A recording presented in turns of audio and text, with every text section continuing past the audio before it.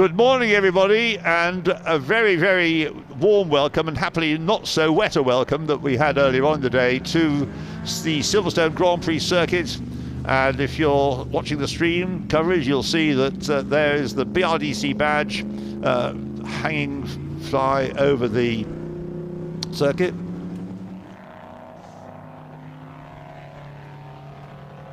And there's the wing.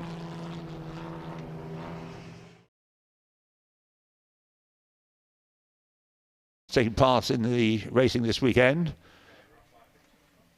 My name is Ian Titchmarsh. I'm joined by Marcus Pye, who's been beavering away in the paddock this morning, getting the shot of all kinds of... There's some of the drivers sitting in the cars yesterday. Marcus, hello.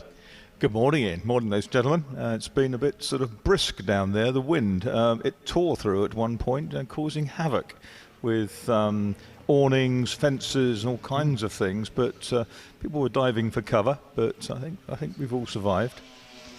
Very good. Well, we're having a pretty exciting final few minutes of this qualifying session because there's been various improvements, and we've now got touring car drivers in the quickest cars. Rory Butcher absolutely flying in the E-Type Jaguar of William Paul. He's done a 2:46.533. And second quickest is Andrew Jordan in Roy Alderslay's Shelby Daytona Cobra Coupe on 2:47.317. But no sooner did Andrew start closing up on Rory than Rory put in an even quicker time. So now he is 1.5 seconds faster than anybody else. This qualifying session will continue for another 8 minutes. And we're seeing on screen there shots of some of the cars taking part in yesterday's races. Some of them are in this race as well, including that Lotus 15 we just see go through. That's right. There was a fuel switching problem yesterday between the tanks. They decided, having looked at the car last night, re-prepared it, and it's absolutely fine, ready to go. So it wasn't, as it were, a mechanical problem. It was fuel. Yeah, fuel pickup, effectively. Yes. And so I spoke to Richard Bradley this morning, and he was all confident everything was going to be just fine, but he was gutted, obviously, about having to withdraw in the last lap, retire in the last lap, yesterday's Woodcote Trophy and Stolly Moss Trophy race. Yes, what does he think about the Lotus 15's chances in a 3-hour race? I think it's a question of survival, anything in a 3-hour race, but he's loving his historic racing, as you can imagine. Fresh from racing in Portugal in the prototype Oreca last week.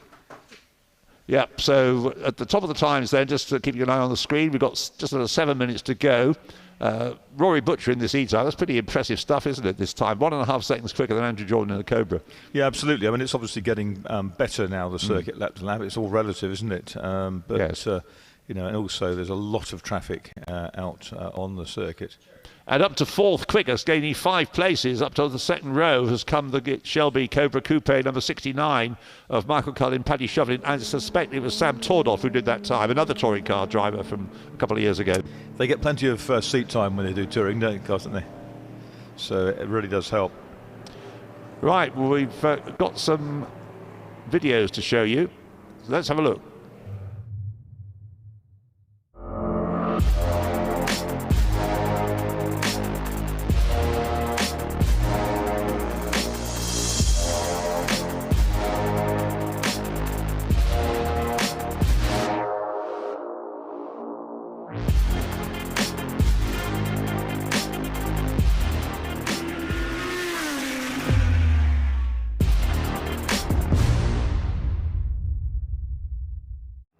So Jensen, we've done Q1, Q2 at Goodwood. You've done another race and a qualifying as well in the E-Type. But as for the Cobra, how are you getting on? Tell us about it. So a lot of people said to me, be wary of the Cobra. It's a handful. It's unpredictable. And first, I think I said grab it by the scruff of the neck. Yeah, you did. No, you said you'll love it. It's a lovely car to drive. But most people, pro racing drivers, say it's really tough. But absolutely loved it. Really loved it. I mean, it is crazy how much power it's got, and it just doesn't go into the corners exactly how you think it is because it's on these skinny little tires that are made for a kart, I think.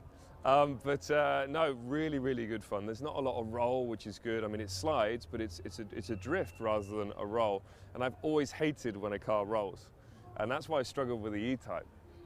in qualifying because it was rolling, but this, it's just stable. You understand where the car's pretty much going to go. So really enjoyed it. Everything just works nicely. The gearbox is lovely. The pedal setup's really nice. It feels like a race car. Good. And I have to say, we were all blown away in Q1 when we sent Alex out for 2 laps to set a reference lap, so on the V-Box you had a bit of data. And within 4, 5, 6 laps, you were not only on the pace, but you'd gone past him. I mean, did you expect to go that quickly? It's funny because as a racing driver, and obviously I've been in the top tier of motorsport for many years, you think everything else is easy, right? It's like you're racing in Formula 1, of course, everything else is easy, but it never is. And there are always experts in different categories. And cars are more difficult than you think to drive. And after driving the E-Type, I was like, this is going to be a really, really tough weekend. No, I knew that with this, I could build up to it and I could get quicker through the session. And I got to a point where I was like, well, I'm not actually getting much quicker. Let's cool down, let's take a breather, think about it a bit more, not overdrive it. And then I was doing 1 lap on, 1 lap off, and that's where I found the time. So, no, really, really happy with the time to be 3rd quickest. So you're pumped for the race, starting from the front row of the grid. I mean, I couldn't have asked for anything better from you guys for our car. So I'm so pleased, so excited for tomorrow. But how about you? Are you excited? Yeah, really nervous? excited. And you know, Al did a tremendous job as well and kept us in 3rd place for the race. And starting on the outside, 2 Cobras on the right. Yeah, it's going to be great. And a lot of the drivers around me I know pretty well from racing. So yeah, TT's the big one this weekend. And starting on the front row, it's pretty awesome. Good. And Goodwood itself, the atmosphere, the event, is it everything that you thought it would be? Is it more? Tell us what you think. It's weird because it is like stepping back in time. And from the moment you enter the circuit, everything. I mean, the minute details are just fantastic here. So it's a lovely experience, it really is. And back to the days where we all used to dress up. You know, I live in America and we wear T-shirts out to dinner. So I love dressing up. I'm a true British. I don't know about gentleman, but I try to for this weekend exactly, for this weekend. So no, it's a wonderful event and a pretty prestigious event when it comes to the racing. So. Excellent. Well, look, thanks so much for joining us. Thanks for looking after the car so far. Well, thank you for the car. It's you know, a delight to drive. Yeah, no, well, big shout out to the guys at Pursuit who've prepared it for us. And yeah, look, tomorrow, give it everything you've got. Look forward to a great result, and thanks very much. Cheers. Thanks, man.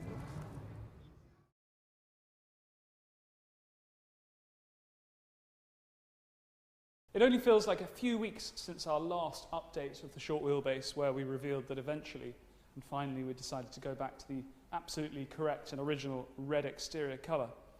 And the guys have been working tirelessly to assemble the car, and it's made so much progress very quickly as a result of how much work's gone into the parts and the components being restored whilst the metalwork was being done and the paintwork was being done. So we see it here today, just about ready to go to the trim shop, and we're going to follow up with a visit to Rourke where we talk through the choice of interior and the way in which we have to go to extreme lengths to make sure that the detail is absolutely correct, so that the car throughout is as it would have been when it left the factory. But just before we do that, a quick little look around the car. So the rear screen is back in. This is the original rear screen, which actually had some acid etching identifiers, which are very typical of the 70s, where people used to etch in the chassis number or the reg number, so it had the reg number etched in. We've managed to have that professionally polished out so that you don't see that, retaining the original Securite markings here, which is upside down, funnily enough, but in the corner of the screen. So we've got the original rear screen back in the car. The fuel tank's in, the outside fuel filler, all the lights are fitted up. We've had the bumpers back from the chromas for the second time, so we've just sent them back for some final detail work. There was a few ripples that we weren't quite happy with, but they've really come out magnificently, especially this rear bumper, which is one piece, which is very, very difficult across that huge length to not have any sort of waves or ripples, but we're very, very pleased with the way that's turned out. In terms of the interior, the headlining's been put in. Rourke came up to us to do that here at DK, and the dash has been fitted. We've fitted the gauges that have all been overhauled, and one of the really nice features of this car, again, hinting towards its extreme originality, was that on all of the wiring loom and all of the wires, which were in incredibly good condition and good enough to reuse, we found the original Pirelli markings, which is something that we see so rarely these days because these cars have quite often had new looms during their life. So we've gone to every possible length to retain that loom whilst making sure that it's of an adequate quality and standard to serve this car for the next 30 years or more. But as we look inside also, we see that we've got the gearbox fitted, the rear axle, the brakes, prop shafts in place, and then of course the engine in the engine bay. We're yet to fit the tops of the carburetors and the open air tray. We're waiting for the exhaust in terms of when it comes back from the trim shop. We will tailor make it to this car so it fits perfectly. It's not something we buy off the shelf. It's supplied to us in component form so that we can fabricate and create the exhaust to fit the car perfectly. But as you can see, everything else is in the engine bay, ready to have its final assembly when back from the trim shop, inserting the inner arches, inserting all the final details, the manifold, heat shields, etc. So really exciting time. Can't wait to show you it when it's finished with its trim. And again, I'm just so much closer to that final road test and shakedown, which is always the best and most rewarding point of the restoration. And we are a matter of weeks away from it. So join us again for our visit with Rocky and for the subsequent road test and finalisation of the restoration.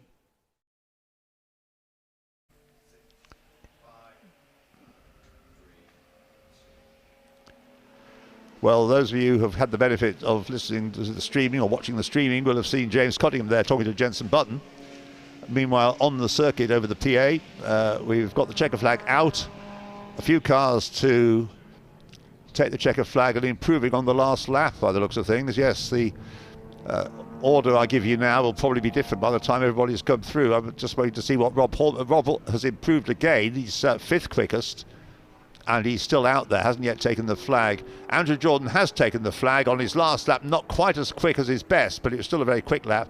2:45.593 is Andrew Jordan's best. 2:46.088 was the last lap as he took the flag. Rory Butcher is in the pits already. His best lap at 2:45.745. And taking the flag there is the number 144 Cobra Coupe, third quickest.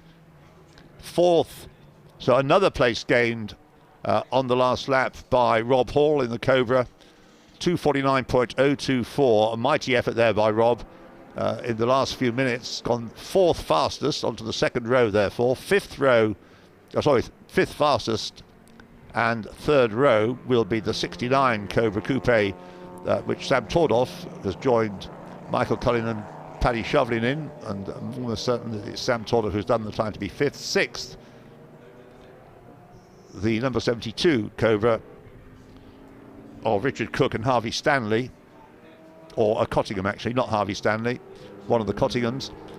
Seventh is Max Girardo, James Cottingham in the Lister Jaguar Costin. Eighth is 55, the Martin Melling, Mark Burton, but doing the time, Jason Minshaw, E-Type Jaguar. Ninth is the E-Type number 66 of Jeremy Cottingham and Harvey Stanley. And 10th is the Lotus Elan, so still in the top 10 on the fifth row, the little Lotus Elan of Nick Matthews and Miles Griffiths. 11th, the E-Type of John Clark and Gordy Much. And 12th, the E-Type of Gregor Fiskin, Marino and Dario Franchitti. So once it was dry, getting drier, so the E-Types dropped back rather. The best of them, though, still is their second quickest, the William Paul Rory Butcher car. Rory doing that time to put the car on the front row. So the qualifying session for the 50-minute qualifying session for the feature race of the weekend, the MRL RAC Pall Mall Cup, is complete, and the next cars out on the track will be for the HRDC Dunlop All-Stars, scheduled for 11:20, so I think they're going to be coming out as quickly as possible. But obviously all the cars from that session, not that many seem to stop out on the track, will need to be collected up first.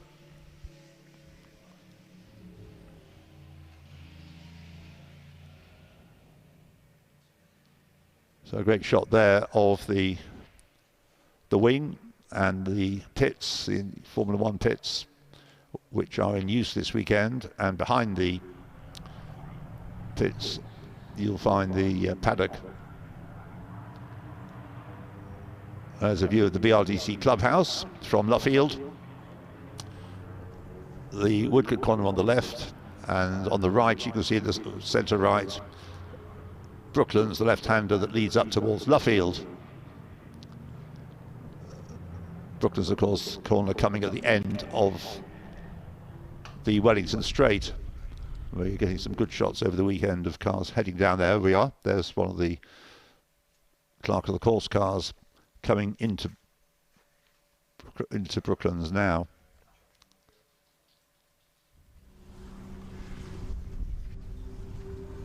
And another of the course cars.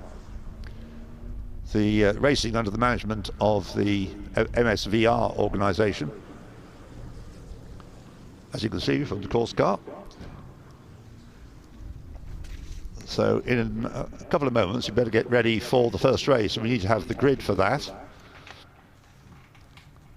And it's a single driver race, so we don't have to worry about who the start driver is. We do worry if there's been driver changes, but so far as we know, there are few changes. In fact, there's a number change. If you have a digital program, it's page 7 you need to be on. And the only change that we know about is that number 105, Ben Colburn, is running as number 21. Except that there is also another number 21. No, he's shown as 105 on the grid, so we'll take him. The change didn't happen, or wasn't followed through, so he continues as number 105, and he's on pole position. So the grid for the first race will line up with, and just explain the cars running in this race. The All-Stars are for pre-66, well, it's up to and including 1965, sports cars, GT cars and touring cars. And there's also the separate Classic Alpha Challenge, HRDC, the Historic Racing Drivers Club, and Julius Thurgood organising this for Classic Alfa Romeos in the 750 up to the 116 model types. So the grid will line up with Ben Colburn, number 105. It was a rather strange qualifying session this morning, starting in very wet conditions, and Ben put in a very quick lap time, and then everybody else was way slower. So how that'll pan out in the race now that the track is dry, I think it'll be a bit like yesterday's Jack Sears Trophy race, where the minis that went well in the really wet qualifying faded a little. No fault of theirs, just they weren't as powerful, able to match the more powerful cars. So the front row, 105 Ben Colburn in a mini, and number 12 Grant Williams, who revels in these sort of difficult conditions despite the fact he's driving the Jaguar.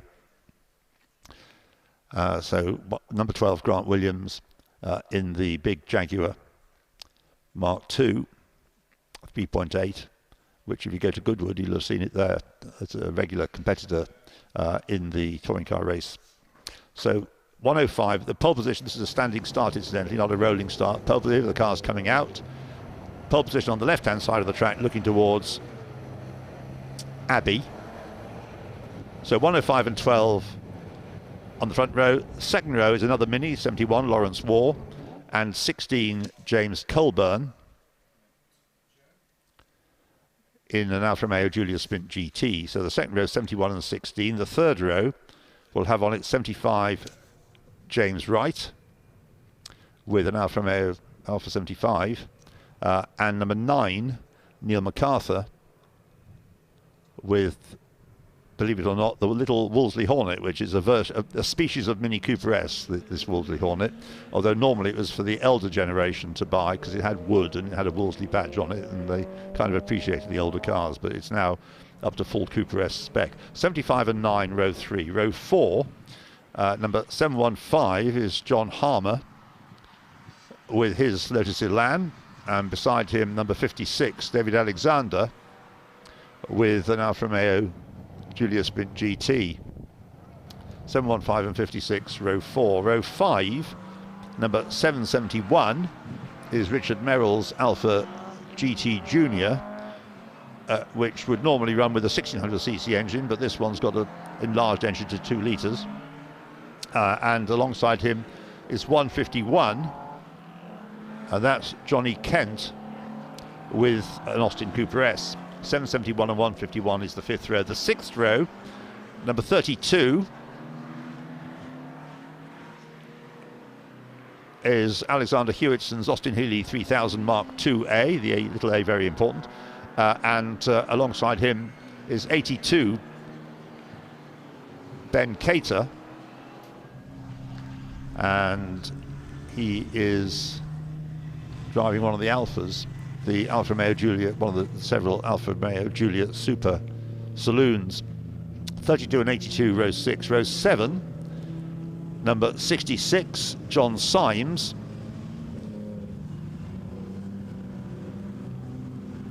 And with all the numbers jumbled up in the programme, it's difficult to identify where he is at 66. Oh, there he is, near the top. Yeah, John Symes with an Alpha, the GTAM, and alongside John Symes, we've got 116, Frank Horsfield with an Alpha Giulietta. You don't see many of those racing. The Alfetta with a shortened boot. 66 and 116, row 7. Row 8, number 77 is Alexander Dupes, Alpha 75, and beside him number 68 is Mark Gordon with the Jaguar XK150S fixed head coupe. 77 and 68, row 8. The 9th row, 41, Richard Ibrahim with the only Alfa Sud in the entry, the Alfa Sud Sprint, the little coupe, and beside him number 40 is Stephen Chase with another Alfa, the Alfetta GTV. So the Alfa's doing rather well in the West. 41 and 40, row 9. Row 10, number 21 is Julian Crossley with a Cooper S, and 96, Jonathan Horsfield with an Alfetta GTV.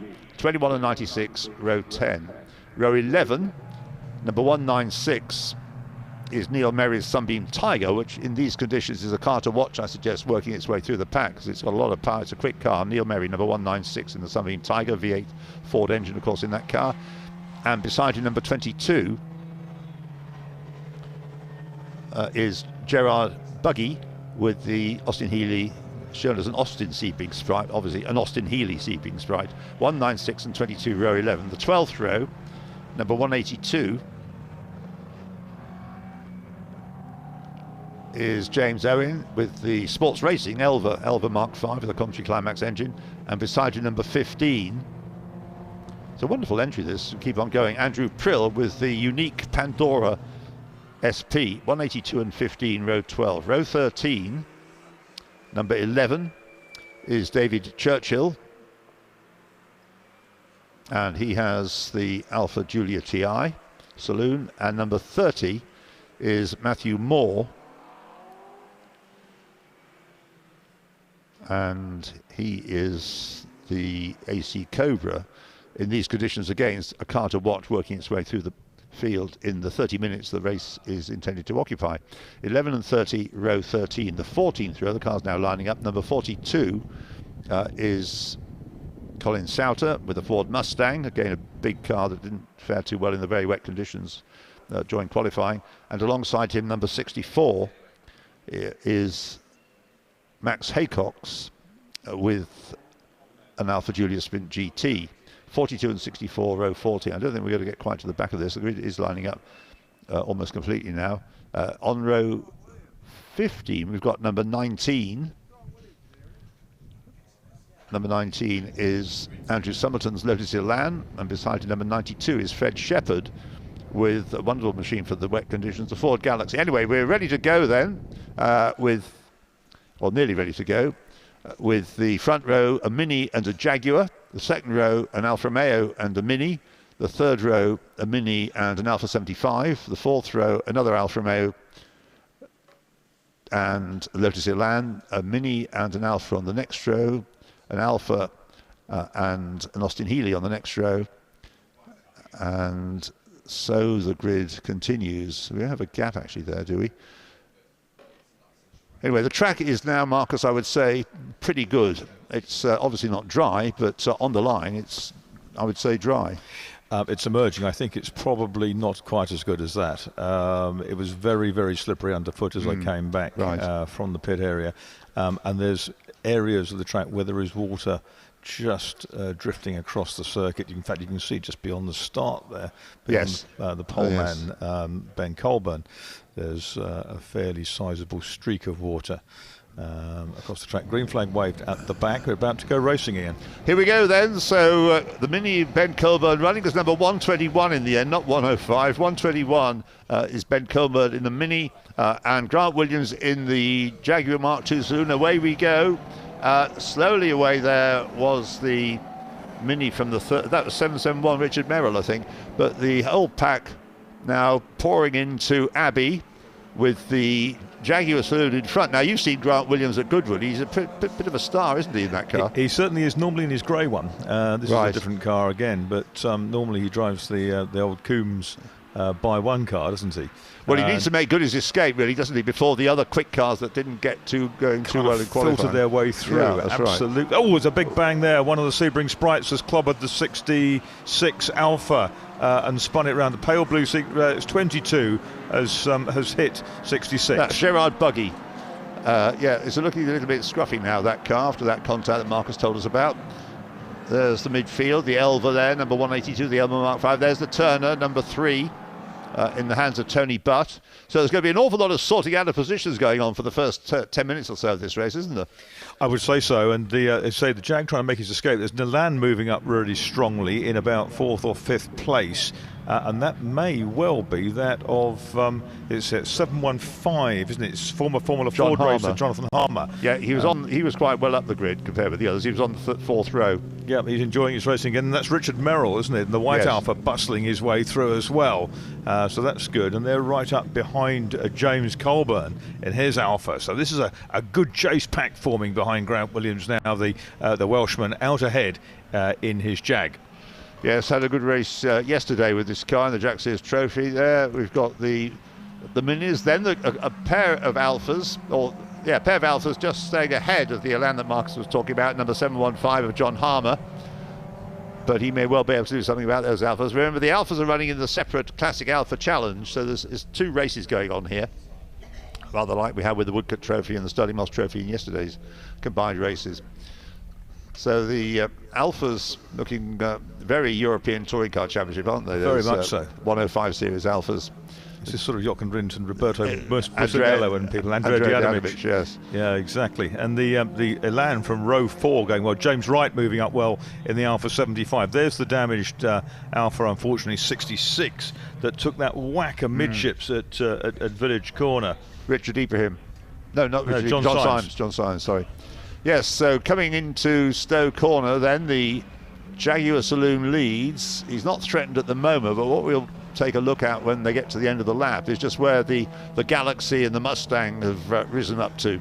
Alex Thistlethwaite is in there somewhere, should be. Although I don't remember seeing his name on the grid sheet. Yeah, you can see how much spray there is still coming off the tyres. That's Jonathan Harmer in the Lotus Elan. 1600cc twin cam engine, of course. And nicely balanced car in these conditions.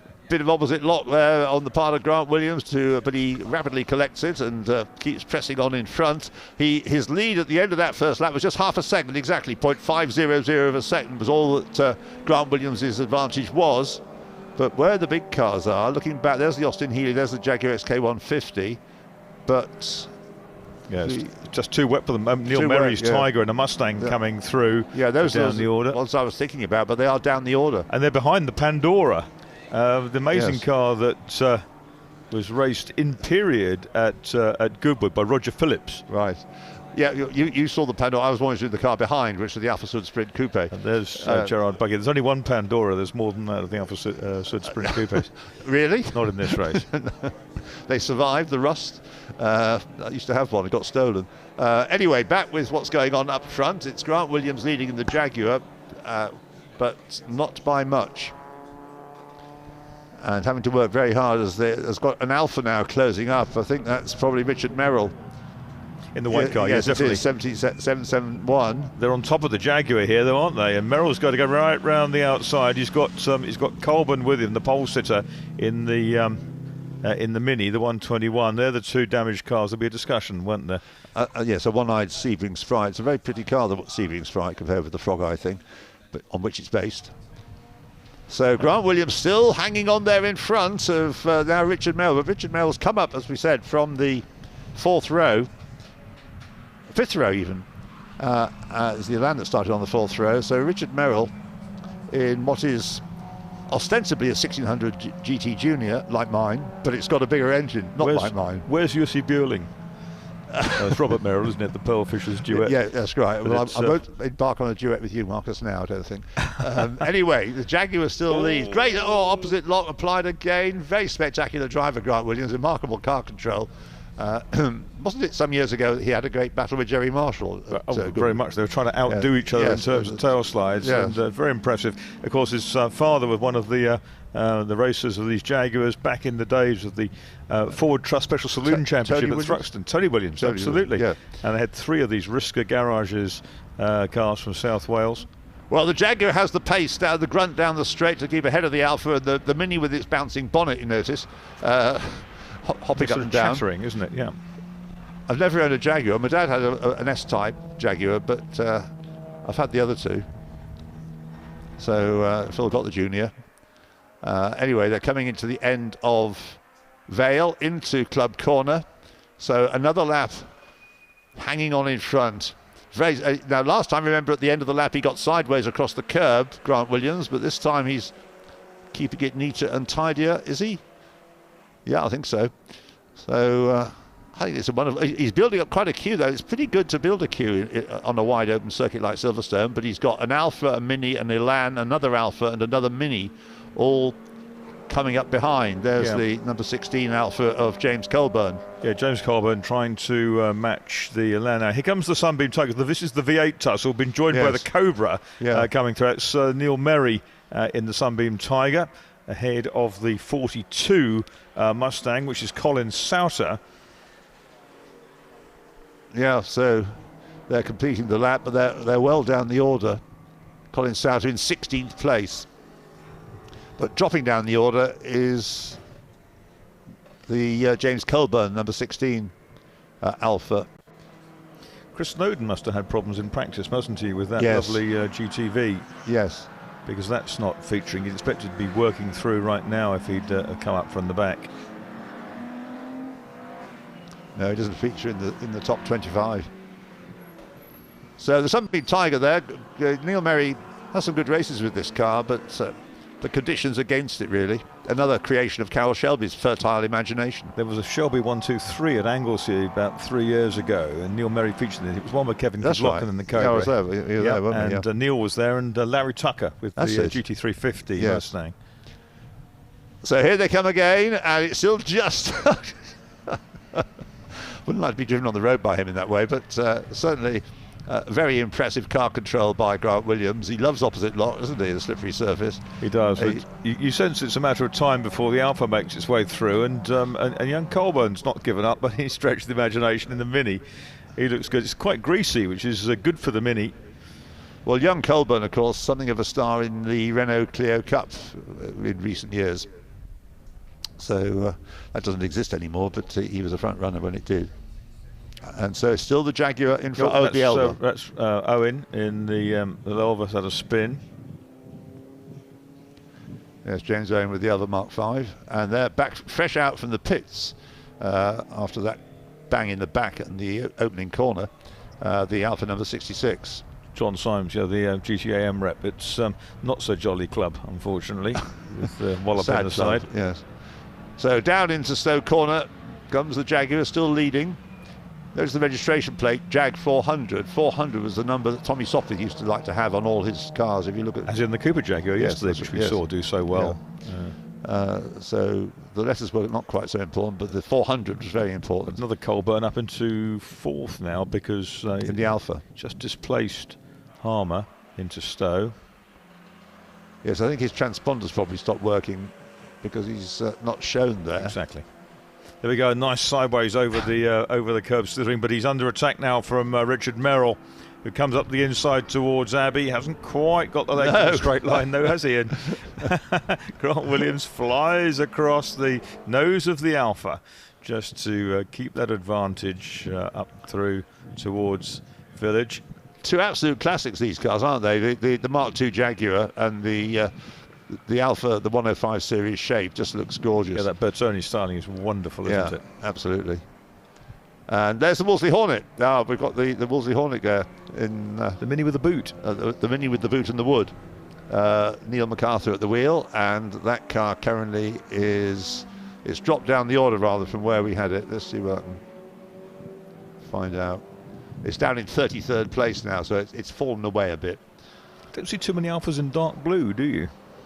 No, you don't, and I don't think it suits them, I'm afraid. But no, you've got to have a red or white or yellow as a colour, or French racing blue. You can get that as a colour as well, even though it's French. There's the Healy number 32 of Alexander Hewitson. Where do we find him now? He's in 10th place, going nicely, just ahead of the Alfetta number 77 of Alex Dupe. There's Mark Gordon in the SK150, followed by the Wolseley Hornet. There was the alternative version of the booted Mini, which was the Riley Elf. Which my Auntie Doreen had one, which she was very proud of, in green, a lovely green with a white roof. It's the sort of car that an Auntie Doreen would have. Well, she did. Right, so yeah, looking at the gold wheels on that dark blue Alpha, it's okay, but red is better. Blue is good for a Jaguar, though. Are they Campagnolos or Primodoras, do you think? I'm sorry, can't offer a view on that. Mine just have standard steel wheels. So coming into the right-hander there. Oh, they're going to be challenged now as they... And James Colburn's in the mix now. Yes. Big style. Come in the on red to Alpha. Hangar Straight. He said it was awful this morning in qualifying. He hated it. A Jaguar, 2 Alphas and a Mini are the leading quartet. We haven't been keeping tabs on the time. Still 18 minutes to go. Fastest lap last time around set by number 151, which is Johnny Kent in his Cooper S. There's a Lotus Cortina wandering around a bit. That's Rachel Kirby. Got going again. And, here comes Colburn in the red Alpha down the inside. But Grant Williams gets his nose in there. It's wonderful stuff. It's superb, isn't it? Absolutely brilliant. Very much for the lead with Ben Colburn in the 4th place. We've got the invisible red Alpha, invisible to the top. Oh, and Richard Merrill. Well, it began with the tail out. It was Grant Williams going one way sideways, and it was sort of. And now it's James Colburn in 2nd place. Yes. Richard Merrill in 3rd, and Ben Colburn in 4th. But see, the red Alpha still invisible to the timekeeping system. But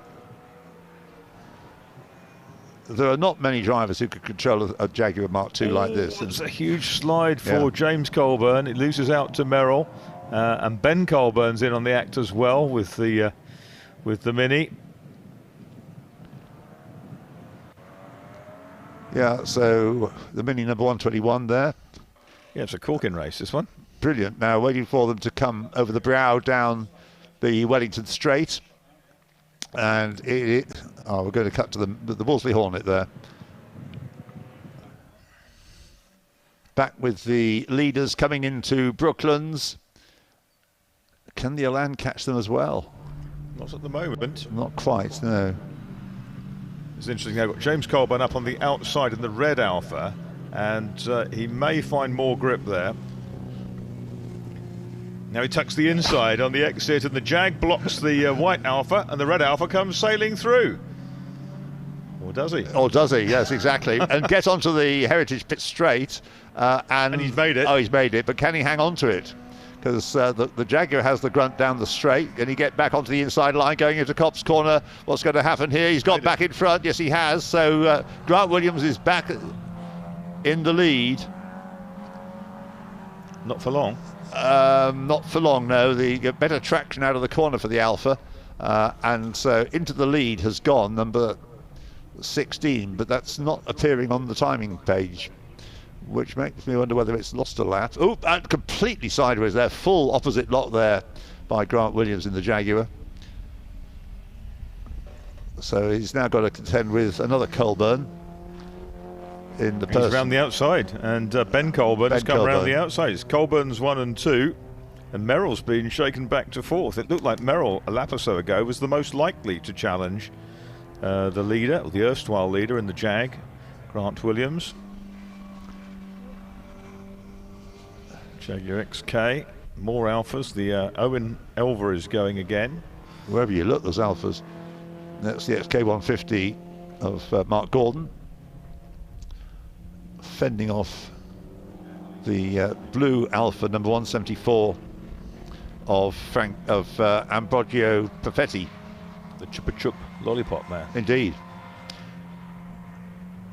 Followed by yet more Alfa Romeos and the Wolseley Hornet. The Elvers, he says, has got to go again, but he must be a lap behind. But I'm still puzzled about whether the number 16 lost a lap, because it's just not appearing He's been there all the time. Well, that's what I would have thought. It's shown as having completed 4 laps Out of the... having done the fastest lap in 31st place. It's not a sort of a special penalty for... No, I'm just wondering whether it went missing on the opening lap. Anyway, for the moment, they're not... Normally, TSL would slot it in, having decided it must be a transponder problem. But it is leading the race. And we're now watching the little Wolseley Hornet go through. There's the Mark Gordon Jaguar XK150S, and Ambrogio Perfetti's Alpha, then the more delivered Alpha, and the Elva, which I think must be after its spin a lap behind. So the leader coming into, we think it's the leader, the number 16. Making their way up are Alex Dupe in the 77 Alpha and Alexander Hewitson in the Healy number 32. They're 9th and 10th. Oh, a huge That side was full Richard opposite Merrill. lock, yeah. Yeah. I'm just wondering, Marcus, whether 16 is a lap down. The Jag did, he swatted the Mini there, Yeah. but I think he hang it together. But no, but he's not a lap down. We've seen him there all the while. Well, did we see him on the first lap is what's going through my mind. Well, I think we did. Right, well, the timekeepers haven't discovered him. So the screen's still telling us that the Jaguar's leading, but of course it isn't anymore anyway, because up into second place has come the number 771 Alpha of Richard Merrill. And then the Mini is third, having started on pole position, number 121, Ben Colburn's Mini. And Grant Williams is in third or fourth, third or fourth place. Jonathan Harmer and the Elan sort of fallen back towards Kent in the Mini, Johnny The Kent. next Mini, yes. There's many of these cars running to period specification, so-called Appendix K, but some aren't strictly to that. Still the Mini's bonnet chattering up and down.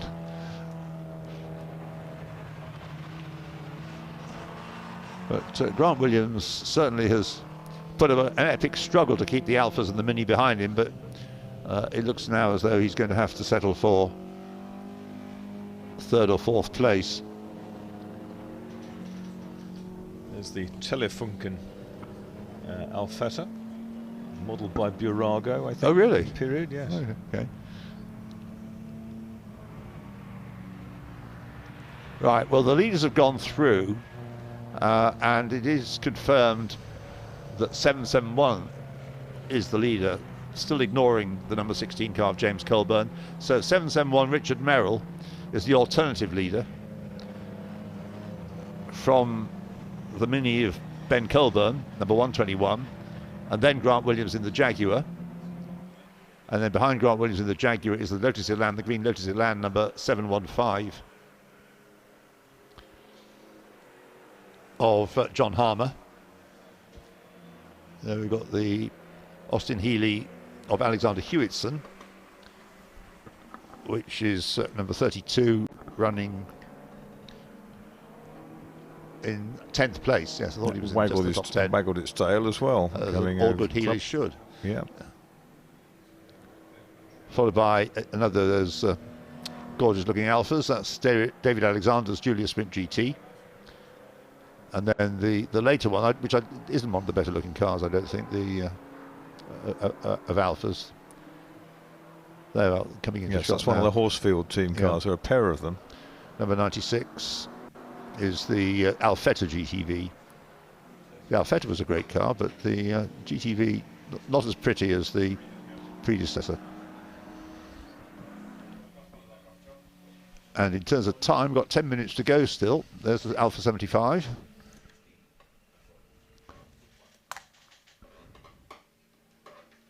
So it continues to be, according to the timing screen, number 771 leading the way, Richard Merrill. From from Ben Colburn in the Mini. There is the Alpha in its Marlborough livery, number 77 of Alex Dupe, which is in 9th place at the moment. And that car, I tell you, Marcus, was registered in Chester. The registration number, a Chester number. 122, the Lotus Cortina of Rachel Kirby, which we saw having a problem earlier. A bit of a graunch on the left front wing. That was done in practice because I saw that in the paddock before it went out for the race. 75, bringing back memories of the late John Dooley, who had considerable success on Alpha 75. Don't all Alphas bring back memories of John Dooley? Yes, I'm afraid. He drove lots of them and was very instrumental in Alpha racing in this country. Absolutely. That's Richard Ibrahim in the 41, sometime mod sports racer. Yes. Is that a genuine registration number? Sud 17S? It probably is, actually. Probably. Yeah. No, mine got nicked. Well, the number plate or the car? The car, unfortunately, yes. The Cobra has managed to force its way ahead of Neil Merry, so that looks nice, doesn't it? No pain to worry about. Number 30, charged through the field. Well, Neil Merry is shown as 13th in the Tiger. Colin Sauter 14th in the number 42 Mustang. But that Cobra... That's Matthew Moore in the Cobra. Yeah, it's not shown at all. Nope. No more. Or less. Oh, certainly less more. He may be further down the order. Now, he was running in company of the Cobra earlier on because there were the 3 V8s, because Sauter was there in that Mustang as well. But he's not there now. No. On the screen. So Colin Sauter is there, shown as 14th behind Merry, but yes, the Cobra's ahead of Merry. On the track, but not on the screen.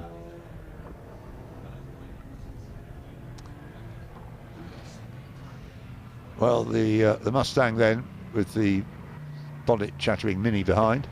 The Mustang's bonnet seems to have lifted in the middle, isn't it? And it's got more air going in than normal.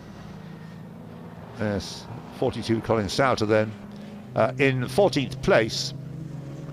There's Ben Colburn, 1963 registered. Yes, absolutely. A-reg. First time they started bringing those letters in, 1963. Obviously they began at letter A. Oh, what's this going on? Down the pit lane comes 56 David Alexander.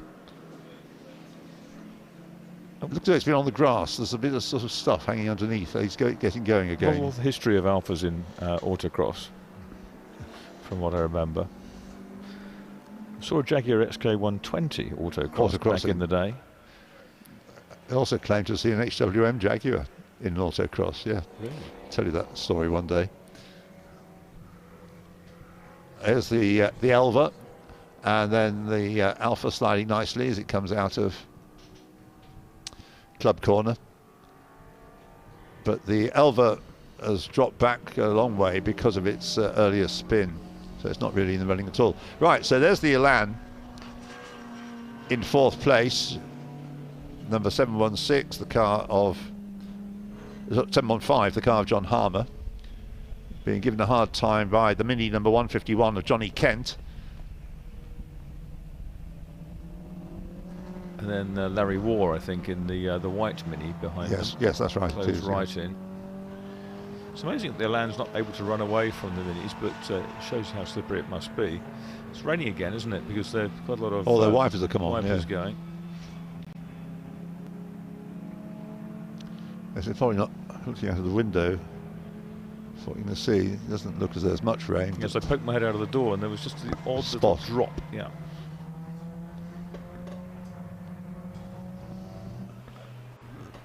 Right, so the Elan continues to fend off the Minis as they get involved in their own little battle. Oh, is that the Elva having another spin? I think it is, isn't it? Elle ne va pas. Not for the moment, anyway. That's Brooklands on the apex.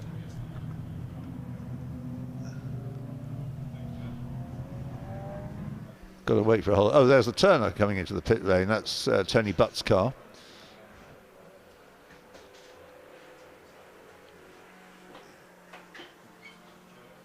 Novice cross on the boot. So down the pit lane comes the little Turner. A car made famous by songstress Petula Clark. Had two. Pet 1 and Pet 2 was the registration number. So there's what we think is the leader. But the timekeeping team disagreed. They don't accept that as the leader. In second place, or first, depending on which information you use, is the number 771, Richard Merrill, white. An Alpha's going to win, isn't it? And there's the Alpha chasing. I mean, their lap times must be broadly very similar. Oh. 151 has a spin. The Elva's still sitting there. Johnny Kent. Here come the marshals. Oh dear.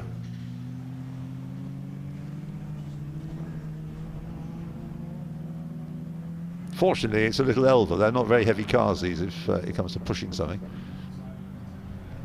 Signed by Frank Nichols, made in East Sussex. Well, there is the number 16 car of James Colburn.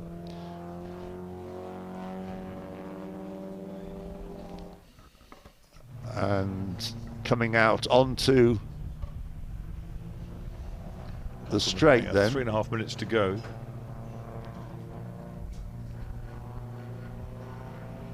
The curious windscreen wipers of the 105 Alpha, they sometimes get stuck. They sort of interlink, which is very embarrassing in a rainstorm. Although you shouldn't take an Alpha out in the rain, really. Not an old one. So down through Vale. 3 minutes, as Marcus says, to go. And we have two possible winners. There's your Pandora, Marcus. Indeed. It's got a BMC engine in it. Andy Prill driving it, the Porsche specialist from... so it's not straight out of the box then? No. It was Pandora's box. It was restored over several years. Right. Debuted a couple of years ago. And Roger Phillips, who raced it in period, that's a good shot. Came to see it at... that's David Churchill. On his way again. Well, the leaders, let's say this is a battle for the lead, because they've closed right up as the race enters its final couple of minutes. So it is still 16 leading James Colburn. One more lap after this, Ian. And I can't recall one of these Alpha races in recent times that hasn't been won by either Colburn or Merrill. Snowden's normally there, Chris Snowden, but he's obviously had problems this morning in qualifying. So down they come into Brooklands, and they get one more lap. Yes, they will get one more lap in after this one, the lap times they're doing. Fastest lap, incidentally, has been set. Look what we have on the screen. A Colburn. Number 16 Colburn in the lead after just as he's about to lose it. We did have complete faith in Marcus's lap. It's just that normally TSL would correct that earlier than they did. So this is really a battle for lead, even according to the timekeeping screen. And here they come through Woodcote. That was the SLR Morgan, wasn't it? We've just seen there. Triumph SLR of Richard Dodkins. Yeah, Doddy's been around for a long time, that car. It's owned still by Tony Griffin, as far as I'm aware. I think it's Neil Dangerfield car, isn't it? Oh, okay. So here they come then. It's red from white. It's still just James Colburn leading. We just need the green one now to complete the tricolore effect. Yes, that's right. We can't find it. There's a green stripe on the lead car. Yeah, okay, right. We'll settle for that then. So how's this going to resolve itself? We've got 33 seconds. They're coming on to Hangar Straight. Ahead of them is a whole raft of traffic. Yeah, including the SLR we were talking about, number 23. Another Napolina car, this time a GTV, Alfetta GTV. Yeah. All right, James Colburn just about hanging on. Yeah, he's got a. Whoa, this could be tricky because there's a lot of cars. And this will be the last lap. They're just going to make it at the end of this lap. The 30 minutes are up. Yeah, we are. So here they come then. It's going to be number 16 who's going to win. So across the line comes number 16, James Colburn. He wins the race by virtually nothing at all, because coming right back at him in that final corner was number 771.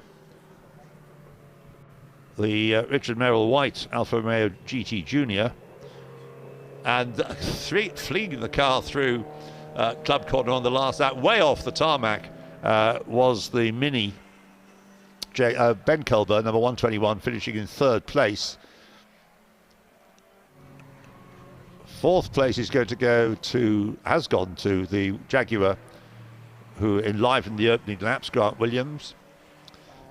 Fifth place, the Lotus Elan, number 715 of John Harmer. And sixth place to Lawrence Wall's Mini, number 71. Seventh place to 151, Johnny Kent's Mini Cooper S. In eighth place, the next of the Alphas, the number 75 car of James Wright, the Alpha 75, number 75. In eighth place, losing a place on the last lap, in fact losing more than one place on the last lap, number 151. In fact, he's not come through yet, Johnny Kent. Yeah, that spin, didn't he?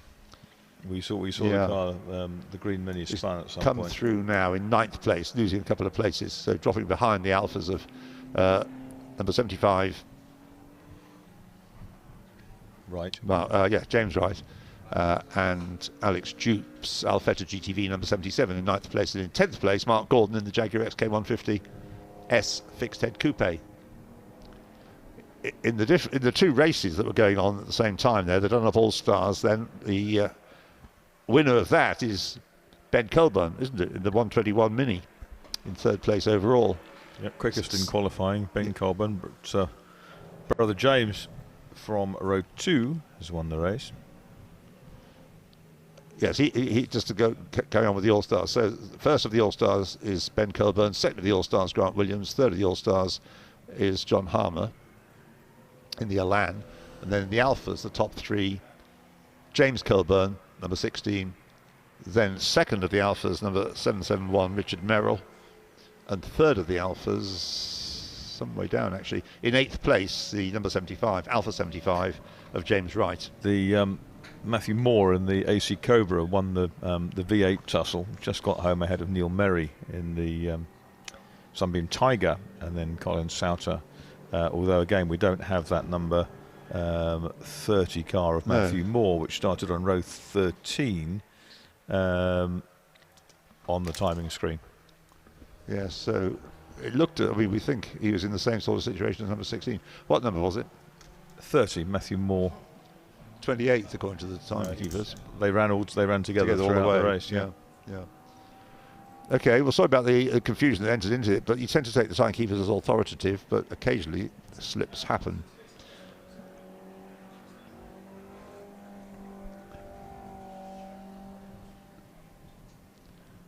Well, coming up next is the MRL Historic Touring Car Challenge over 60 minutes. We'll get our papers for that.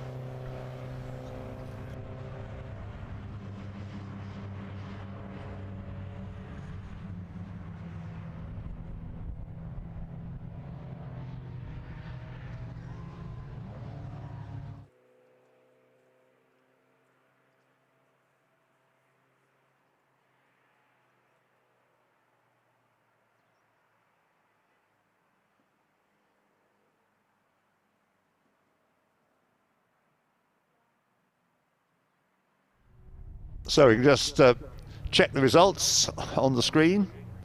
The winner in the number 16 Alfa Romeo, James Colburn. Second, the Richard Merrill Alfa. They finished first and second in the Alfa Classic Alfa Challenge. In third place and winning the Dunlop All-Stars, the Mini of Ben Colburn. Fourth overall, Grant Williams with the Jaguar Mark II. Fifth, the Lotus Elan number 715 of John Harmer. And sixth, Lawrence Waugh's Mini Cooper S number 71. Seventh, number 151, is Johnny Kent's Cooper S. Eighth, number 75, third of the Alfa Romeos to finish the car, Alpha 75 of James Wright. Ninth, number 77, Alex Dupe with an Alfetta GTV. And in 10th place, number 68, Mark Gordon with the Jaguar XK150S fixed head coupe. 11th, number 96, Jonathan Horsfield's Alfetta GTV. 12th, number 32, the Austin Healey 3000 of Alexander Hewitson. In 13th place, number 56, the David Alexander Alfa Julia Sprint GT. In 14th place, Neil Merry with the Sunbeam Tiger, number 196. In 15th place, number 42, Colin Souters Ford Mustang. In 16th place, number 21, Julian Cross's Mini Cooper S. In 17th place, number 41, Richard Ibrahim with the Alfa Romeo Alfa Sud Sprint. In 18th place, number 82, Ben Cater's Alfa Julia Super. In 19th place, number 19, Andrew Somerton's Lotus Elan. And in 20th place, number 23, Richard Dodkins with the Triumph SLR. So those are the top 20. We go further. 22nd, not quite sure what's happened to 20, but 22nd, number 15, is the Pandora of Andrew Prill. In 23rd place, number 11, the David Churchill Alfa Romeo Giulia TI. 24th, number 66, the Alfa GTAM of John Symes. 25th, number one, no, getting ahead of myself. Number 111 is Ding Boston with the Riley 1.5. Although it's shown here as the Austin Healey Sebring Sprite. It was the Sprite, wasn't it? Yes, it was not the Riley 1.5. In 26th place, number 9 with the Wolseley Hornet is Neil MacArthur. In 27th place, number 142 is the MG Midget with the Ashley body of Nicola Burnside. 28th, number 30, the Matthew Moore AC Cobra, but we question that, but anyway, that's where the timekeepers have it. In 28th place. 29th, number 64, is Max Haycock's Alfa Julia Sprint GT. 30th, number 31, is the MGB Roadster of Paul Clayson. And 31st, number 2, Clive Golding with the Turner Mark II. So there you are, there's the results. Oh, there we go. We got the third place. Second place, Richard Merrill. Richard, well done, congratulations. Thank you very much, Richard. Put up a really good cracking race there. But first of all, it's a bit of a debate on which got which trophy. But our race winner, and a big hand to James Colburn. Congratulations, James. Fabulous victory, well done. 1, 2, 3 there. So we've got Ben, Richard and James. Just have a quick word with James. James, thank you very much. Absolutely cracking race there, and yeah, to fight your way through. Yeah, it did. Obviously, Grant and Ben got a really good start, and then Martin came through and was right on the pace straight away. Then we're building confidence in the car and more, and then hopefully it was a really good show for everyone out there, so it's good. Yeah, thank you very much, guys. And we'll have a quick... If I can, massive thank you obviously to all the marshals out there, because it was horrendous weather this morning. They're battling for everything, and after incidents happened previous year in the year, they do a fantastic job. So thank you all the marshals out there. Yeah, thank you, James, for saying that. Yeah, absolutely. Richard, good race?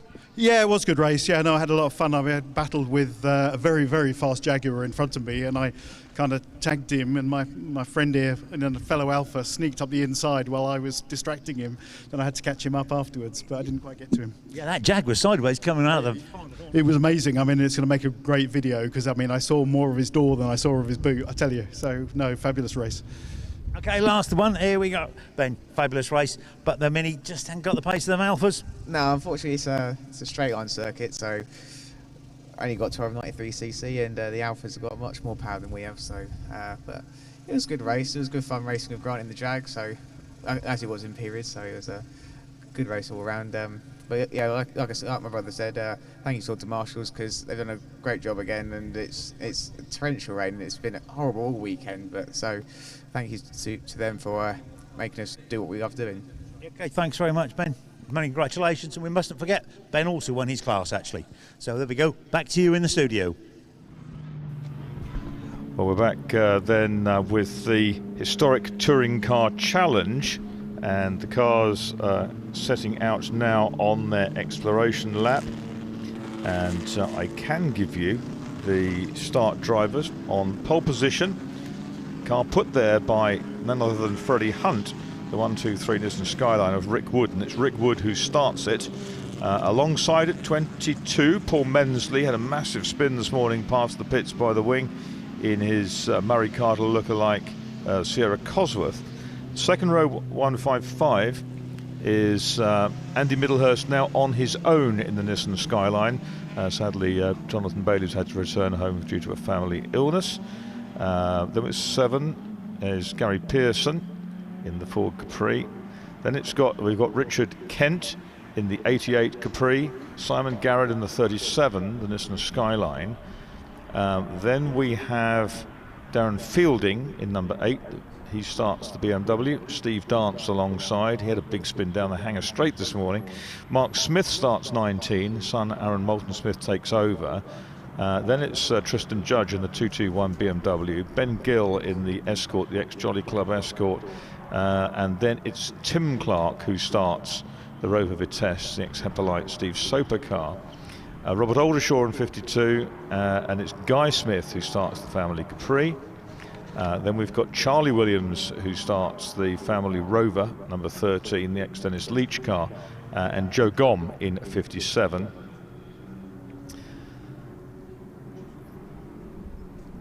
A few more on the grid because we've got we've got now Graham Bryant is double driving with Ollie. Graham Bryant dad starts. George Potchell starts the 41 Ford Capri. Jim Morris, the Goodwood winning Golf, ex John Morris car, his father's 1981 British Touring Car Championship race winner. And then it is Jeff Gordon with the number 34 Alfa Romeo. Then we've got White in the 75. We jump down into the UTTCs, and we know it's 111 is John Clark, 144 David Dickinson, 341 is Sean Balfe, 3 Richard Dutton, 2 Neil Brown, and 68 Michael Cullen. They're about to go, and Ian, back to you for the start. Thanks, Marcus. Yes, so here we go then. The front row getting away pretty level. The Nissan on pole position, and the Sierra alongside as they turn through for the first time the first corner, Abbey. The whole field there, that's gorgeous BMW CSL. So in the lead, it's Rick Wood in the car that started from pole position, put there, as Marcus would have said, by Freddie Hunt. Paul Mensley in the Sierra. The U2TC car's getting away, and a spinning Rover there. It's the number 4 car of Charlie Williams. Charlie Williams to begin with, yeah. So in the lead, it's Paul Mensley. Second is Rick Wood, and in third, that's Simon Garrett, isn't it? I think who's come through to third. There's the U2CC contingent with David Dickinson in the green and yellow car in the lead at the moment. There's the Golf with Jim Morris starting in the car, isn't it? Yes, he is. Yeah. Yeah, and it's Paul Mensley who leads in actual fact in this Netcom car, running in the colours of Murray Carter, whose name is listed on the windscreen. Then we've got the 2 Nissan Skylines, 4-wheel drive turbo cars, immense power. Garrett in the red and black car going up the right-hand side of Rick Wood in the blue Calsonic tribute car, both of these new builds. And look at the camber they run on the wheels, the front wheels of those Skylines. Yes. And you'll see a bright green one coming through as well. And that's an original Japanese touring car entry. Andy Middlehurst in that one. But yes, these cars could come into their own early in the race as they go after Paul Mensley, who had that massive spin past the pits this morning. That's right, yeah. Then we've got the Cologne Capris, Broadski Capris in behind, 3 of them together. Fantastic. Great sight that, isn't it? That's really superb. Steve Dance dropped his on in standing water on the Hangar Straight this morning. Oh God, that was quite exciting. I think so for him, yes. So those Capris, it does recall the European touring car races here in the early 1970s. Jochen Mass and Jackie Stewart and Mass, that's right, absolutely, yeah. Whoops. The bit of bouncy suspension there sends him running very wide. He gets back on the tarmac. So that's the number 37 car of Simon Garrard, who started a bit further back than we might have expected, actually, on the 3rd row, but not that far back, of course. Paul Mensley leads then. Simon Garrard is in 2nd place as the cars come through.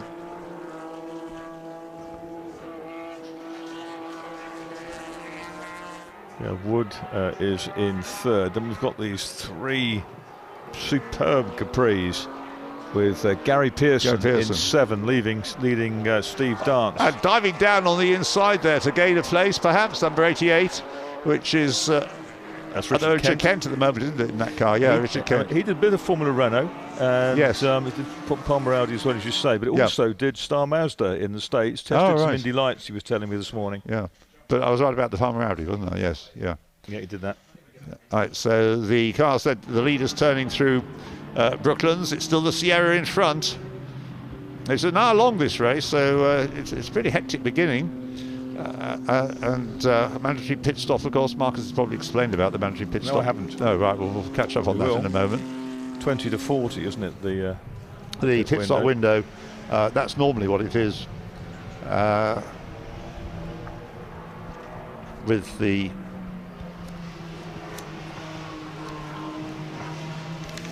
20 to 40, 60 seconds mandatory stop. It's a beautiful BMW CSL. It is, isn't it? There. Yes. Again, that recalls the Tourist Trophy of the European Touring Car Championship in the 1980s. Great looking cars. And the Hepalite, that's a Steve Soper livery, isn't it? In that Rover. And spinning around there. Ben Gill. Ben Gill didn't lose that much time. In a Finotto Facchetti team Escort. Original car. And the Hepalite Rover there of Tim Clark is owned by Ken Clark, who was one of the engineers on the Walkinshaw team when Steve Soper raced this car. Original car. Steve put it on, graduating from the Metro Turbo, Steve put that car in pole position for the opening round of the championship. The year, though, that they was robbed, or Steve reckons he was robbed, and the championship went to an Alfa Romeo Andy Rouse instead. So here comes the Rover and the BMW. That does recall, that really does recall the early 80s, doesn't it? It does, just beautiful. Those all cars, very, very good. And then we've got Simon Garrard tucked in now behind Paul Mensley. Simon Garrard with the benefit of 4-wheel drive in the Nissan. But Paul Mensley going great guns, isn't he? Really, really good. Yeah, he can be quite feisty, can Paul Mensley. And one of the Capris gone. That's the Vince Woodman look-alike, isn't it? The SO car, is that Pochol? Is it George Pochol? Yes, it is, number 41. One of the Capris is in, and can't see the number as to whether it's Pearson or another one. Ripping some tape from the oil coolers. There's the green, that's the original, the Jonathan Bailey car, which is driven by Andy Middlehurst solo now, and Charlie Williams tucked in behind in that very lurid looking ex-Dennis Leach Rover Vitesse. Yeah, Andy Middlehurst down in 14th place, which is a bit further down for him, isn't it? There he is. And being tackled on the inside by the number 4 Rover, the Charlie Williams car, in the Dennis Leach kind of livery, that, isn't it? It's Dennis Leach's car, the old Dennis Leach car. Sometime privateer British Formula 1 driver as well as Formula 5000 racer. I saw him change a wheel in his 5000 Chevron at Thruxton. Came in, climbed out of the car, changed the wheel, got back into the car, strapped himself in and continued.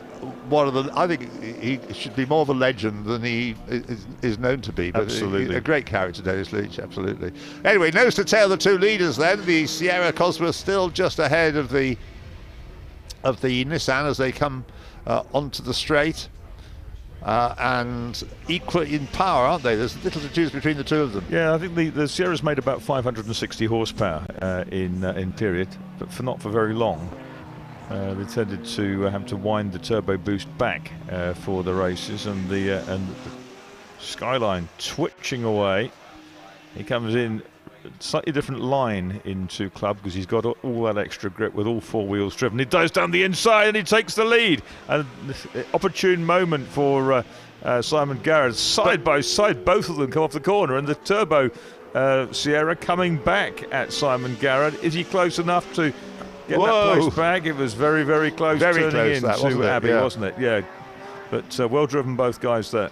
Now that Simon Garrett has the lead, I kind of suspect he's going to be able to pull away. No, he's got not. No? He's going to have his work cut out for a little bit, because look at Mensley. He's not giving up by any means. Not by any means. So through the loop and onto Wellington straight through Aintree. And this great shot of them coming over the brow. Who says Silverstone's flat? Here they come, and it is just the Nissan in front, so it's just Simon Garrett from Paul Mensley. These drivers both going solo all the way through. They have to make their pit stop, of course, and inside line taken through Brooklands. That's not really going to work, because Simon Garrett can defend the inside line all the way through Luffield, and Paul Mensley tightens his line, tries to get level. Is he going to be able to do so before he gets to Cobb's Corner? Yeah, he could do. He's going to block his rival's route to the apex. Yes, he is. That's right. So but the Nissan gets ahead. It's got a bit more grunt and more grip. Paul Mensley looks for the inside line again as they go into Doesn't happen quite so well in Formula 1, does it, that?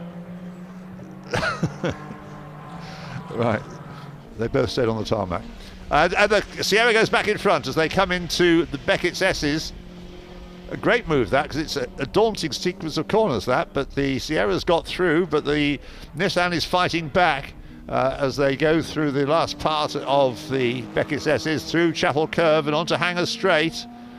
It's the Nissan just ahead. Got a shot there of the number 12 Escort having a little bit of a moment, was it? Anyway, it's putting in the right direction now. Side by side as they come down into Stowe Corner, the Nissan's got the inside line, but I think Paul Mensley is just far enough ahead to hang on to the lead he has. So it's back in front, the Sierra. Simon Garrett fighting, but this is an absolutely superb race, this, isn't it? They've got some of the U2TC cars to be lapped here, BMW La Cortina. That's John Clark in the BM.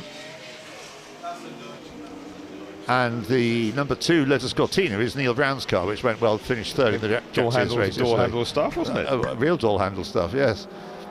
Right, so Paul Mensley is not going to mess about. He's got the lead back and he's trying to prise open a gap, but he's going to come across the back markers, which may slightly delay him. That's the Lotus Cortina. Michael Cullen there, just lapping through the loop, and Aintree onto Wellington Straight. There's the Chevrolet Camaro of Ollie Bryant, number 21, which is running in 20th place. Graham Bryant at the moment, sorry, yeah. So down into Brooklands, it's Paul Mensley leading by nothing at all, really, from Simon Garrett in the Nissan through Luffield.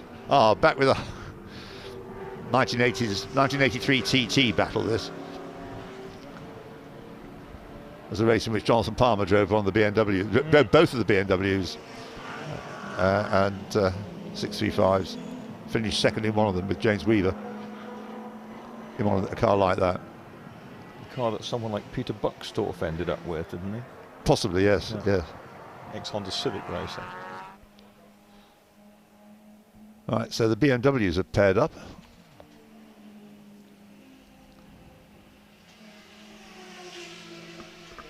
And here they come, the BMW and the Rover side by side. Charlie Williams in the Rover. And in the BMW, very valuable car that I would have thought these days, but going very nicely in the hands of Tristan Judge. Opposite lock there. Here we got Michael Cullen locking horns with the number 34 Cortina of Sean Balfe. 88 341 actually. 88 Richard Kens instead. That was in with overheating, which is why they ripped the tape off the oil coolers and rad. Yeah, where's Gary Pearson? Gary Pearson currently running in 5th place behind Steve Dance.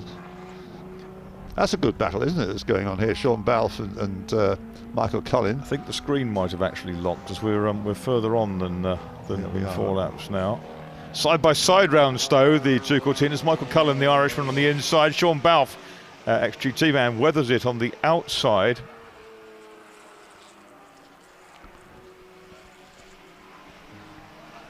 Cullen now has to play catch up again. Another of Valley's mighty GA powered Capris in behind that scary piston. Oh, a spin for Simon Garrard in the 4-wheel drive Nissan. He did his 6-wheel drive there, but he's only got 4, and he dropped that. That was most unusual. That was at Aintree, I think. Well, no, Farm at Aintree. Yeah. Well, that leaves Paul Mensley on his own for the moment. We didn't quite catch the beginning of that, but I think Jeff Bloxham did. It looked like him standing at the side of the track with his telephoto lens trained. Okay, well, brought the two Nissans together. Yes. So in 3rd place is Rick Wood, I should say, in the car that Freddie Hunt put on pole position. So as you say, the two Nissans go. David Dickinson just behind in his Lotus Cortina, which has been well used this weekend. This is its 3rd race, I think, or certainly its 2nd race. He's running in 1st place in the U2TC category, number 144, in 19th place overall. Of course, starting 20 seconds late anyway. So here we go with Simon Garrett's not having exactly a quiet race, is he? I'm sure he loves every minute of this, every moment, because he's now running wide again, and another spin, and into the gravel or not. He's got 4-wheel drive. Come on, you can get your 4-wheel drive working. Only the rear wheels are driving at the moment. Yeah. Because they're the ones that he's got the bogged grip, down. but they haven't. He's try reverse, try rocking it. No, so I'm afraid Simon Garrett's moments of glory have gone. And he's now in the gravel at Copse Corner. So Paul Mensley, who led over the line incidentally by 2.2 seconds at the end of the previous lap.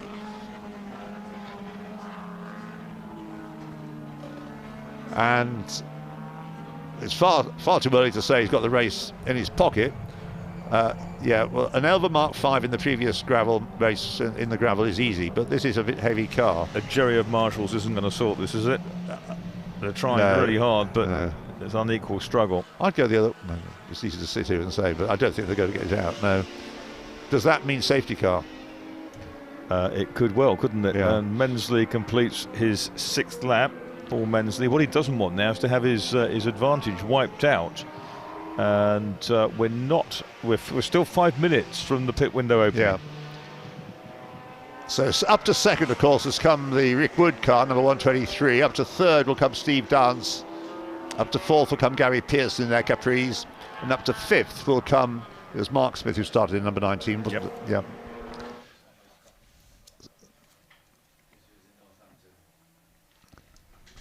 Patrick Motor Group, a Rover, goes through our shot. And here comes our leader. He's starting to look for some of the damper parts of the circuit, or was it just where the Cosy took him? Paul Mensley certainly can't afford to slow down any.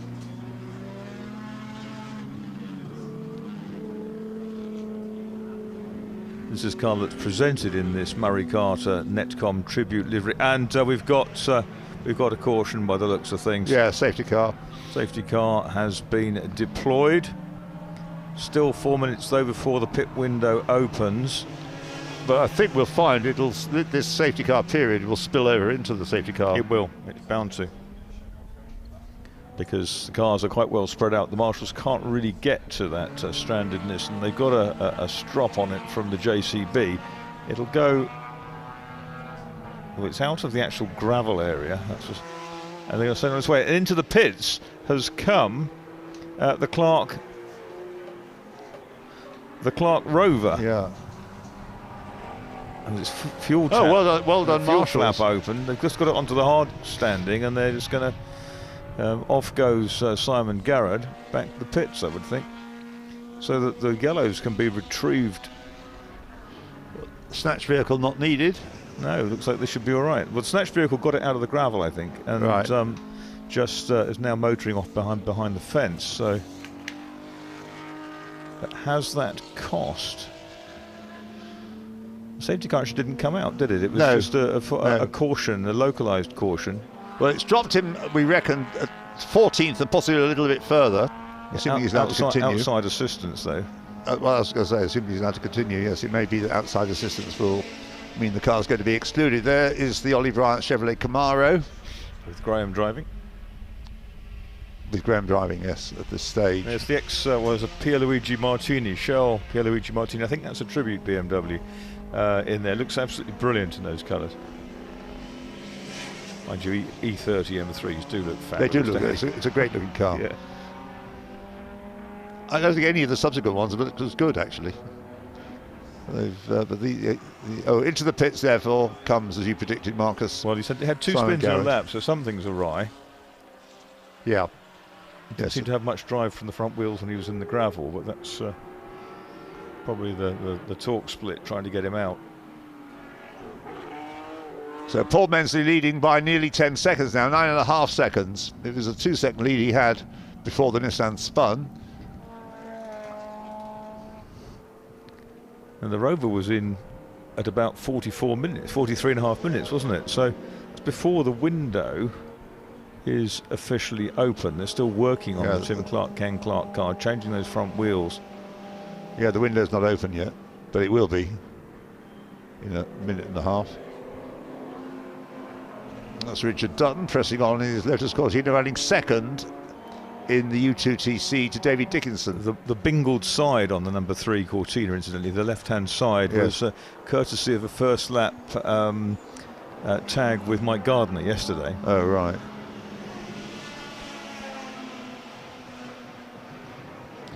Yes, well, as I said, Richard picked up dents on his Escort at the Silverstone Classic in a similar sort of way.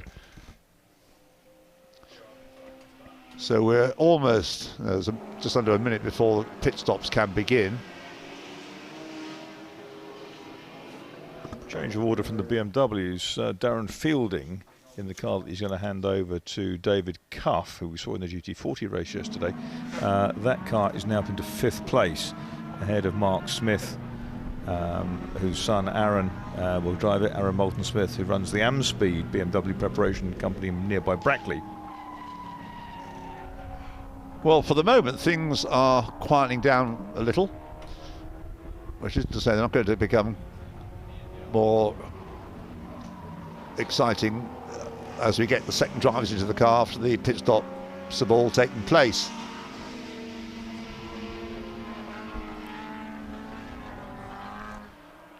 So Rick Wood through in second place. Has Freddie Hunt driven this car before today? Once, Silverstone Classic. He drove one of the Rick Wood cars, didn't he? Because Rick has a habit of calling upon quite a variety of well-known drivers to share the car with him. Adam Morgan in particular has driven that car several times. Jim Morris moves up into 15th place with the black Golf, the Triang Morris Vulcan car that Father John raced in period. Won a Mallory Park round of the split grid round of the British Saloon Car Championship back then, 40 years ago. Won at Goodwood recently. Car later driven by Alan Minshaw. Confirmation that the pit window is now open. And there is the Morris Vulcan Flyer, the Flyer Skates car, Triang Toys. Listers, the VW dealer, also supported that. And Jeff Lister was a good racer. It's a well-sponsored car, that, for its days, isn't it? Yeah, Jeff Lister ended up being dealer principal sometime. Yes, later. yeah.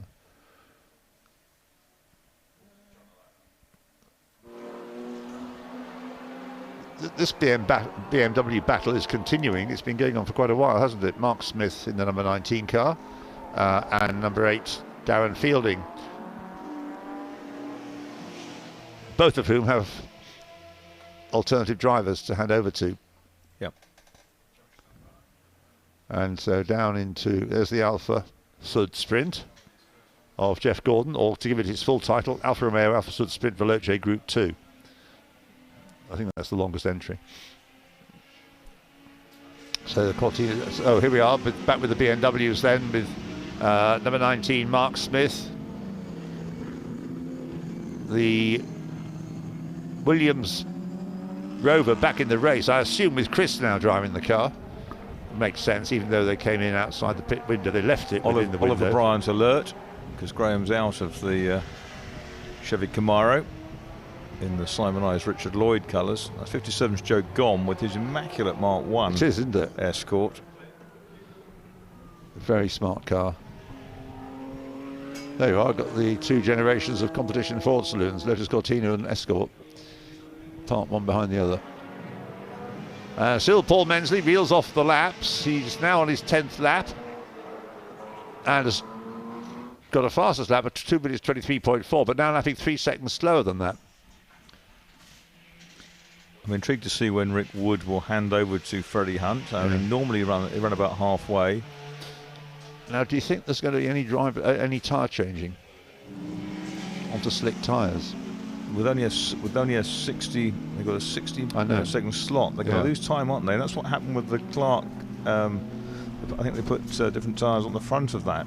Well, they're going to lose time, but they could gain that time back if the track continues to dry out as it is at the moment.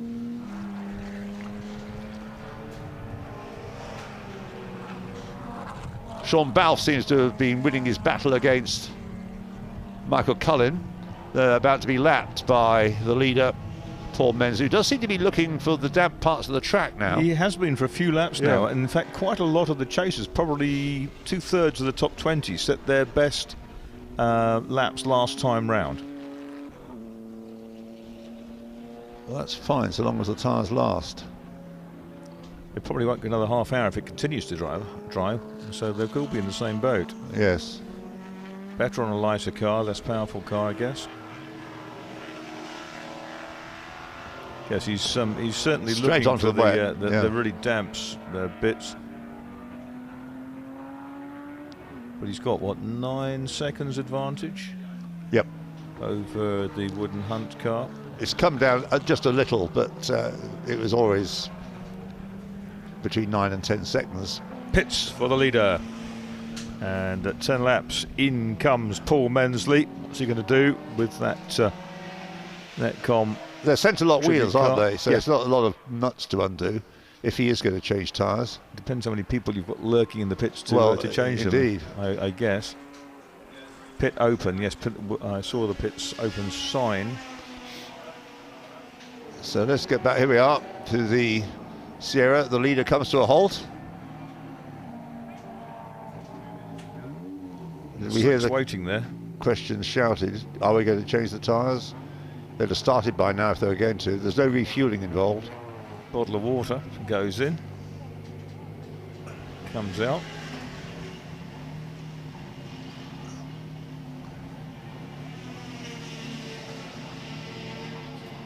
The hand temperature gauge on the tyre. Yes. There's Neil Brown's Lotus Cortina just coming in. So they're obviously happy that the tyres will last, or don't want to risk losing time by changing them. The slicks were piled up at the side, as you can see that they're just there. What they mustn't do is spoil this by leaving a couple of seconds early. Better to leave it 2 seconds late. Yeah, exactly. Because if you get go out early, then you have to come back in, serve a stop and go for the amount of time you were short of 60 seconds stationary. Well, back on his way then is Paul Mensley.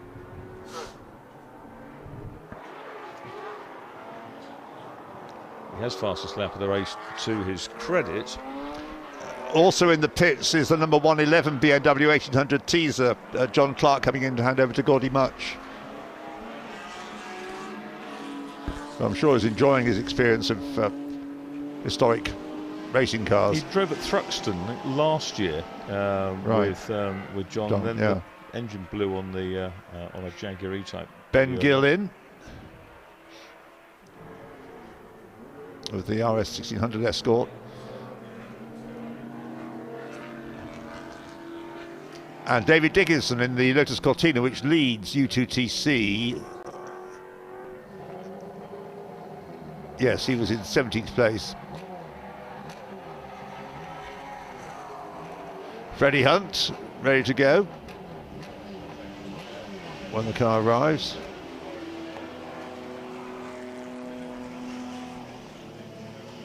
Has Freddie, he must be thinking, has he got the pace to catch? Well, he had the pace. The 88 Capri is back in, so this is Chris Ward waiting to get into the car, take over from Richard Kent. Yeah, it's running in 9th place now. And there's the Blue Nissan in. Rick Wood in, door already open. Freddie Hunt with his father's Wellington School stripes around the crash helmet.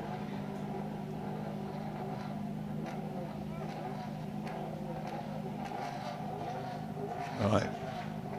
The Rick Wood padding is removed to accommodate Freddie.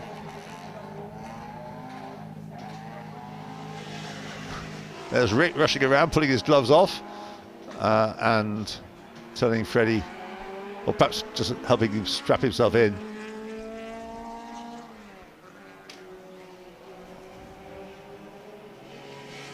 The great thing about the Silverstone pit lane, because it's Grand Prix Formula 1 standards, it's big and wide and open, and you can see the cars in the pit lane and get a great view of their relative positions. Hoshino and Suzuki, the drivers of that car. Well, not that one, but that one in that livery. Yes. So out goes Fearless Freddie. Steve Dance hasn't yet pitted, has he? No. So he will have the lead, I think, presumably when he comes in next time. The 88 Capri is out now with Chris Ward, and Chris Ward is just ahead on track of Freddie Hunt. And 88 Capri came in after the Nissan, I think it did. Yes, it did. And Robert Aldershaw, the onion farmer, with his Patrick Motorsport Rover. Done a lot of sports car racing in the past. A bit of historic sports car racing, but prior to that, more modern Sports stuff. 2000. Yeah.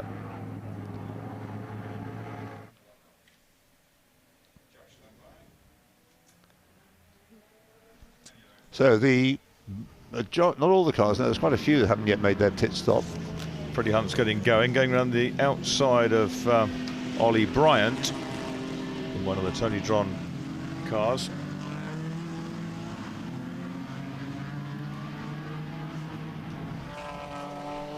And this that BMW M3 tussle has been going really well. Mark Smith in the Pierluigi Martini Monticello car is just ahead at the moment of Darren Fielding in the car that David Cuff, the ex-Formula Vauxhall Junior ace, runner-up to Daria Franchitti when he won the championship. We'll see Dario racing later on in the day. David Cuff will take over that car from Darren Fielding. Then it's Tristan Judge in 7th in the BMW 635 CSI, number 221. But the order's shaking itself out now. Here comes the Cullen 68. Yeah. So yet to stop, Steve Dance and Gary Pearson. Interesting colour that, isn't it? It's sort of something you measure on a Ford. Michael Collins colour. Yeah, like Ford Consul Classic would have come in that colour. A bit too pastel for my liking. Junket, I think is the term. There was Junket. I remember Junket. Essence of Rennet. I'm not sure it ever came in that colour. You think it did? Right, okay. Probably. Yeah. Right, so there's currently the leading car is Steve Dance in the number 16. That's the 88 Capri. Chris Ward at the wheel in 11th place currently, but obviously he's going to move up a little bit, not just because Chris Ward is driving it. Yeah, Mensley's second, but he's what, about 38 seconds behind, something like that? 38.2, yeah. So the pit stop will put Paul Mensley back in the lead. But there's certainly a dry line appearing now, isn't there? Yes, very much so. Chris Ward enjoying this car. Had his win yesterday with Richard Kent.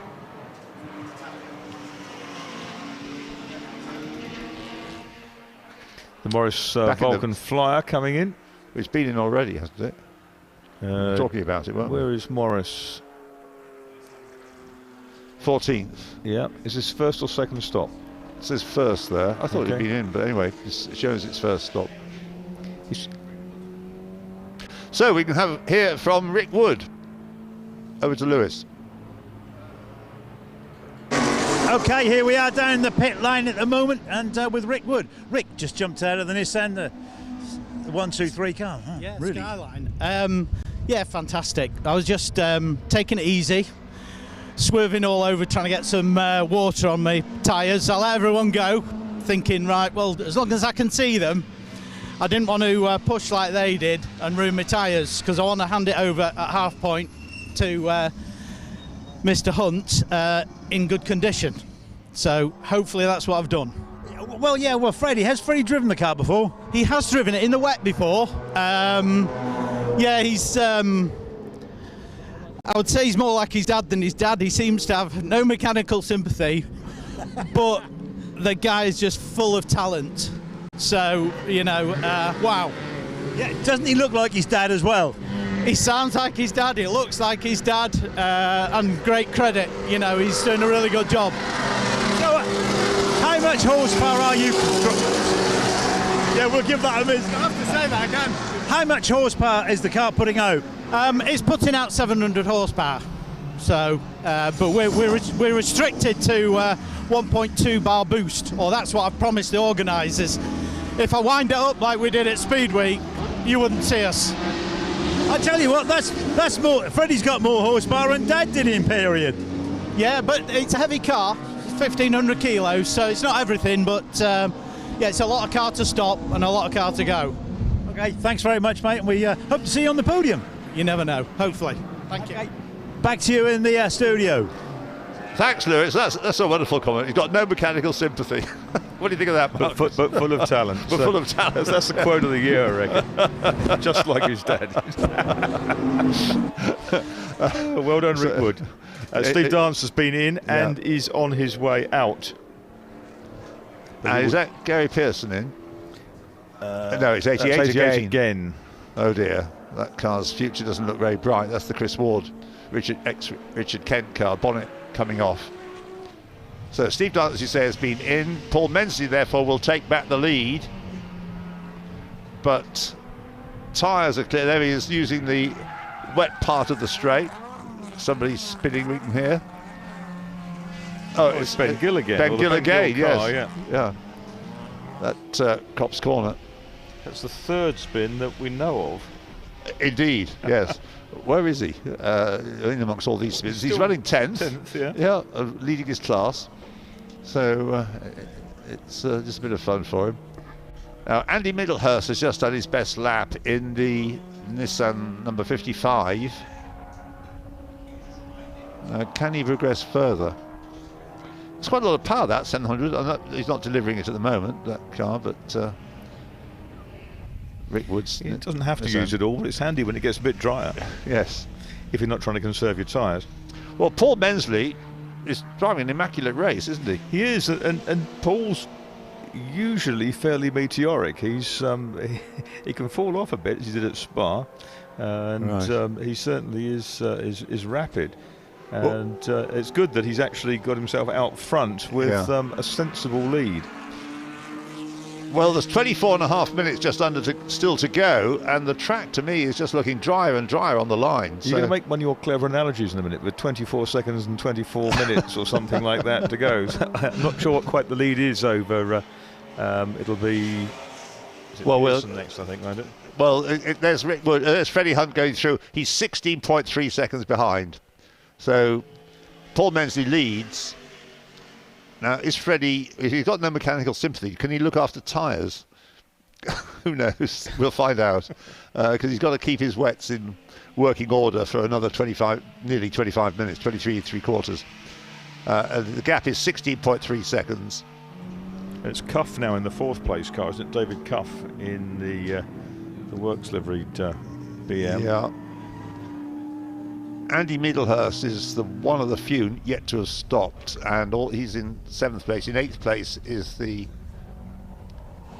Williams Rover, and that's yet to make it stop either. But they look to be the only 2 that haven't yet stopped.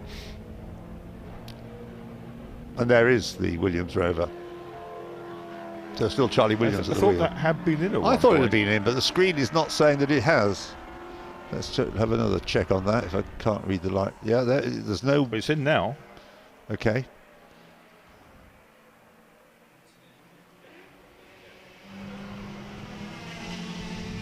So with just under 3 minutes before the window closes.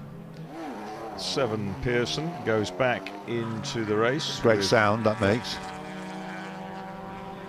So running in 3rd place, Gary, when he came in, but he could be caught by David Cuff in the number 8 BMW.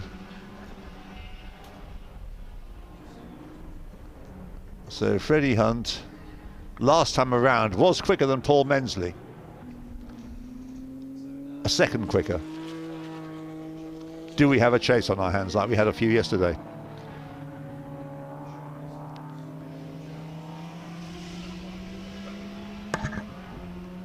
What sort of touring cars did James Hunt race? He raced a Hillman Imp, didn't he? Very early days. Very early James Hunt days. That was when he was a Formula 3 driver. And the Camaro. The Camaro in the Tour of Britain. Tour of Britain, yeah. Yeah. But yes, you can just see the track, that shot showing so clearly how the dry line has emerged. Right, so Paul Mensley's now completed 15 laps. And there is Freddie Hunt in the chase mode. The gap has come down. 15.19 seconds it is now. It's 1.2 taken back. It's how they can look after their tyres, really, isn't it? It's a tyre situation. So Paul Mensley has the tyres on the Sierra, and he was, as you said, Marcus, he was looking at to find the wet patches quite a while before his pit stop, wasn't he? Probably 5 or 6 laps before anyone else started doing that. But when you put slicks on, there's such a huge difference in cars' performance, isn't there, that you'd have thought it's worth taking the risk. It depends. With centre lock wheels, you should be able to get those wheels changed pretty quickly. But if something goes wrong, you could be struggling. Here's Middlehurst coming in with the Kawasaki car, a real Japanese touring car. This one as opposed to a tribute car. Yeah, Andy did his best lap, his personal best lap last time around. He stopped from net 4th place, but stayed out, did you say? Yes. So where are the Capris going to emerge? They're a long way back. Steve Dance in 3rd place is 43.3 seconds behind Freddie Hunt.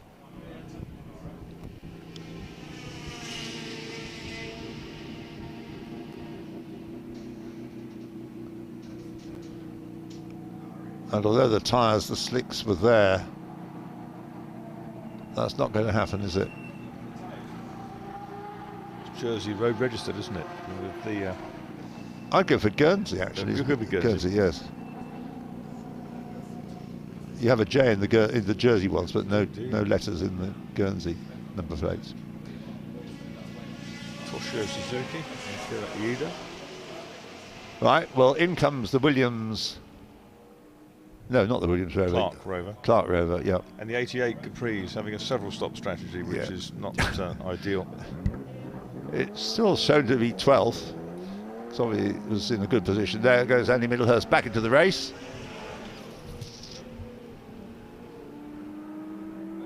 Last time around, Paul Mensley a 2:26.666. Freddie has done a 2:24.962. The gap's down to 13.49 seconds. Wonder what words of encouragement he got from Rick Wood before he set off from the pits.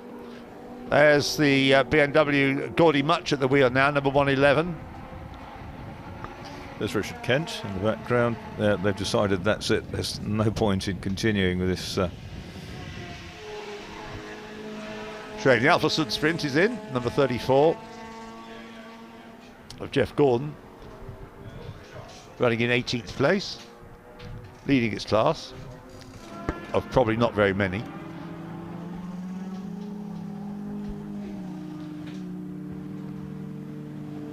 And Steve Dance has just done his personal best lap, but 3 seconds slower than Freddie Hunt.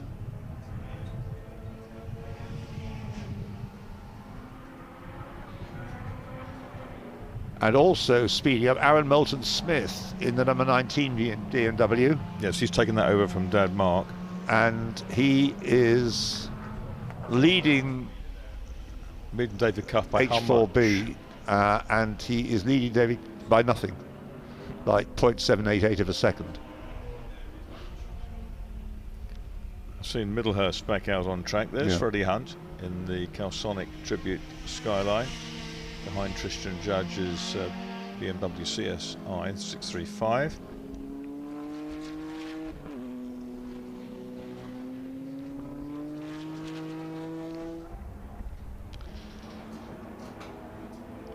If he has no mechanical sympathy, presumably you need some of that to cope with the tyres situation. You would have thought. Just press on and see what happens, really. Just chasing them down. He was racing Revolutions last weekend at Donington, went very well. Oh, right. Didn't he? Had a couple of very good results there. Well, there's the leader coming through to complete another lap, lap 17. He's just got to keep it really neat and tidy and try not to sap too much momentum out.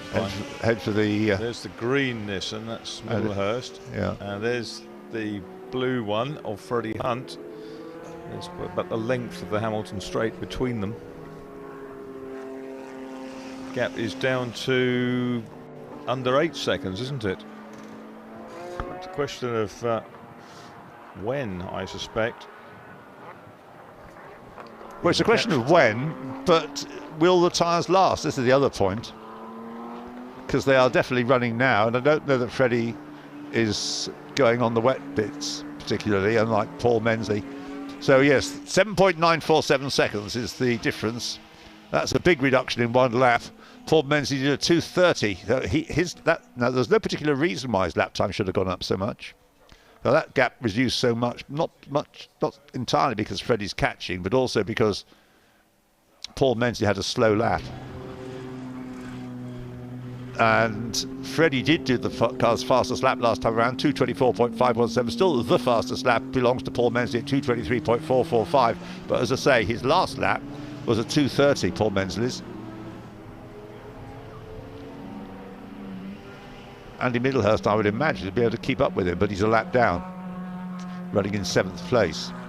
There's Freddie Hunt turning into Copse Corner.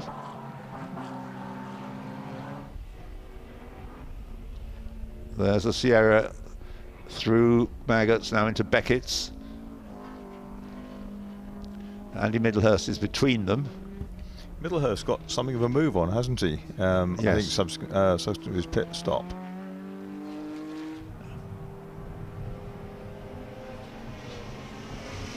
Yes, he's not yet done a flying lap. He's on it at the moment after his pit stop. He's just done the out lap.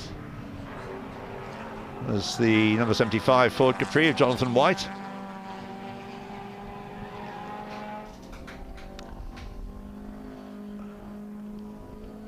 Got eras of Fords there, an Escort, a Cortina and a Capri. And mixed up with them is a Rover.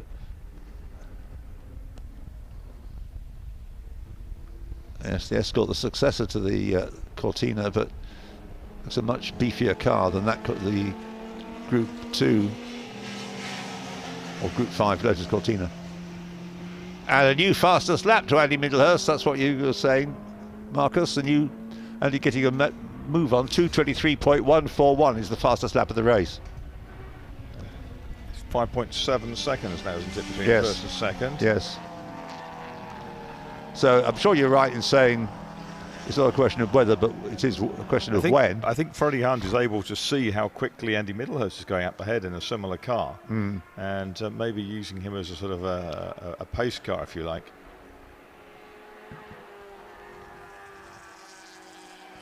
That's a good view there of the whole of Club Corner, left element in its right part as well. Now onto the Hamilton Straight. We're waiting for another spin by the escort, Ben Gill. And now a nice view of Abbey and Farm.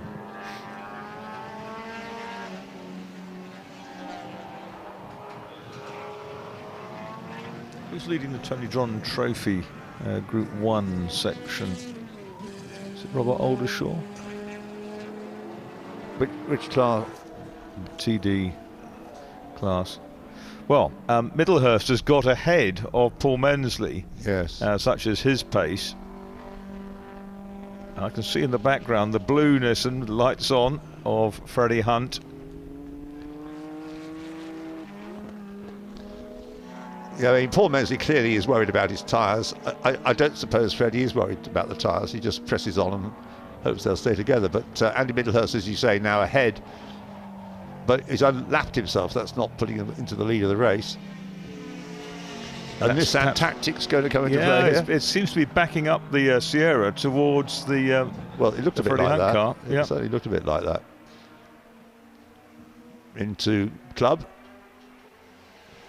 Funny, there are certain parts of the circuit where the camera angle is foreshortened. It looks like Freddie Hunt's closer than he perhaps is. But in terms of time, we're going to find out in a moment, but it was 5.7 seconds at the start of the lap. It's going to be less than that now, I would have thought. 4.7, it's come down at 1 second. Paul Mensley just lapping the Cortina of David Dickinson, which does lead U2TC in 15th place, number 144. The Tony Dron class leader is Robert Aldershaw in the Rover in 11th place, number 52. And second it was Guy Smith who started in that Capri, number 29, so it's now his father, Peter Smith. Yeah, Le Mans winner, Guy Smith. Indeed, Bentley boy of modern times.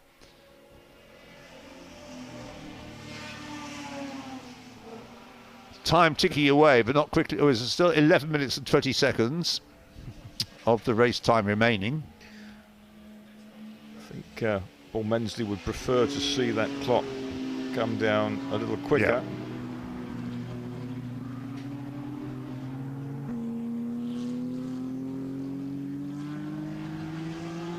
Well, I'm sure if he had 700 brake horsepower under his right foot, those tyres would be shredded by now, but he's not using that much, hasn't had that much available. Dave Cuff has just done that car's best lap. He's in 6th place, the number 8 BMW E30 M3. Freddie Hunt has now lapped at 2:23.215 on the last time. That's another improvement then for that car, but still not quite down. Well, of course, we've got the fastest lap by Andy Middlehurst now, 2:21.9. He's got to make up, to gain another place, Andy is going to have to make up 17 seconds on the BMW number 8. But that, of course, is locked in a battle with Gary Pearson's Capri number 7. Less than half a second between them last time through. That's for 5th place. Different classes. Aaron Moulton-Smith's got himself ahead of Pearson, hasn't he? So got a buffer back to the other BMW. Yes. David Cuff in the 8 car. And Cuff's now got ahead of Pearson.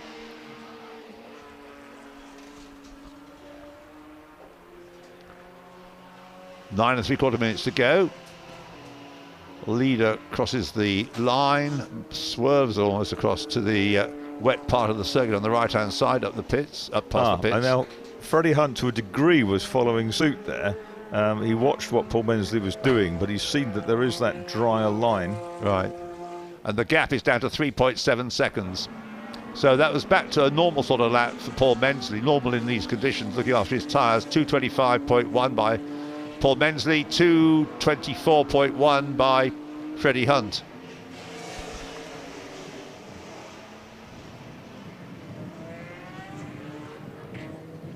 Was that Ben Gill's Escort on the on a low loader? It was certainly an Escort. I thought it was Joe Gom's car, 57. It was a blue one, but they're both blue.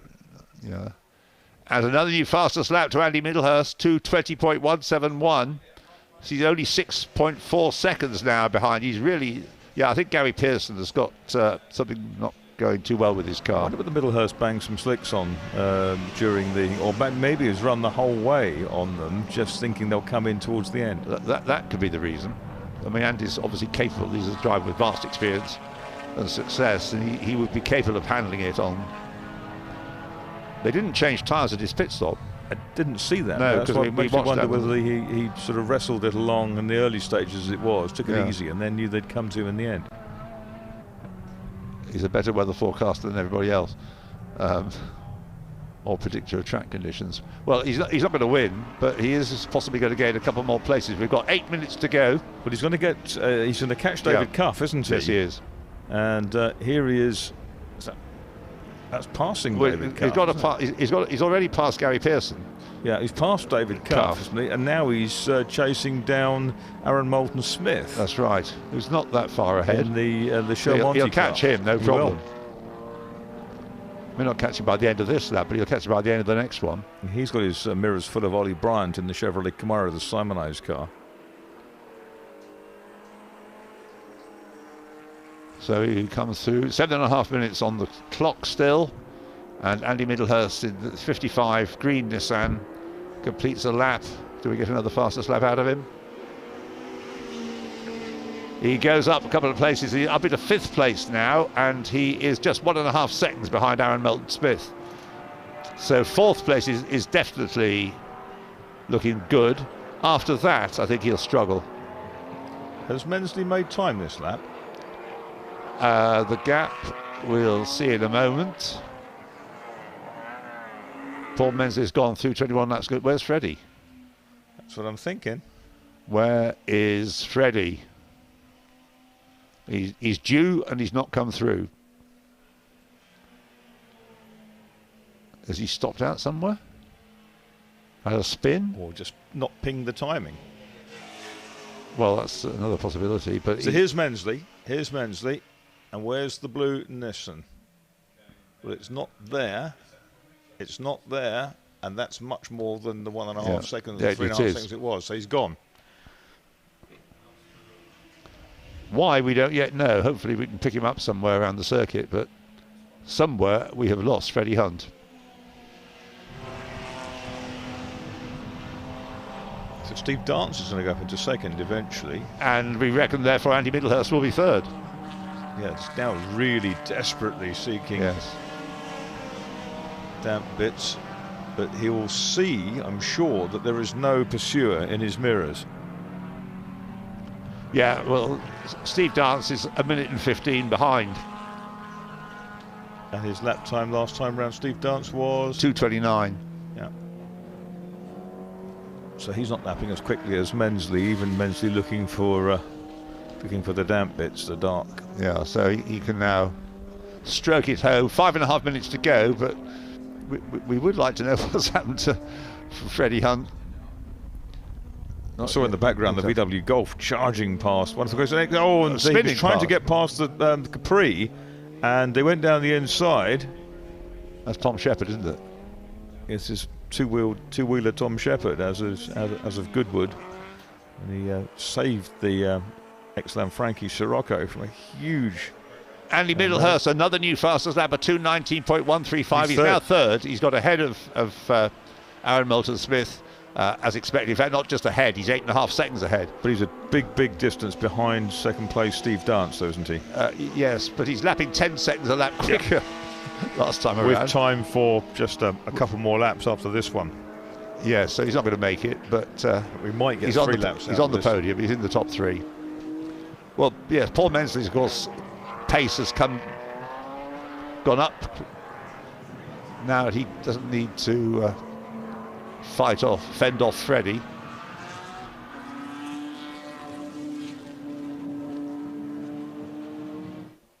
So yeah, Andy Middlehurst won't catch Steve Dance in the rest of the race.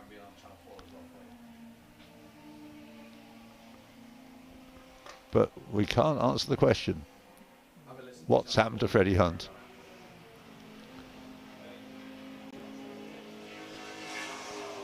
Gary Pearson has just done his car's best lap of the race, and he's closed right up on David Cuff.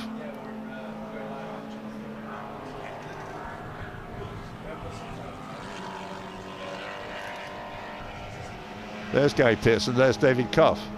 So coming through Gary's Woodcote. ahead, and they're about to be lapped by Paul Mensley.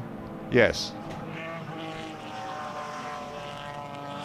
So despite, I mean, he's about to lap some good cars, so despite his tyre preservation, he's going to fair old pace. Taking that pretty gently, isn't he now?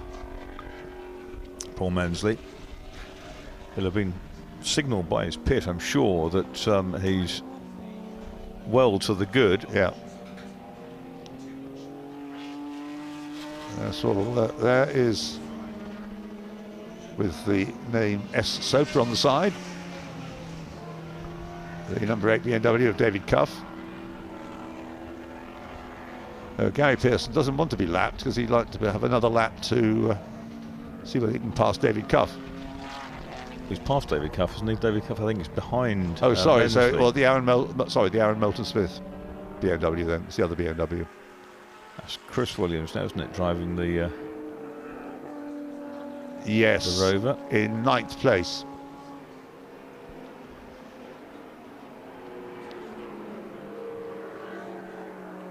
That's Gordy Much. How's he getting on? He's first in his class, but not leading U2TC. Some way down in that, the BMW. Another new fastest lap by Andy Middlehurst, 2:18.619, continuing to lap 10 seconds quicker than anybody else on the track at the moment, coming into Brooklands.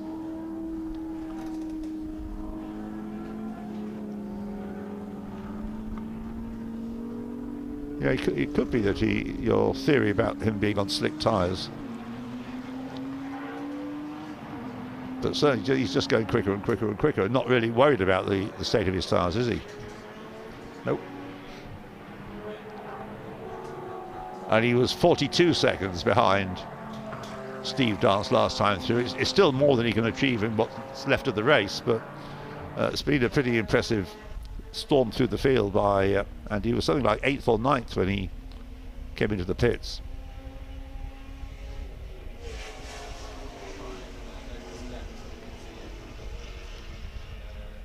We don't know why his fellow Jonathan, the owner of the car, Jonathan Bailey, didn't race. Yes, we do. Yes, unfortunately, family illness. He's gone home. Okay. So he was up for it, but was unable to drive today.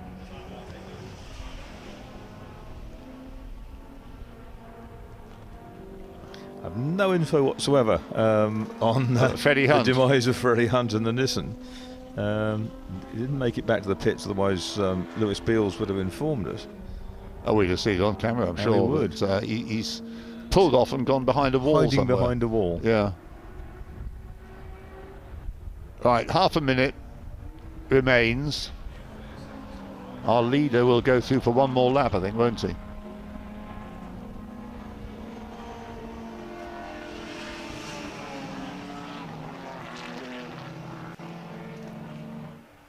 Another new fastest lap by Andy Middlehurst, 2:16.956. The gap is down to less than half a minute to Steve Dance.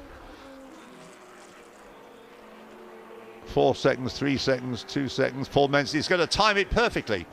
He comes out of club corner now and will be greeted, or should be greeted, by the checkered flag. There it is. So almost spot on, 1 hour of racing.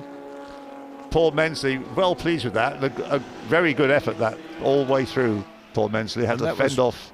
And that was Gary Pearson, I think, wasn't it, who was unlapping himself as he crossed the line. Yes, because he wants to go on and do another lap to try and get ahead of the David Cuff BMW.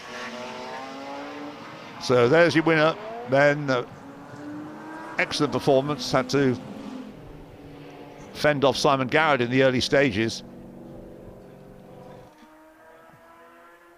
Started alongside the car which was looking as though it could catch him before the end, Freddie Hunt, but something's gone wrong somewhere. There is the Ford Capri of First of all, Guy Smith, now Peter Smith, taking the flag, finishing in 12th place and second of the Tony John Trophy, Class C. Morris and Shepherd back as well now with the little Golf. They are great looking cars, those BMWs, 635 CSI. Yeah. Used to be very effective in the European Touring Car Championship. And David Dickinson coming through. Now David is going to win the U2TC category, finishing in 15th place overall. Steve Dance has just got home in the interim, 2nd place overall for the ex-short oval racer with the number 16, the Weisberg livery Tribute Capri. And here, after a great drive, Andy Middlehurst in Jonathan Bailey's Nissan Skyline. And in fact, on the last lap, he didn't set another new fastest lap of the race. But how far was he behind at the flag? 15.041 seconds. 2 more laps, he'd have done it. Because he was lapping 10 seconds quicker than the car he was chasing. Yeah, very impressive from Middlehurst. There's the it was Patrick Motors Rover. Formula Ford racer in the early 80s, wasn't he, Andy Middlehurst? Yeah, the Pacer. Remember that? He did. Howard the Bruce Pacer. Yes.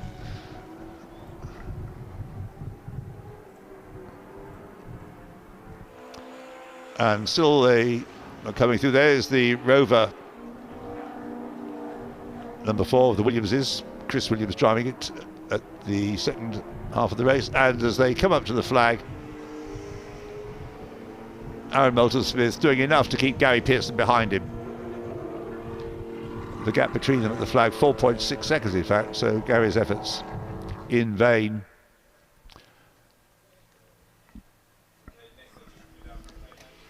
So what's the post-race arrangement, Marcus? Well, we've got 3 podiums coming up, and this is our overall winner coming in.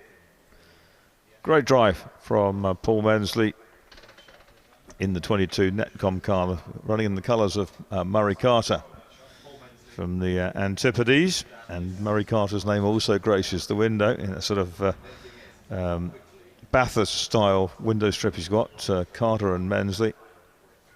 There never were a period combination, because Murray Carter's very elderly these days. Great racer.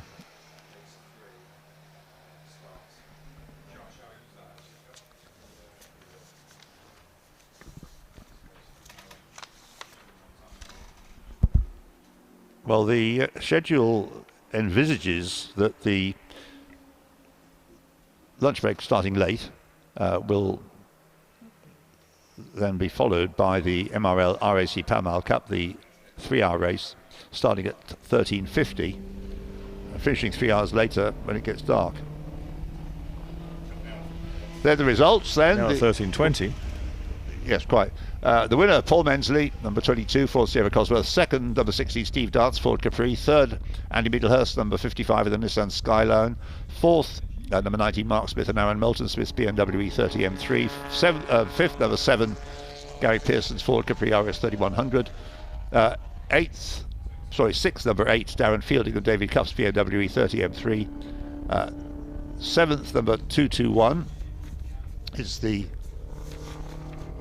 BMW 635 of Tristan Judge. In 7th place is Judge. In 8th place, Ben Gills, despite his spins, doing well to finish in 8th place. Ford Escort RS 1600 of Ben Gill. In 9th place, Charlie and Chris Williams is Rover SD1, number 4. In 10th place, number 52, the Rover SD1 of Robert Oldershaw. In 11th place, number 21, Graham and Ollie Bryant's Chevrolet Camaro. In 9th place, another father and son combination, Guy Smith with his father Peter Smith's Ford Capri. In 13th place, the number 44 Volkswagen Golf of Jim Morris and Tom Shepherd. In 14th place, number 144 David Dickinson, winning the U2TC category in his Lotus Cortina. In 15th place, number 3 Richard Dutton's Lotus Cortina. In 16th place, number 123, classified 16th it seems, although disappearing before the end, Rick Wood and Freddie Hunt's Nissan Skyline. In 17th place, number 341, Sean Balfe and Tom Ashton's Lotus Cortina. In that's as far as we can go, because we are going to go, I imagine, now to the podiums and interviews with the drivers. Lewis? No, we're a bit early, jumping the gun there. But we will be going there shortly. And as I was saying, we're going to have the 3-hour race starting at 10 minutes to 2. And so it'll be a short lunch break, grab a sandwich quickly, and we'll be back. But before then, we'll have the drivers interviewed by Louis Beals down in the pit lane, where things are nice and sunny and dry, I think, now for Lewis. There's a view of the BRC clubhouse looking across Luffield Corner with the iconic badge and flag flying over the clubhouse. It's not been open today, I don't think, because of course everything's based around the wing this weekend, except where we are.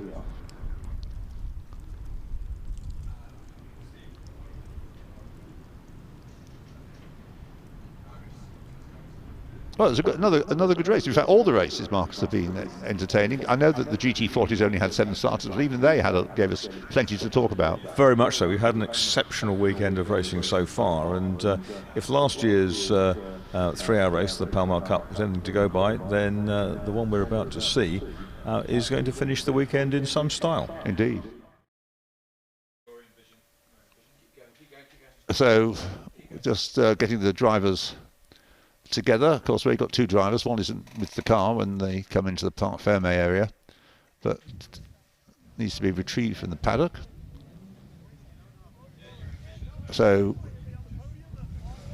making their way to the podium. Here we come. Duncan Wiltshire, man behind MRL, Motor Racing Legends, looking at his watch to see where are we. Time moves on. There's Andy Middlehurst on the right. Yeah, and the Lord of the Dance in the middle. Steve Dance, and with the winner, young crew with him. Paul Mensley being congratulated by Duncan Wiltshire.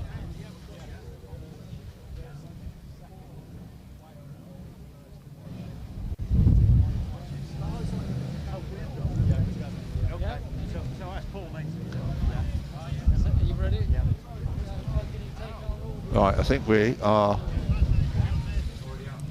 We've got all the drivers lined up. Okay, ladies and gentlemen, here we go. We're going to do the 3 podiums for the Historic Touring Car Challenge. First up, we're going to do the historic podium, and in 3rd place was an absolutely storm and drive from Andy Middlehurst. Would you like to take the 3rd place step? 3rd place for Andy. Storm and drive there into 3rd. Many congratulations. Trophies being presented by Harry Whale of Silverstone Auctions. 2nd position, Steve Dance. Come along, Steve. Absolutely great run there in the Capri. And top of the step and 1st of overall, Paul Mensley in an absolutely superbly driven Ford Sierra Cosworth. Paul a bit quicker on track, and he is on there. There you go. We'll just go in and have a quick word with Paul. Step down if you like, Paul, because you're a bit taller than me. That's all right. Hey, it's absolutely wonderful drive. Thank you very much. I was getting a bit worried towards the end. I could see Hunt coming, and then obviously something happened about 3 laps from the end. I don't know what happened to him, but just managed to keep the lead and hold it.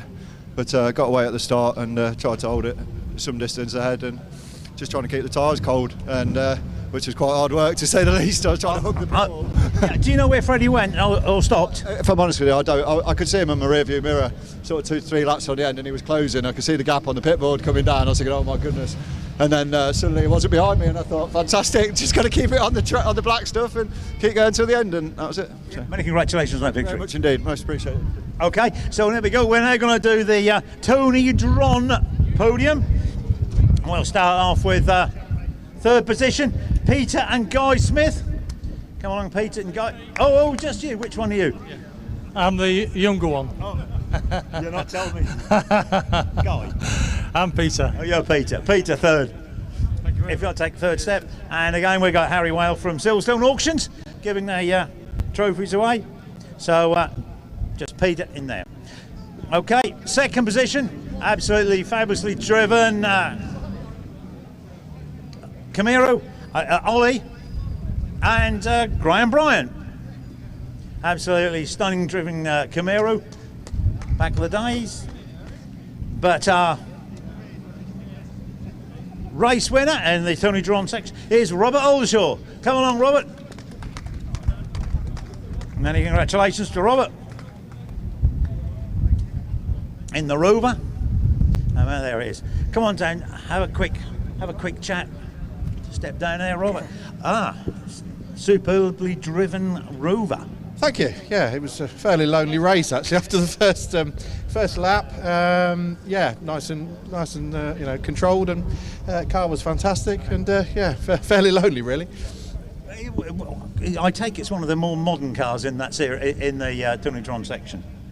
I don't know, to be honest. Yeah, probably. Just drive it. 81. I just drive the thing. Yeah. Yeah, superbly well done. And yeah, is it the original car? Yes, it is. Yeah. It's a fun day. Neil McGrath, I think, was one of the drivers, wasn't he? It was. Yeah, I'm not sure. Well done, congratulations on there. There you go. The winner of Robert Oldshaw, winner of the Tony Drawn section. Now we've got the under 2 litre touring cars, and there we go. Third place went to Sean Balfe and Tom Ashton. There we go. The third place to Sean and Tom, again receiving their trophies from Harry Wales Silverstone's auctions. Second place is Richard Dutton, our Fortec Motorsport man, who just told me it's a lot more fun driving than team manager. And our race winner on the under 2 litre category is David Dickerson. Well done, David. And David receives his trophy. We'll just have a quick chat. Right, there you go, 1, 2, 3. Come down here, David. I'm not tall enough to get up there until David, congratulations. Absolutely great victory. Yeah, it was at the start. I went off at the second corner, and I think Richard went off as well. I thought I'd thrown it away. Well, if you went around up, no one would have known. Yeah, I know. Yeah. And then I just got my head down and pulled the gap, and it was actually a bit boring in the end. It was a bit I was waiting. I thought maybe in the pit stops after the pit stops, but I just kind of nursed the car home, just making sure. What were conditions like? Because your cars are the older cars. Yeah. Tricky. At the start, really fun because there's so much fun in the wet. But then as it dried up and the tyres were kind of gone off, it just went understeer, so it wasn't as much fun. But at the start of the race, there's so much fun in the wet because you're just sideways everywhere. So. Yeah. And great that you had a victory, and well done. Congratulations. Hope to see you back again. Cheers. Yeah, I'll definitely be back next year. Thank you very much. Cheers. Thank you very much, guys. So that's the end of it, and that's the 3 podiums that we've had to do for the historic touring car challenge. Now, short break for lunch before we World Cup. Thanks, Lewis. Yes, we'll take a short break, and we've got some pictures to show you. Let's go to.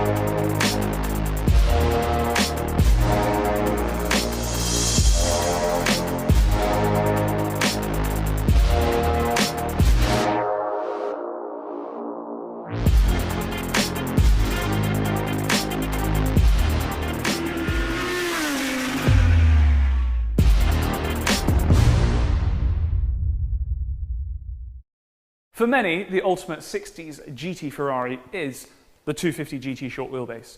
And certainly, it's one of mine and DK's favourites, and we've been lucky enough to handle a great number of these over the years.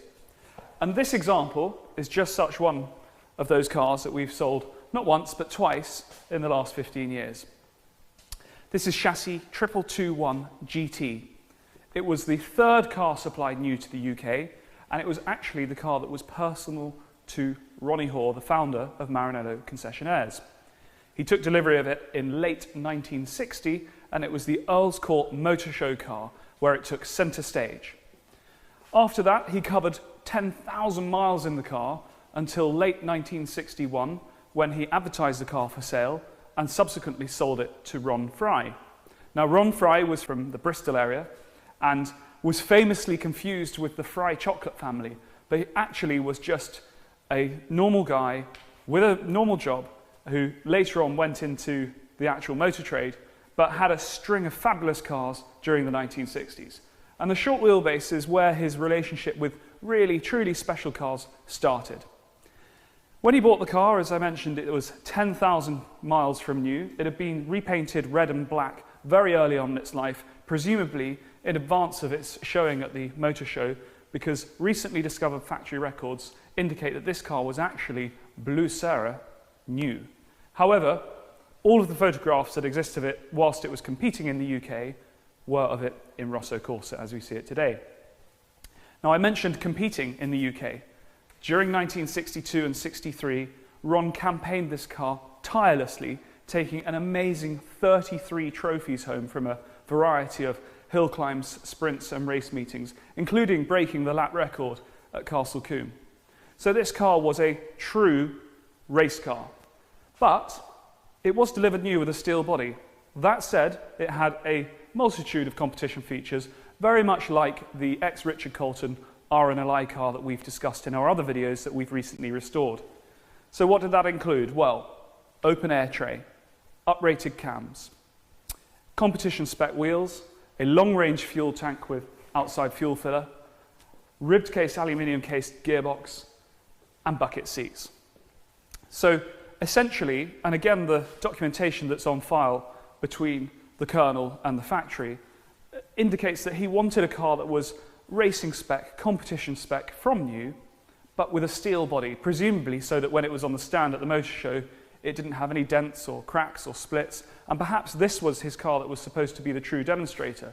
It comes just after 1993 and 1995, which are traditionally known as the first two cars imported to the UK by the Colonel, and I think it's fair to say that perhaps he sold those cars very quickly, and this car was to replace those and to be his personal demonstrator. And having covered 10,000 miles during that first year, I don't think it's unfair to assume that lots of people had a go in the car at that time before it ended up with Ron. Now, Ron Fry, as I said, went on to own a number of important cars. So after this, he had a 250 GTO, and then following that, this very 250 LM, known as Ron 54 because it still wears the number plate today, that's chassis 6105. And with those three cars, he won lots and lots and lots of events. This guy was out every weekend. It's amazing to think that he remained married, in fact. And actually, on that note, we were lucky enough to invite his grandsons over to see both of these cars recently, and they showed us reams and reams of period paperwork, photographs, footage, and of course trophies that he won at that time. And apparently, it was in the end his wife that put her foot down after an accident in his GT40 that he bought subsequently to racing the 250LM, who said, enough's enough, it's time for us to have our family time for us to enjoy life together. And he went on to have a very healthy and long life, having had this fabulous early 60s motor racing career. But back to the 250 short wheelbase. So the 250 short wheelbase is, I think, the last of the true gentleman racers road car that could be driven to the track, competed with, and driven home, as this very car did. But you might argue the GTO is also that car, but when you've been in a 250 GTO, it's hot, it's noisy, it's very raw, there's no carpet, there's no leather whatsoever. It really is a racing GT car for the road. The short wheelbase still maintained some of that finesse and the comfort of the GT Ferraris of the 50s and 60s. Full leather throughout, carpets, a trimmed dash, etc., etc. Now, today we find ourselves in the fortunate position of having three different short wheelbases in our midst, and I thought this would be a great opportunity to explain the evolution of the short wheelbase. It's fair to say and easy to assume that all short wheelbases are the same, but they're not. There are what we would refer to as two different specifications, or a Series 1 and a Series 2.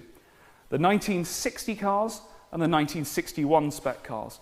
In fact, the second series of cars, the 61 spec cars, were built in 1961 and through to 1962. There were 103 of those versus the 64 built in 1960.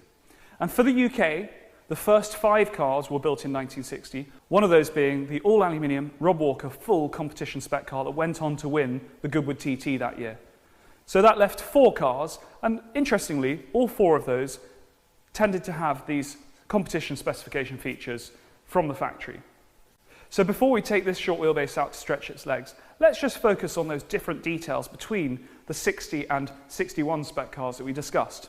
So first of all, when we look at the two cars alongside each other, you can see that the earlier car has a narrower, simpler, prettier stance almost in terms of it's not as butch and as wide as the later cars. The later cars had bigger wheels, but the nose was slightly higher, The windscreen on the later cars was in fact bigger and the roof sat higher, and the shape of the tops of the doors curves down at the rear of this earlier car, whereas on a later car they were kept more of a straighter profile, so that it was actually easier for people to get into the car, so they didn't hit their head as they got in.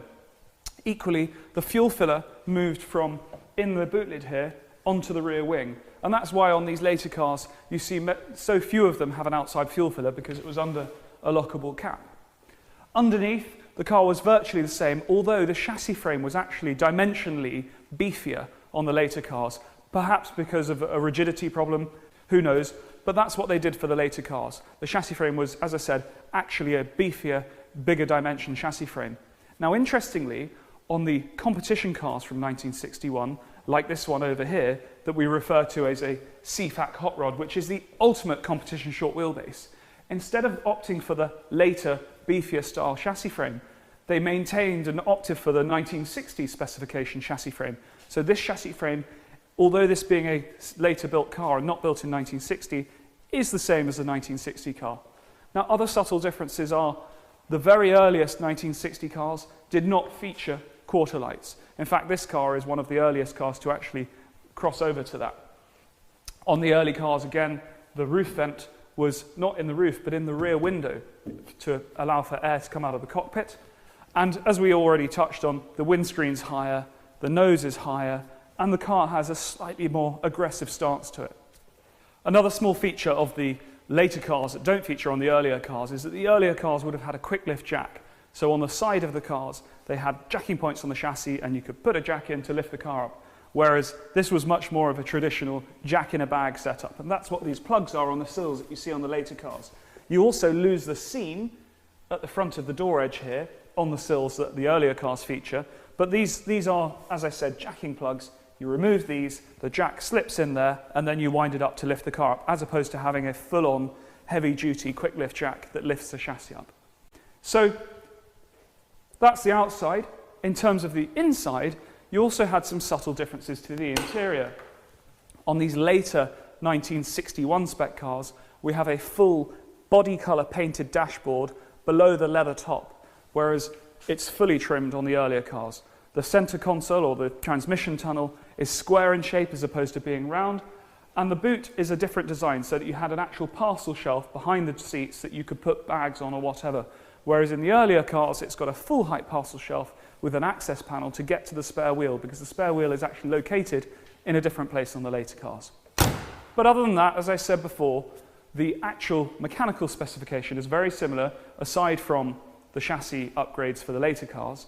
And that's that. You know, in terms of the differences between other cars, they're all slightly different, but you will find that more of the earlier steel 1960 built cars had lots of competition features and lots of nice upgrades, such as bucket seats and open air trays and sports exhausts, long-range fuel tanks, and that's what makes these so special. But what I love about this car is it was bought by a gentleman racer who did absolutely use it as intended, drove it to the track, raced it throughout his ownership, and then went on to upgrade to a 250 GTO and later a 250 LM, and then on to a GT40. So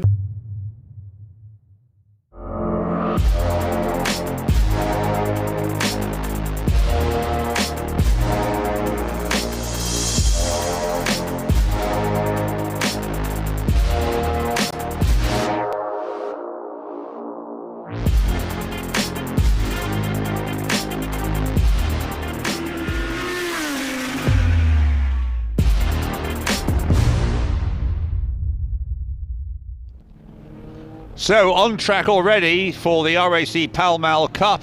The very, very large entry. There's 43 cars altogether on this magnificent grid that's been attracted for this second Pall Mall Cup race. There was one at the Donington Historic Festival at the start of the year. The grid was set during some rather damp conditions this morning, but it's now somewhat drier. The car on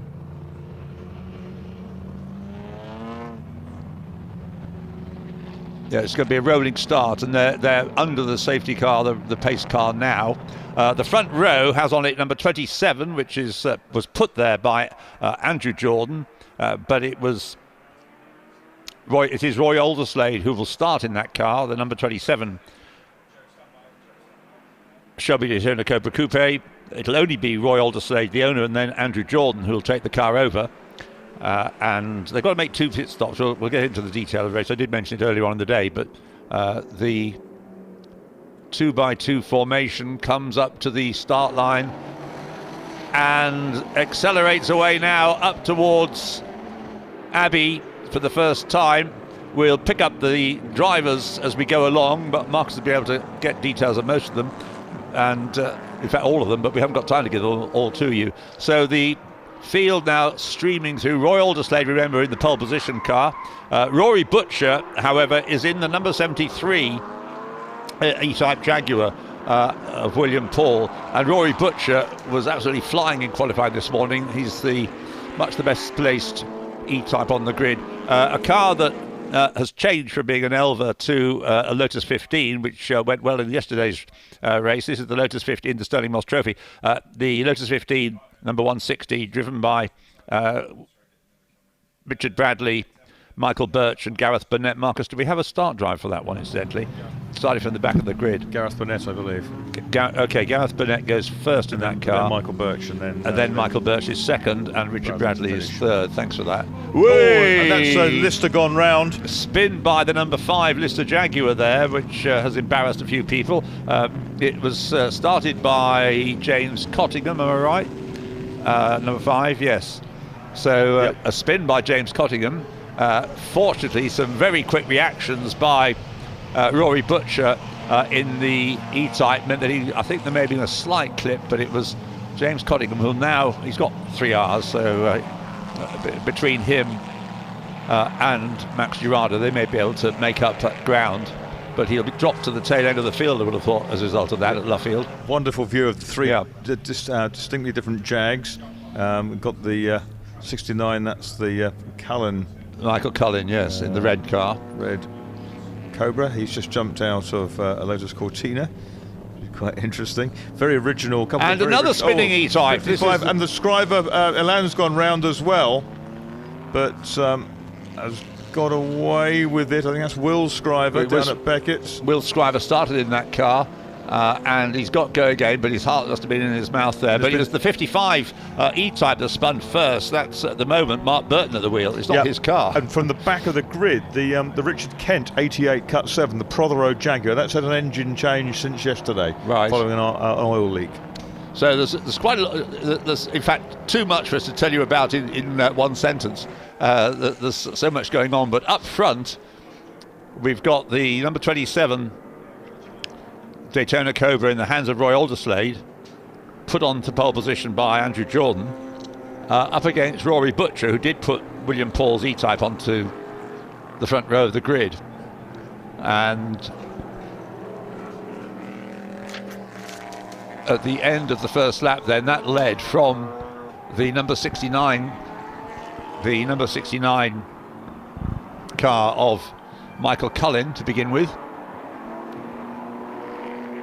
In second place then, and in third place over the line, but no longer in third place, the number 6. Oh no, sorry, it is there, yes, the number 6 E-Type in the hands to begin with of, down the order. 66. Right, number 66 it is, number 6, yes, of Jeremy Cottingham. How's the Lotus 15 getting on? It's in 17th place. Now, did that have to start from the back? No, perhaps not. No, it's started from the 19th row, but going well. There's the Porsche 904 that you were talking about, Marcus, number 35. Yeah, cars raced by Joe Sifford and Company in period, and Claude Sage drove it at Le Mans, among others. In the hands of its owner, Rainer Becker, at the moment. Andy Prill will take the car over. But a wonderful mix of cars this grid has. So leading the pack midfield there is one of the E-Types. That's the number 44 car, which is being driven by Simon Drabble to begin with. Very colourful Porsche number 53 of Christian Cole. Do we have a start drive for that one? Christian Cole, number 53. Christian Cole, yeah. Christian Cole, yeah, right. And there's a Ford Falcon towering over the GT Porsche and the E-Type. That's the 77 car, which is being started by Alan Greenhalgh.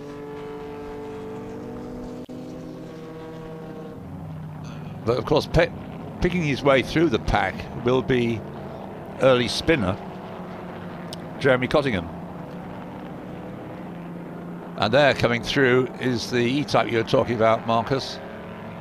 Cut 7, number 88. In the hands of Richard Kent to begin with. He and Chris Ward had a great race yesterday in the Jaguar Challenge.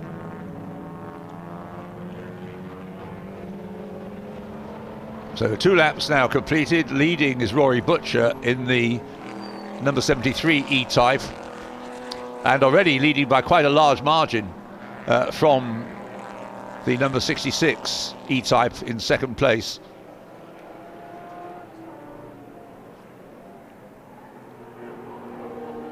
In the hands of Jeremy Cottingham, who's come up well. He was on the 5th row of the grid, but through into second place. And in third place, up to third, has come number 144, George Pochkiol. And in 5th place is number 472, which is the redoubtable Mr. Griffiths in the Lotus Elan of Nick Matthews. Miles Griffiths then in 5th place, and in 6th place Roy Alderslade, dropping back a bit from pole position in the Daytona Cobra Coupe, number 27 in 6th place. In 7th place is 31, which was, I think you said, Marcus, Greg Audi, who started in that car, in the Shelby Cobra in 7th place. In 8th place is number 72, which is the E-Type started by, well, this is where we're a bit mystified, Richard Cook, we think. In 9th place is the number 22. That's Adrian Wilmot. Adrian Wilmot. Wilmot. New acquisition, that Shelby, one of the original Shelby 350R type cars. Right. And he started on the 7th row, and he's now in 9th place. That's good going. And in 10th place is another Shelby Cobra. It's the number 500 car of Ben Gill and Ian Dalgleish. The car's a US racer all its life, pretty much. The Ben Gill Dalgleish car. The red number 500. Good to see the Hendersons out. There's a breakage 73 in the right rear wheel. Yeah, it's the right rear wheel is at an odd angle. So I'm afraid the car that started on the front row, Rory Butcher, is out of the race. That car's not going to get back to the pits. It's not going to be repairable. So great shame that, because Rory went so well in qualifying, put the car on the front row, almost had pole position, led the race to begin with, but now is out of it. So Rory Butcher is just about the first retirement, I think. The white Cobra in view is 17. That's the car that raced at Sebring in the early 60s, and that's the Henderson car, out for the first time in something like 19 months. Good heavens. That's right. a very original car.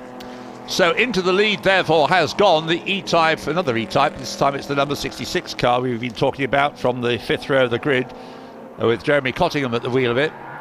One of the DK Engineering entries, our commentary sponsors. Making amends for the spin of his brother James on the opening lap. Of his brother James getting on in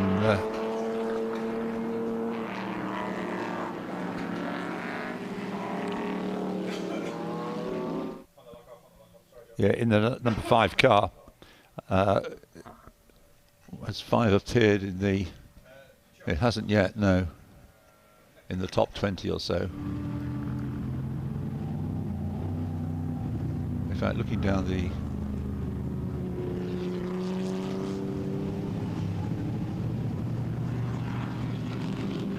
Oh, he is. He's there 7th. Yes, so a recovery to 7th place after that early spin in the Costin Lister.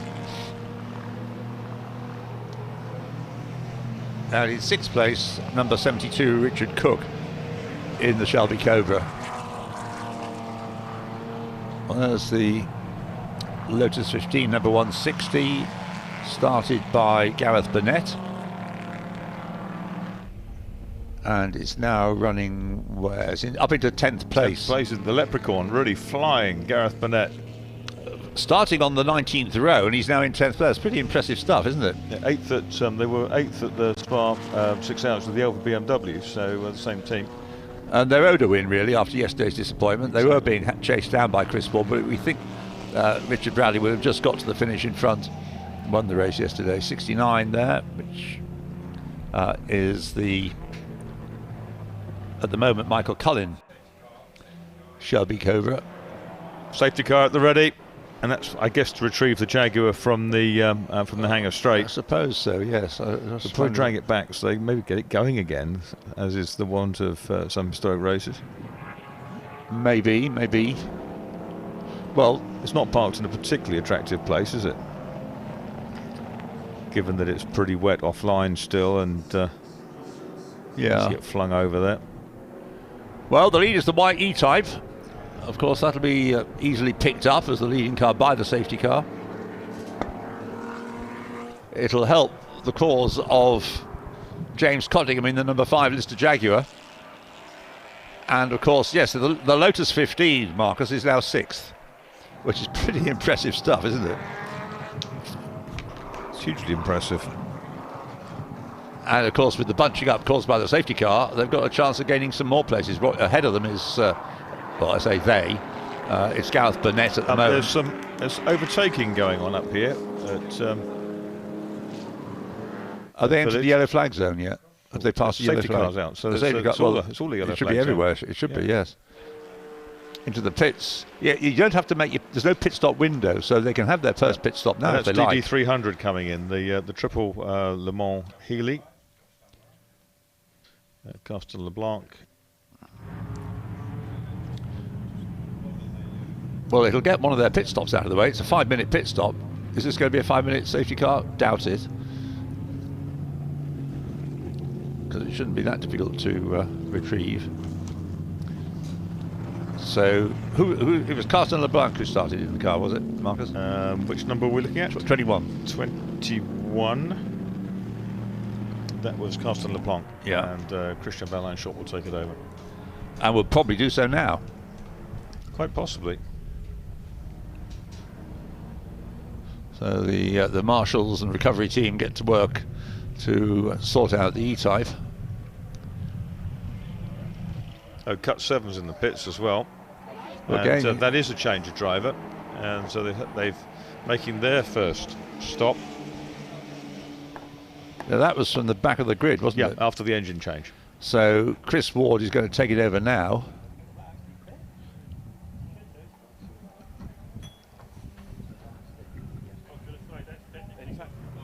And also ready to take over Max Girardo.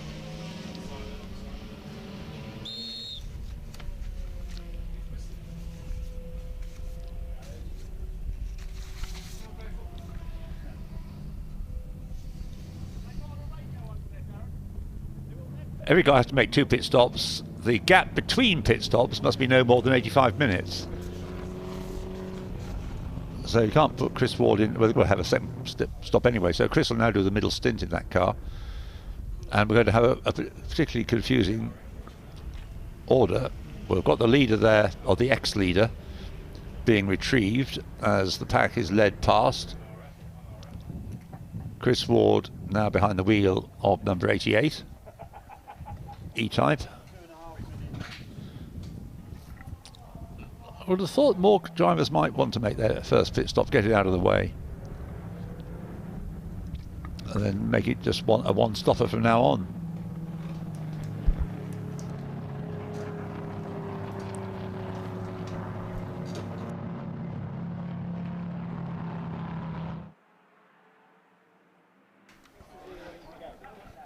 Oh, good, nice shot there of the cockpit of the E-Type. Chris Ward sitting behind the wheel of Cut 7. But there's as I say, minimum of 5 minutes, these pit stops. So they're going to drop behind now, but obviously the other cars have still got to make their 2 5-minute stops. This will be one out of the way.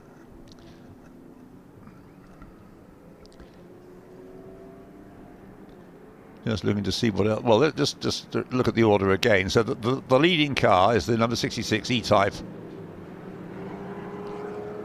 with Jeremy Cottingham at the wheel.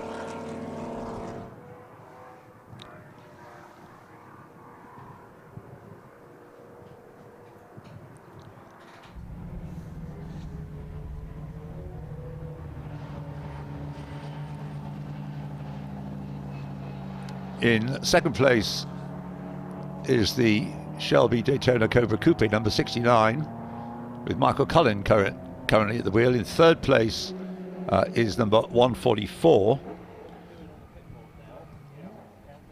which is being driven by George Potchkiol, we believe, to begin with.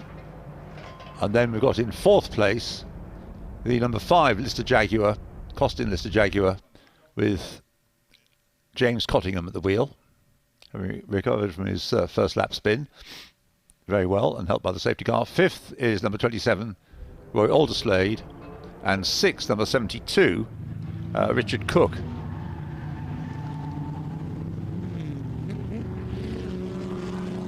Seventh is Gareth Burnett in the Lotus 15, number 160, and eighth is number 31, which is the Shelby Cobra of Greg Odie. Ninth is number 500, the Shelby Cobra with Ben Gill driving it, and in 10th place, number 472, Miles Griffiths in the Lotus Elan. So we told you that 21 was coming into the pits. It does look like a planned, on the spur of the moment stop, in the sense that it was using the safety car situation. They've got to spend 5 minutes in the pits, as I say, each pit stop. The safety car staying out for the moment, but it looks as though the Rory Butcher E-Type has been. There's the Healy going back into the race.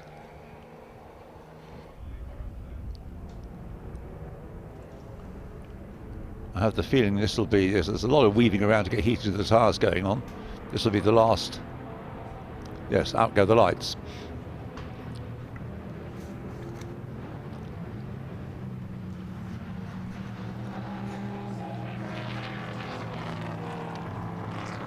Well, all kinds of possibilities are thrown up now.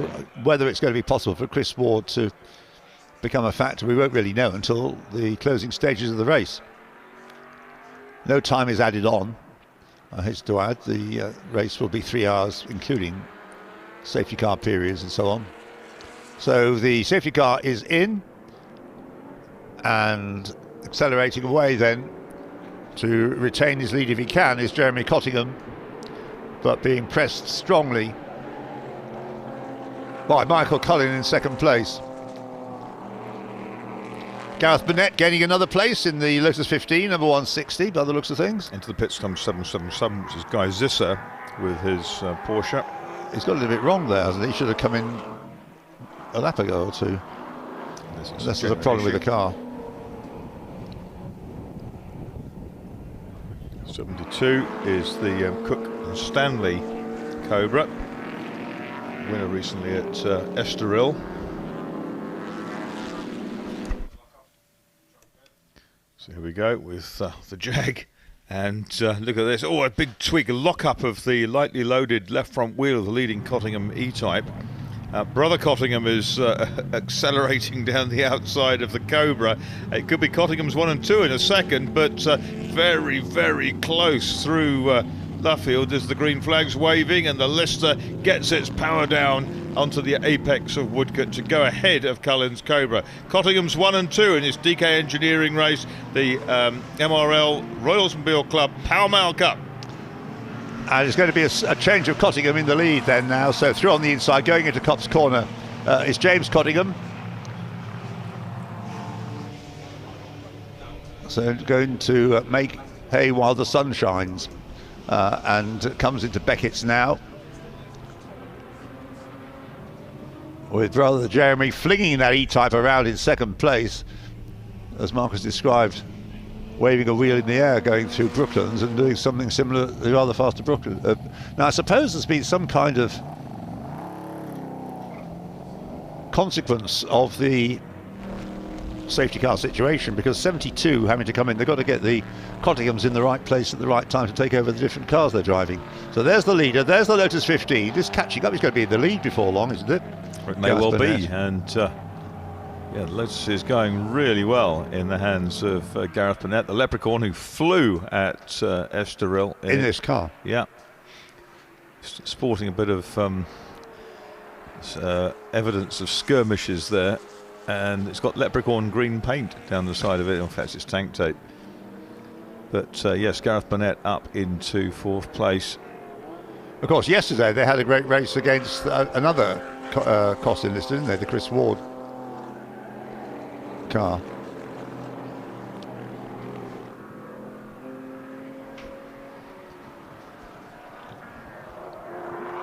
So the two Podiums, and Gareth Burnett dives down on the inside of Jeremy Podium going into Village, and Gareth is about to take the lead by the looks of things as he accelerates out of Aintree onto Wellington Straight. He's got Cullen ahead, hasn't he, still, and then the Lister of James Cottingham. Him to lap, that's 47. I thought he just dealt with Cullen. Oh, you've got Cullen? Yeah, yes. He has, you're right. And there he is, then 2nd place. The Podium Ford France liveried Shelby Cobra evocation coming up towards Brooklands there. But there's our leader. Getting Luffield right this time. Yes. That's lapping the TVR. The 47 TVR Grand Tourer. Well, James Cottingham getting a move on to try and distance himself from the chasing Lotus. Remember, this has come through from the 19th row of the grid. Yeah, the Lotus, which is a change of car. They wouldn't be doing this in the Elva, I don't think. Yeah, it ran yesterday, and if it survived yesterday, it's going to do this race, yeah. So the costing lister leading the way, working away at the wheel there, James Cottingham. And where's the Lotus? Next into view it should be. It is, much tighter line, isn't it? So it's about half the length of the Hangar Straight, I would think. But James Cottingham beginning to stretch away a little. And also great making ground is Miles Griffiths up into 6th place. 3 places gained last time around in the Lotus Elan.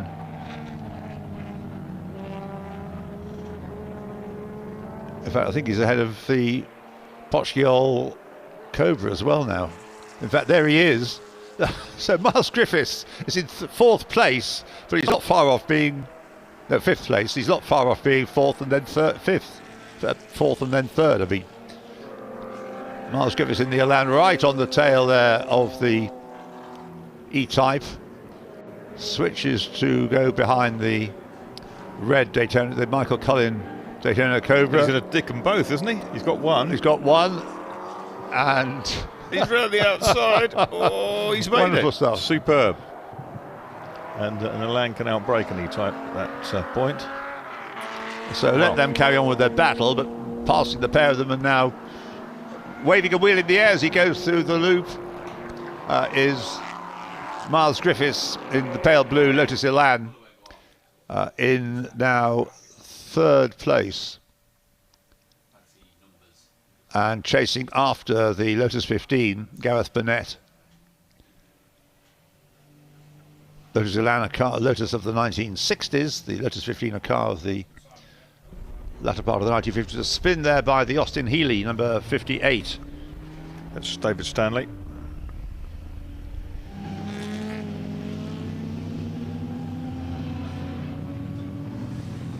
Some great duels going on, little battles building up in all the way down the order. A wonderful sight these cars make, and thank you to the weather for turning on the sun for us now.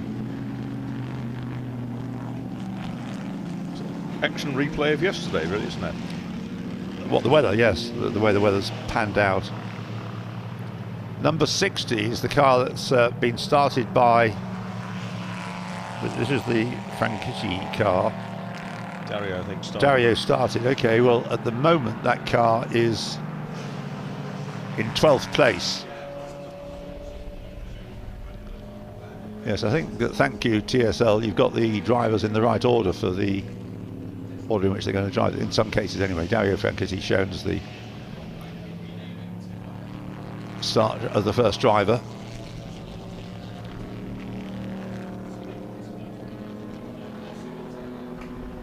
It's the TVR Grand Tourer, number 47. And there's the Cobra 17. Patrick Watts. Really famous car, that. That's Rory Henderson spinning it. Running in 15th place he was. Maybe lost a couple of places as a result of that. So James Cottingham in the number 5 Costin Lister has got the fastest lap of the race. He leads by 6.2 seconds from Gareth Burnett in the Lotus 15, with Miles Griffiths in the Lotus Elan in 3rd place, number 472. In 4th place is 66, Jeremy Cottingham. In 5th place is 69, Michael Cullen in the red Daytona Cobra Coupe. That's in 5th place, and in 6th place is George Pochkiol in the number 144 Shelby Cobra Daytona Coupe.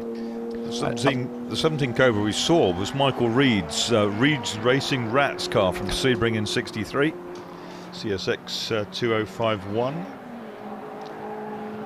That's a rat race that predates the rat race, is it? Exactly. Yes. Upper place, up into 7th place now, number 500, making good ground. This is Ben Gill to begin with.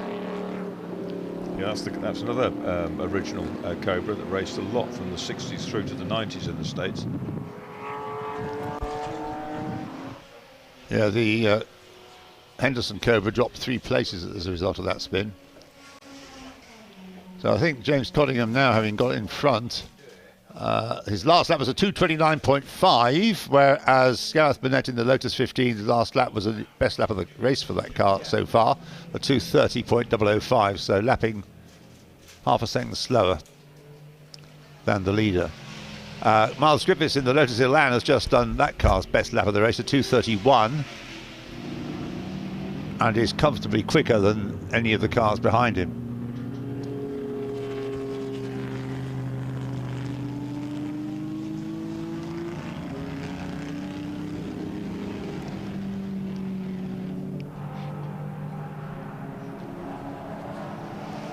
There's the Porsche 904 again. Car driven by Rainer Becker. There's the white Cobra that we saw Rory Henderson having a spin with. Now recovering lost ground.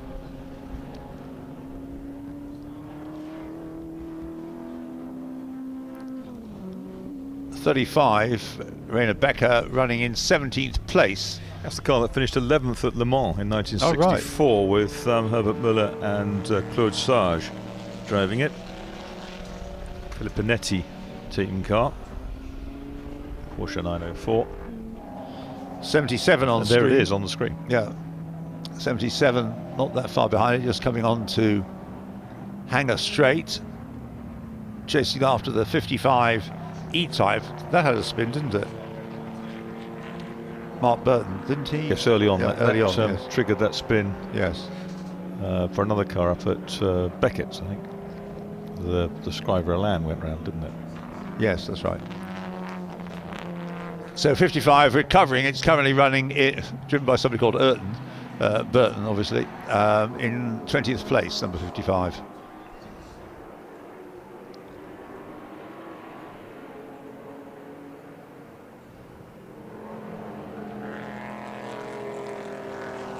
Is that a drive-through? So, isn't it? The white Elan, you'd like to think so. It hasn't stopped at a garage. Yeah, it didn't seem to stop at a garage. Yes, it just seemed to carry on all the way through. Of course, we don't necessarily get information about all the. Let's see whether we can pick up some race control messages. Yeah, stop-go penalty for car 26, and that will be an Elan because that's the type number of the Elan.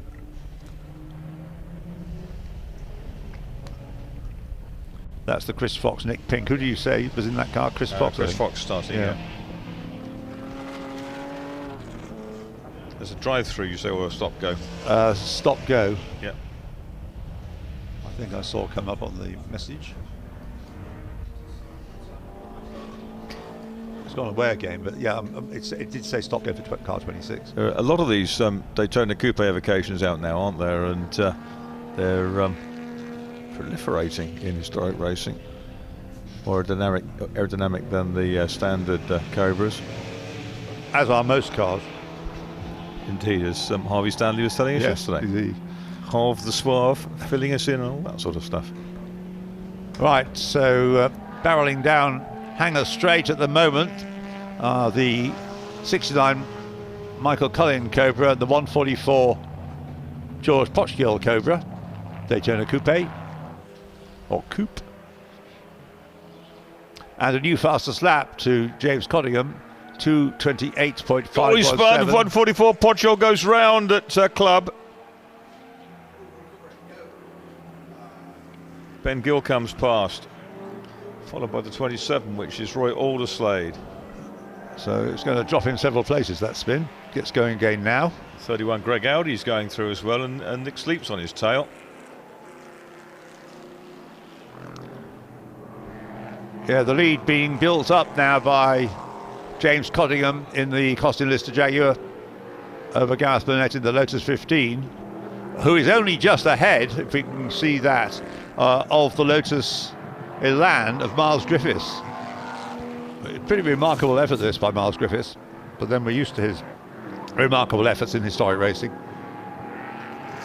So yeah, the second place, they were across the line almost together. And it may well be that by now the Elan has got in front.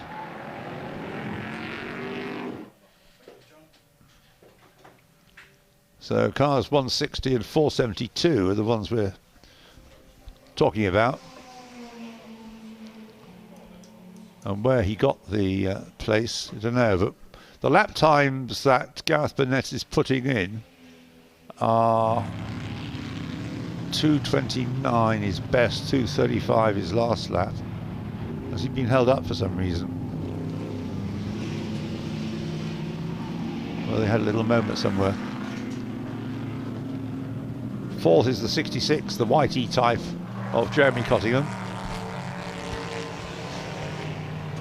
And fifth, still, number 69, the red Daytona Cobra. 144's spin, George Potchgill's spin, has dropped him down to 9th place. Behind Greg Odie in the Shelby Cobra at number 31.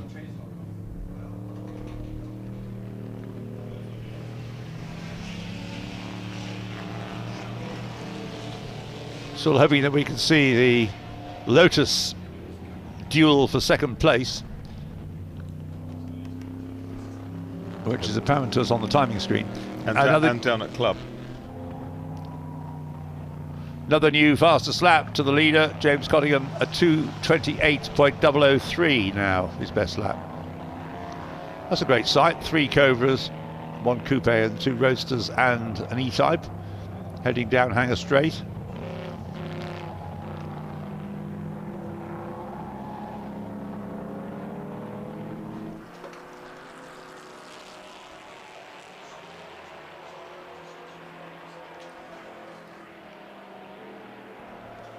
And as they came through this time, yes, it's still going on. This, as I say, it's a shame we can't see this Lotus battle for second place that's going on. Because this time when they crossed the line, there was only 0.3 of a second between them. It was a little bit less last time. The the Jaguar Saloon in difficulties. Or was he just trying to keep out of the way? I think he had a spin. Benjit Desai. Do we know who started that car, Marcus, from your list? I don't, I'm afraid. Near the back. 49. It's one we didn't get a right, okay. for, I don't think.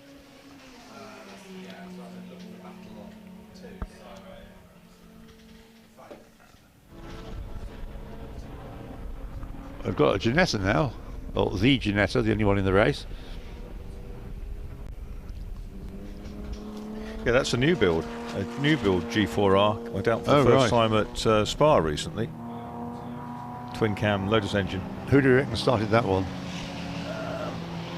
That is the... That's the Ward family. Yes, the Ward family. It's Steve Ward started that.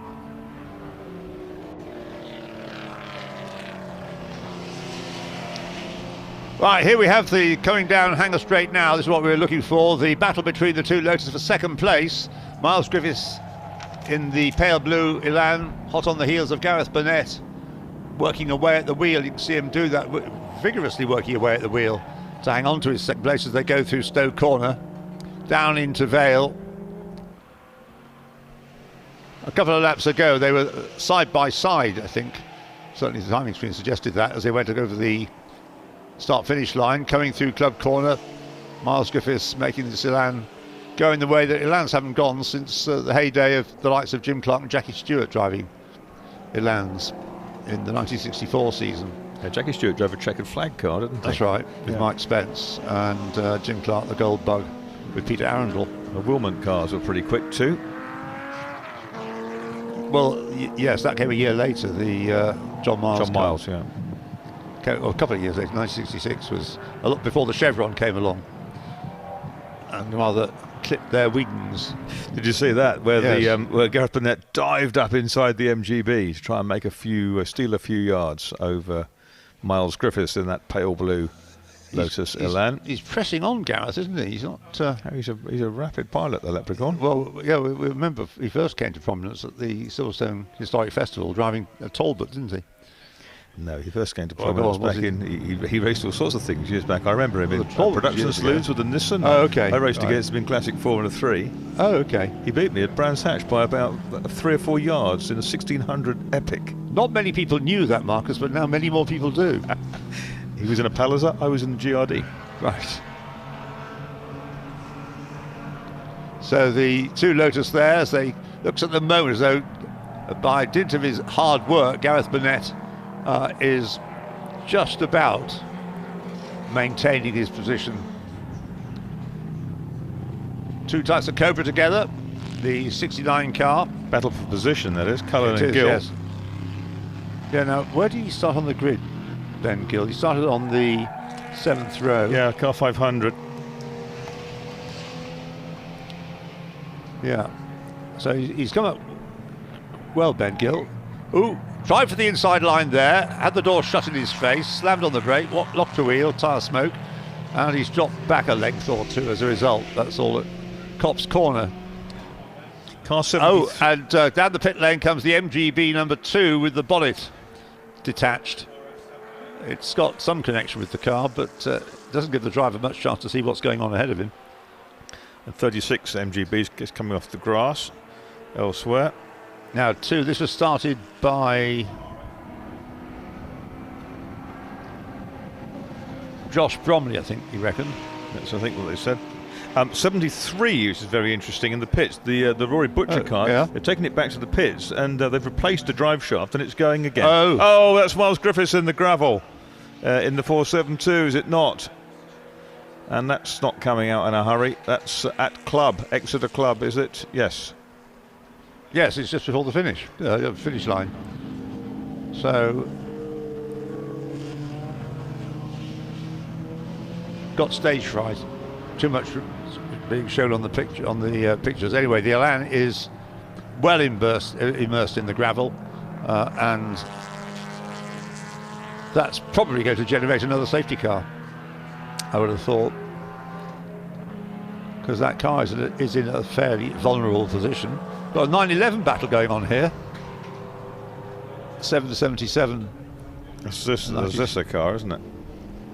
And the yellow car. They've gone each side of the Squire Mustang. 53 is the other Porsche, by the looks of things. Yes, it's down it's almost last actually, number 41. Yeah, number 777 means 41st. Christian Collin, the other, the yellow Porsche. Healy 100 behind, then the Squire Mustang. The Ross Jones Triumph TR4. No. Ross Jones himself. That's not going to go. The Jerry of Marshall's trying in vain. Well, they give it a good go, but I think it's going to necessitate a recovery vehicle, and that, given where it is, I would have thought will call for the safety car. That's going nowhere. And yeah, that's in a dodgy place. The lead at the moment,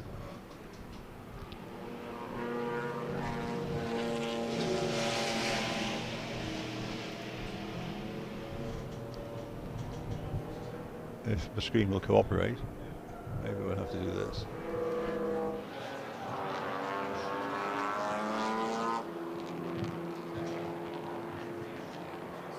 Yeah, the lead at the moment, in fact, Gareth Burnett has just done the fastest lap of the race, 2:27.810. Not yet. The Cobras side by side under the hangar. Yeah, 15 seconds is the lead that James Cottingham has. The two Cobras side by side, and Ben Gill goes through. Yes, because he made sure very, very cleverly that 69 Michael Cullen, the Irishman, was kind of blocked behind the Ginetta at that side of the circuit. Now they're going to go each side of the Ginetta, I suspect, coming down. They do, and Cullen's got back, and he's got back ahead. And the yellow's waved. You can't get back under the wave. Did that flag come before the overtake, or the other way around, Ian? Well, that was double wave yellows. I would have thought there'd be a yellow flag before that as well, but yeah. It's because of this, obviously. Yep. So it's quite a long way off, isn't it? But nonetheless, in a dangerous place. Oh, well, double wave yellows. It's got to be. He shouldn't have overtaken there.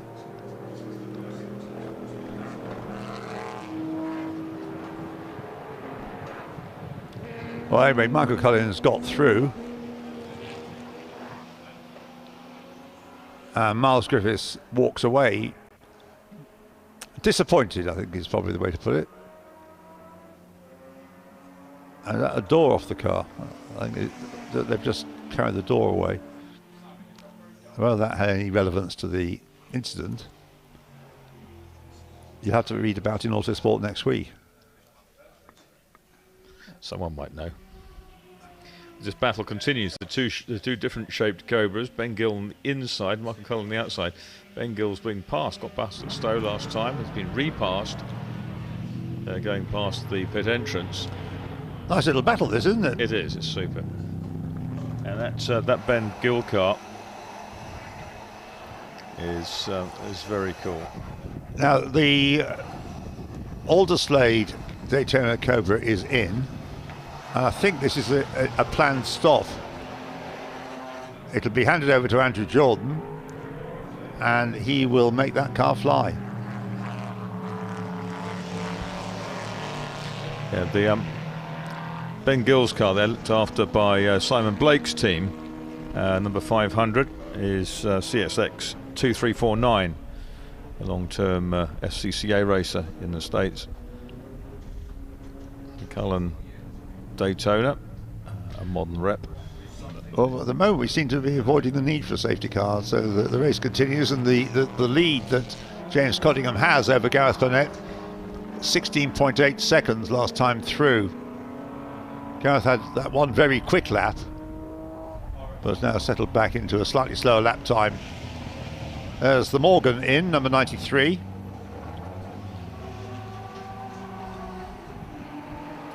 Is that the Wenman car? It is David Wenman driving it to start with.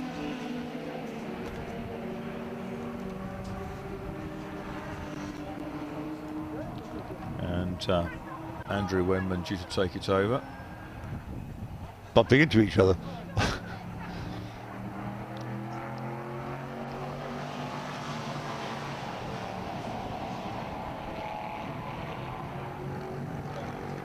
I thought I saw somewhere that refueling is essential, yes, for this. They've got to refuel at one point during the race, one refueling stop I think they're going to have. Well, the Elan is being left where it is, it seems.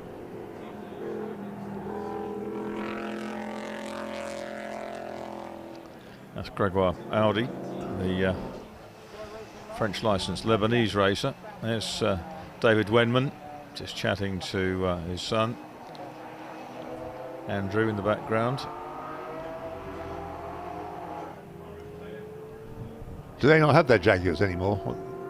David Wayman, of course, had I a think they have various cars. considerable Connaught, collection of didn't they, Jaguars. at one point. A Connaught as well, that's right. 26 back in again. That's the Fox and Pink Elan. Served that stop go earlier on. This could well be. I mean, there's, as I said earlier, no pit stop window as such, so cars will be coming in at varying times. This could be the first routine stop. Yeah, we're 45 minutes into this race, and the beautiful Porsche 904, the Scuderia Filippinetti car, comes in behind of Rainer Becker, the German restaurateur based in London. It was a remarkable car. That was 1964 Monte Carlo Rally or 1965. I think it was 65. Boehringer Finished second. He did. Yes. What was he, a hotelier? Yes. Yeah. In Stuttgart. Stuttgart hotelier. So there's the 66 E-Type Jeremy Cottingham. This was a car that was in raced third in place. the States. That was.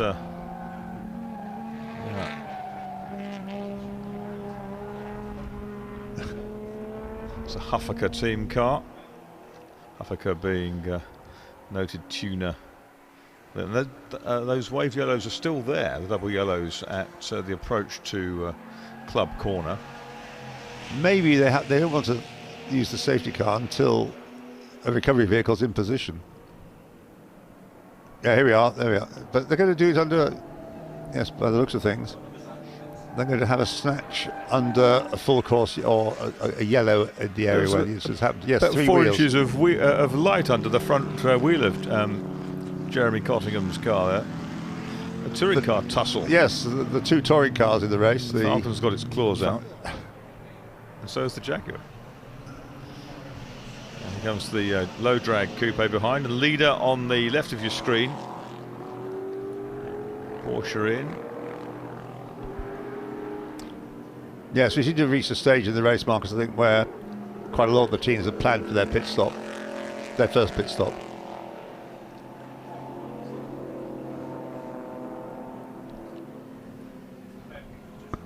And then the driver who takes over now does the middle stint. Can drive up to 80 minutes, isn't it? Yeah, 85, I think. 85, actually, yes. Is the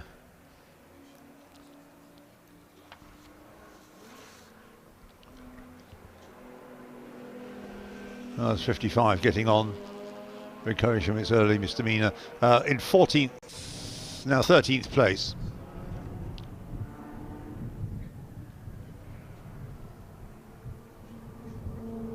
Yeah, Ben Gill now up into 4th place in the 500.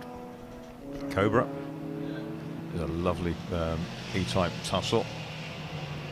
And that's the quick car, that's the Butcher car, isn't it, that had the drive shaft replaced. Let's see if they can find out how many laps behind it is.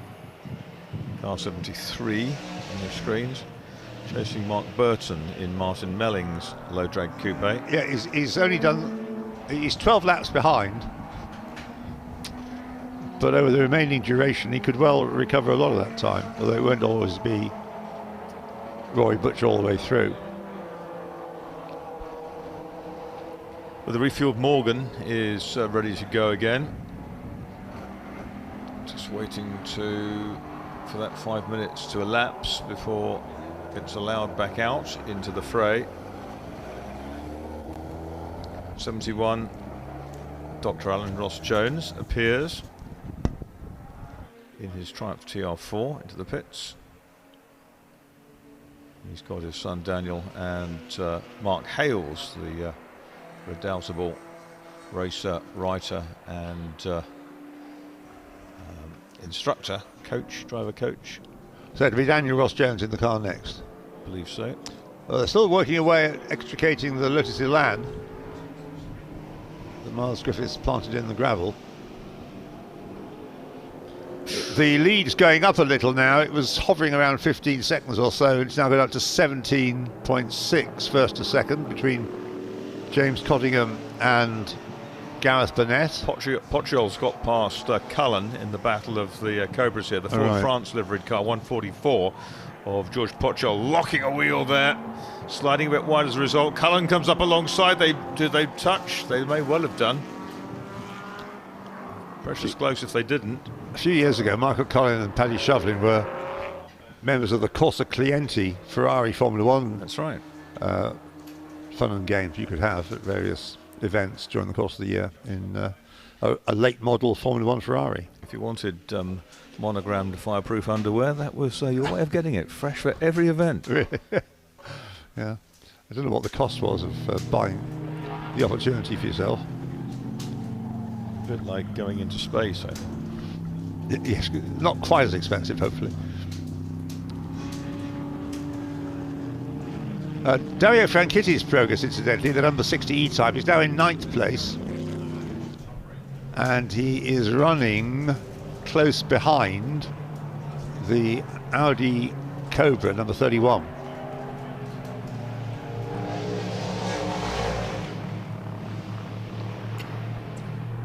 So Daria has the prospect of another place gain or two.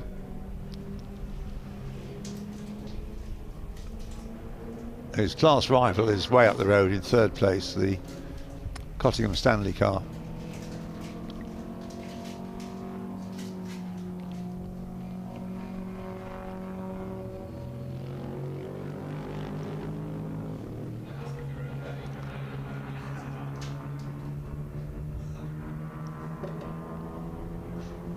So 144 there. George Potchgold recovering from a spin. Followed closely by 69. Yeah, he's got past Cullen. Oh, well, there's the bonnetless MGB. Yes.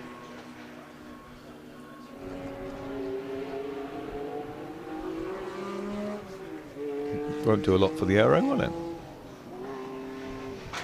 No, but it's otherwise satisfactory. Unless somebody starts dropping things in there from a height.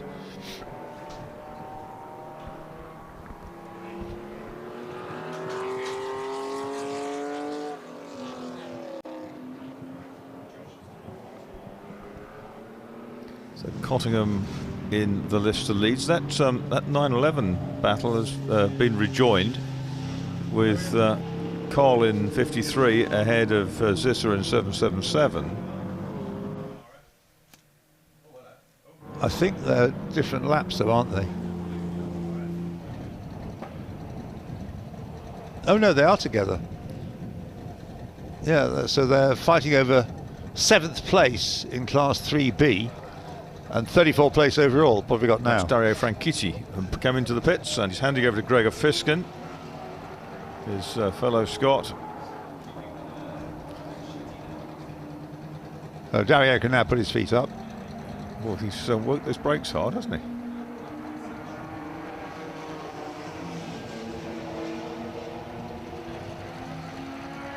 Proudly wearing the BRDC shield. Yes. All 3 drivers aboard. Yes, it's I think the only car in the race that has 3 BRDC members.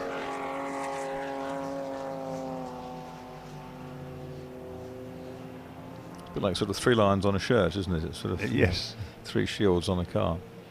Yeah, it's the only car that is complete BRDC membership.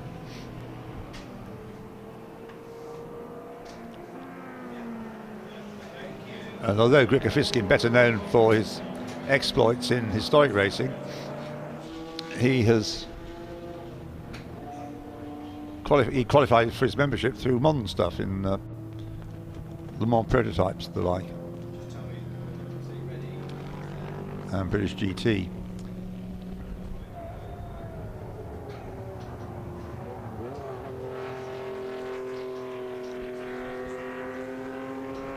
Well, we're heading towards the 1 hour mark, and out front now, 22 seconds in front, is the number 5 Costin Lister Jaguar of James Cottingham, followed by the Lotus 15 number 160 of Gareth Burnett at the moment. In 3rd place is 66, the E-Type Jaguar of Jeremy Cottingham. In 4th place, but now in the pits, is just coming to the pits, the 69 Daytona Cobra Coupe of Michael Cullen, and up into 4th place. In his place comes the number 144 Shelby Cobra Coupe, George Potchgold, which must be due for a pit stop fairly soon, I would have thought. In 5th place is 361, the Shelby Cobra which began the race in the hands of Nick Sleep. And in 6th place is number 31, Greg Audi's Cobra. 7th, this is the first of the smaller cars now, if you discount the Lotus 15. The Lotus Elan in 7th place. And we've got a chance to hear from Daria Franchitti. Hello, Dario. Hello, Lewis. Thank you very much there, Ian. Yeah, just jumped out of the car. The 60 car is Daria Franchitti, 3-time Indy winner. We don't see many of them here at Silverstone. It depends where you hang out. You'd be surprised. Brilliant day. What a load of fun we're having. What was conditions like? Drying up. A couple of damp patches still, but most of the track was actually dry. There was just a couple of little bits to catch out, exit of Maggots Beckett's for instance, so otherwise no, very good. The old E-type was lovely, just not quick enough in a straight line to go by the Cobras, but it didn't diminish the fun I was having. It was really good fun. Yeah, I noticed that there's a dry line on the track. Obviously, if you have to pass anything, you've got to get offline. Is that tricky? Yeah, I mean, that is a problem, but even online at some places, just you hit a bit of a bit of like just a little damp patch online and the car will slide, so you've really got to sort of plan ahead for that a bit, get it to some amazing angles of drift, which normally I can't do without crashing, so it was quite good fun to do that. Yeah, normally you're sort of very precise on ovals, this, that and the other, but obviously with the E-type you're allowed to be a bit more exuberant. Yeah, exactly right. I mean, sideways isn't generally the fast way, but occasionally when you hit a damp patch you get some pretty good angles, and my inner voice is more about having fun today than going quick. So I was letting it drift around a little bit. So got any more plans to, in the future to do more historic racing? I mean, I've done a good bit now with Gregor and his Cobra at Goodwood. I've done drove a GT40 at Goodwood recently, which was just a dream. So yeah, if I can do some more, I probably will. Well, that's great. And looks as though car 60's about to go out with Gregor. So are your brother back in? Yeah, Marino's going in at the end. So my job was just not to lose too much time being the rookie in the team, so mission accomplished. Okay, thanks very much. Back to you in the studio. Thanks, Lewis. But new to this team, yes. The Lotus Elan I was talking about, the Scriver car, which is started by Will Scriver, we reckon, 149. Running now in 9th place, ahead of the number 55 Cobra.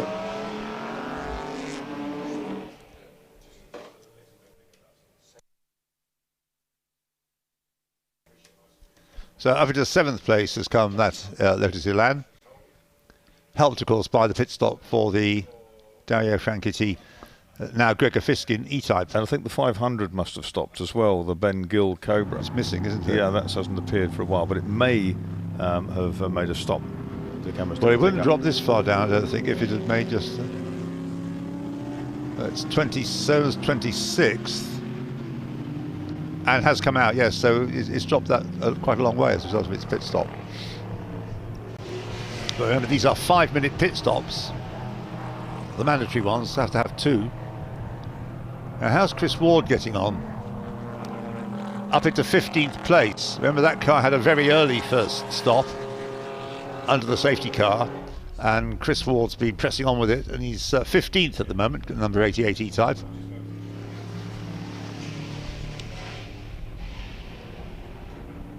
Now, why is the 27 Alderslade Andrew Jordan car so far down? Can we remember a reason? Well, we reckon it could be the pit stop, but that's dropped it a long way down the order. Anyway, there's Chris Ward now, the 2 Jaguars, the saloon, about to be lapped by the fixed head coupe E-type.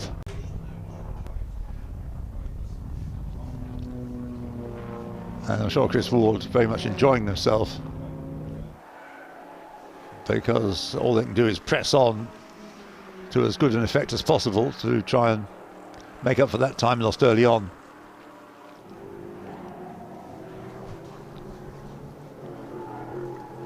They've got a better chance of recovering a good position than has the car that was started by Rory Butcher, the number 73 car, which is back out now in the hands of William Paul.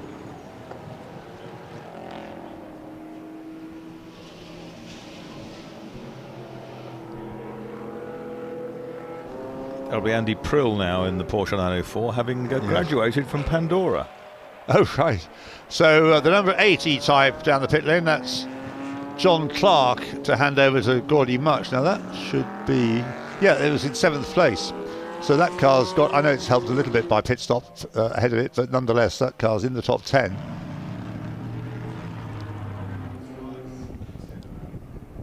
Yep, there's Much climbing out of it. Yeah, so John Clark will take it over. Gordy having started the race. John Clark, hugely experienced driver. These days of historic cars, these many days, but previously raced in the British Touring Car Championship in a BMW.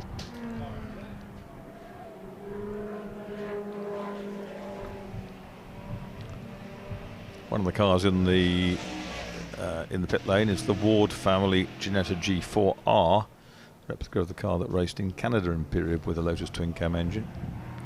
There is the Much and Clark E-Type.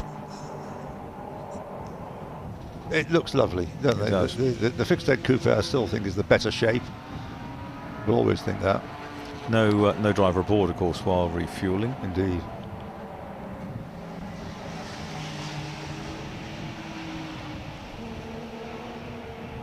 George Potchgold has just done, in the car that's currently in 4th place, the 144 Cobra, has just done that car's best lap, and he's followed by another Cobra that's just done its best lap, the number 361, which is Nick Sleep, I think I'm right in saying, to begin with. It's yet to stop that car. Yeah.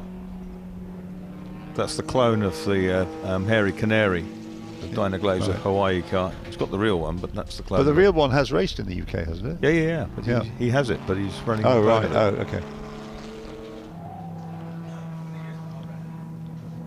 And Ben Gill, the Ben Gill 500 Cobra is back out on track. Now in the hands of Ian Dalgleish, Canadian. Leader on your screens, representing our event sponsor DK Engineering. David and Kate Cottingham founded that back in the 1970s, and this is their son James. Doing a very good job. He got that spin out of his system on the first lap and has been pressing on to very good effect subsequently. Yeah, and he's got Massimiliano Girardo to take it over. What's his pace going to be like? Pretty decent. I mean, he races the Cobra pretty well, and races the Delara as well that they share with another SP1 Judd. So really, the way things are going, unless some glitch occurs, they are looking good. I suspect that Max Girardo won't quite have the pace of James Cotting. He doesn't have the experience, but this car's new to them, pretty much new to them, and we will see.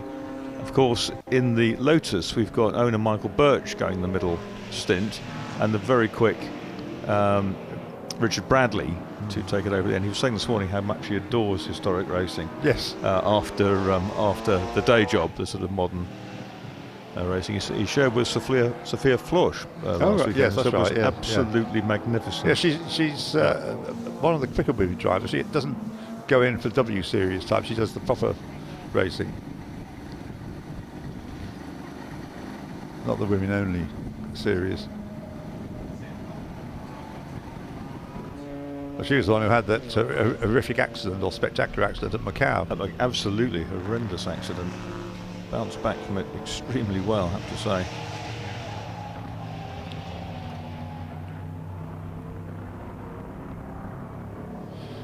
say. Healy and Cobra running side by side down Hanger Straight.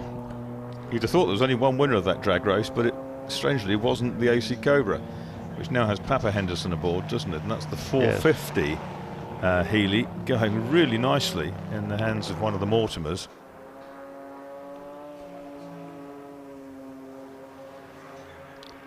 Yes, do we know which Mortimer started? Mortimer J was the starter. Jonathan, right.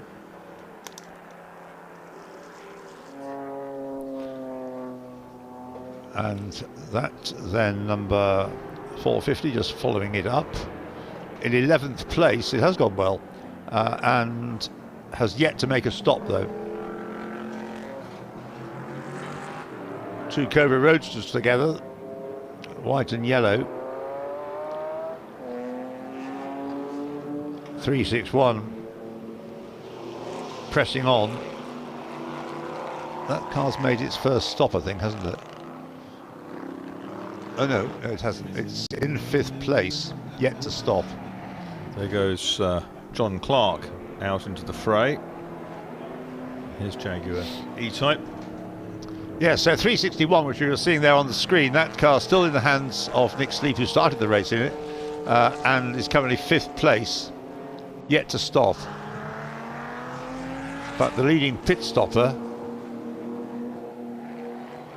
it's the Kent Ward E-Type number 88, which made that very early stop under the safety car.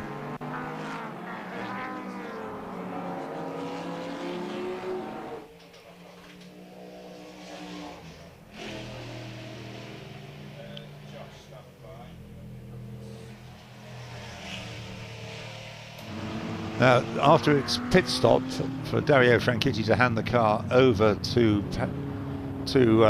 Gregor Fiskin, the number 60 E-Type has dropped down to 21st place. But we're going to see this yo-yoing up and down the order for loads of cars because of the way in which the pit stops can unravel markers. Gregor Audi Cobra there with a little bingle in the rear right corner. A little bit too close attention. 44 and the Morgan there having a good little tussle. 44 Jaguar E-Type. That's Simon Drabble, yeah. Unless it's had a pit stop. And in from 4th place, George Pochol in 144. He's driven a great stint. One of the Pochol boys, Paul the father, George and Tom the lads who raced. Yeah, 44 started by Drabble. It's had its first pit stop.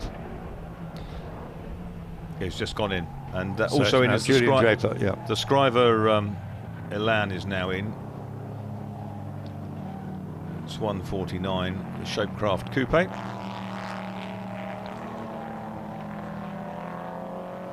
Well, the driving rotation for that car sees Wilf driving first, wasn't it? Yeah. Michael in next, FIA Thoroughbred Grand Prix car champion, driving those 72, and a big moment for the 93 Andrew Wenman in the Morgan, but he gets it all sorted out. Is the Triumph TR4, was its pace just slightly reduced? It didn't look to be going at full racing speed, you're right. No, I think it's broken. I think there's a problem for the Triumph TR4 of Daniel Ross Jones. Well, at the moment it has the appearance of a car heading back to the pit. It's going to get there, but not much further. Yeah.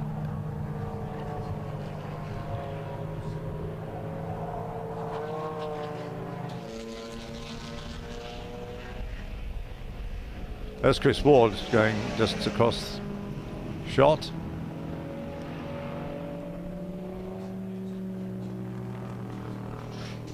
And that car, number 88,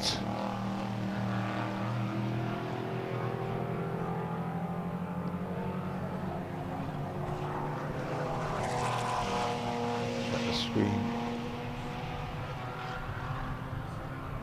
88 now 10th. Chris Ward doing the long middle stint, I assume. In fact, last time around, Chris has done the best lap for that car. The fastest lap still to the credit of James Cottingham in the number 5 Costin Lister Jaguar at 2:26.403. He's currently lapping in the 2:26s, only a fifth of a second off that pace on his last lap. Is he, what, 1 lap or 2 laps behind the leaders at this point? Oh, sorry, I was still talking about number 5. Which one? The car of Ward.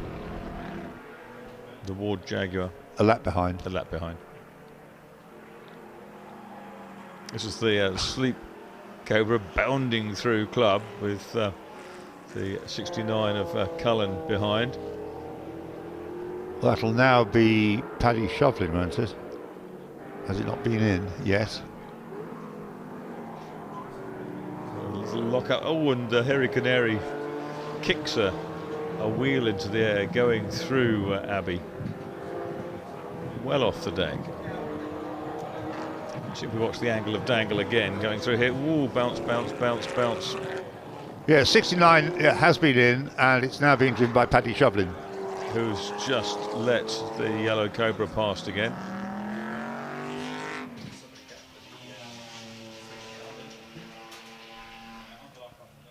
Now the Yellow Cobra number is...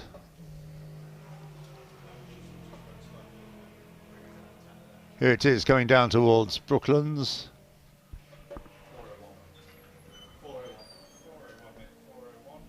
That's the car that's running in 4th place. Sleep, Montgomery and Wickham.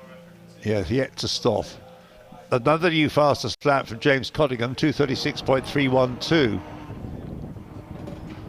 The Healy there, great looking car, number 450.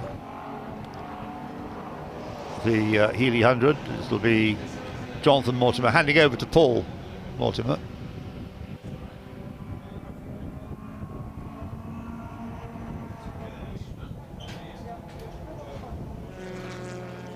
Also in is the number 144. That's George Potchkill, and his replacement will be, we reckon, Matt Wrigley in that car, number 144. Watch for a white and green helmet.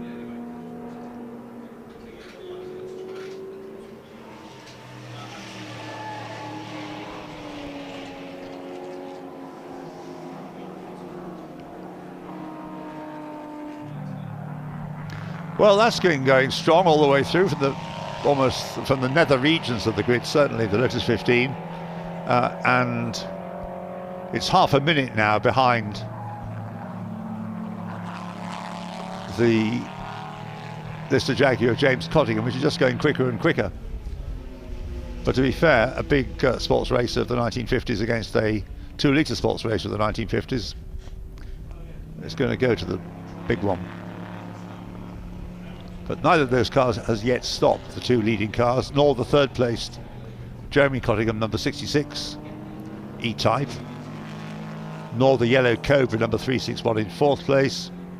Or in 5th place, we now have number 84, which is the Reed Gom Andrew Keith Lucas car. Who started that one?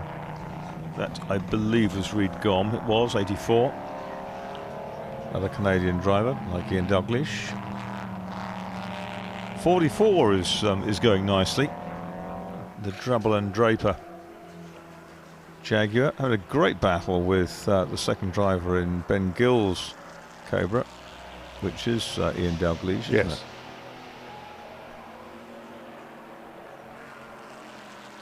Yes, Julian Draper has taken over from Simon Drabble in number 44. Simon Drabble's lad did some Formula Ford, didn't he? Alex Drabble. Yes. Also comes out occasionally in historics. Had a Reliant Sabre 6 at one point. That's right. A little bit fed up with it, braking. Oh, and 72. That's the Cook and Stanley, is it? Cobra. In trouble? Yes. Cook and Cottingham. Yeah. Or Cook and Stanley. Cook and Stanley, according to the list we were sent from organisers earlier on. Well, whoever it is, it's now parked. And there's a recovery vehicle we can see on the screen. Heading off to get stage it. right here. To go and collect it. That's Andy Jordan in the 27, isn't it? This car started by its owner, Roy Alderslade, sometimes Janetta racer. Yeah, well, it's in 14th place at the moment, so there's a lot of work for Andrew to do over the next hour.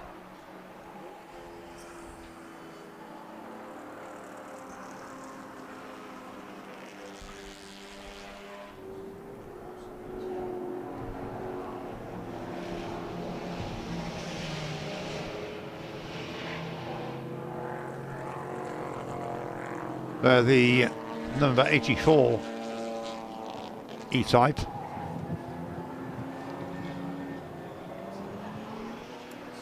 That's Reed gone. I think into the pits has come the 77 Ford Falcon, which is Alan Greenhouse. And 3-stop strategy for the whiter land, number 26, Fox and Pink. Yes, talking of lands, I think that maybe it's another one. Maybe it's another one. Miles Griffith's got Nick Sleep-In, isn't it? Number 361. Sleep-In, that's from 4th place at 28 laps. He's driven a super stint. Yes. Dyna Glazer for why, Marcus? What do you know about them? I think they make car polish. Gives the impression that they do, doesn't it? Like Nigrin Autopflege. I wouldn't know about that.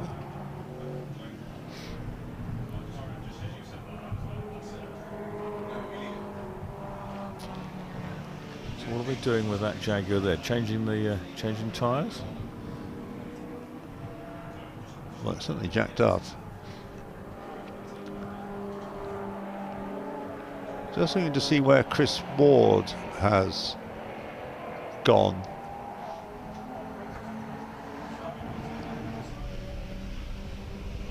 Down in 16th place, so that's made it second stop.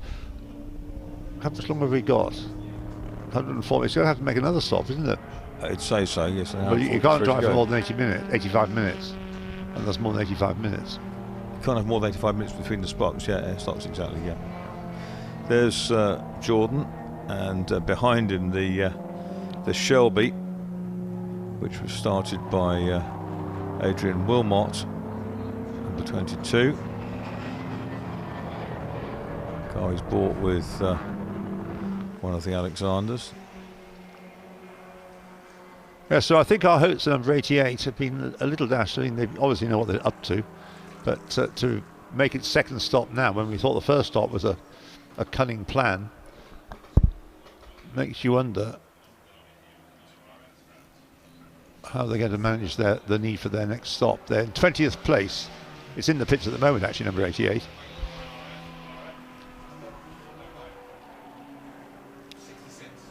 '66 car. Got news from the pits from Lewis Beals.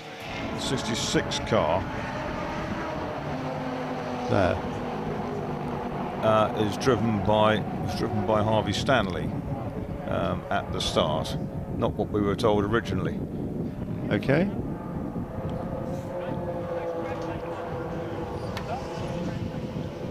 So he's done all that work and hasn't received the praise for it. But that's only go on what you're told by the officials of the meeting. So Harvey Stanley, that's news from Lewis. Thank you, Lewis. What else can he tell us? There's some more.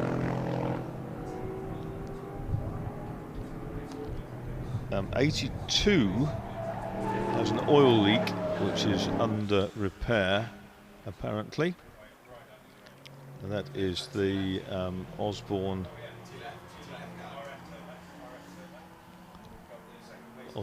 Ward and Smith car.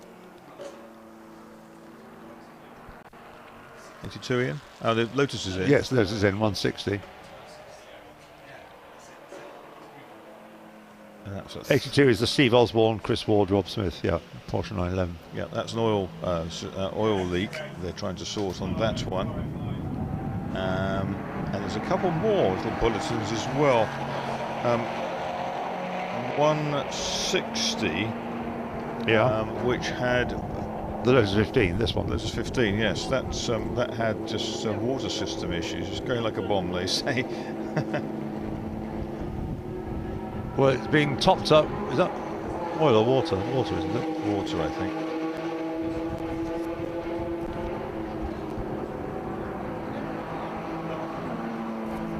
Not a lot to a Lotus. That'll be fuel going into that one, but it's had some water system issues. So that was the car that was running in second place. Obviously, it's going to lose out, perhaps only temporarily. it was 41 seconds behind it was the leader. It was a water pump issue causing some overheating, but that's cured and it's going really well. And 88. Leader comes in. So after, apart from blotting his copybook on the opening lap, James Cottingham into the pits from the lead of the race, a comfortable lead of the race, a 42nd lead of the race, as he heads down the pit lane. Yeah. 88 has had a problem with its steering column, which is the Kent and Ward car, and they're replacing it apparently, or have replaced it.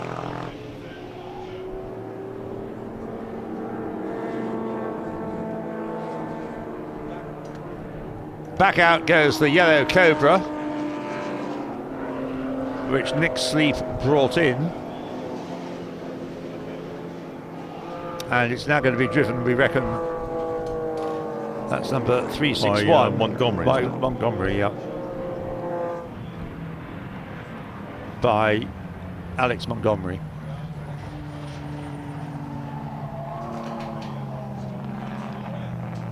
That's Elan that we see behind the... Oh, we're not going to see it behind the Cobra. It's the ex-Jackie Oliver car, is it not? Maroon Elan? That's another one, no. Oh, it's a different one, right. And that's Max Girardo in the blue helmet. We saw him in a rally Porsche at Goodwood, among other things. So that's the lead car in at 31 laps. Fuel going in.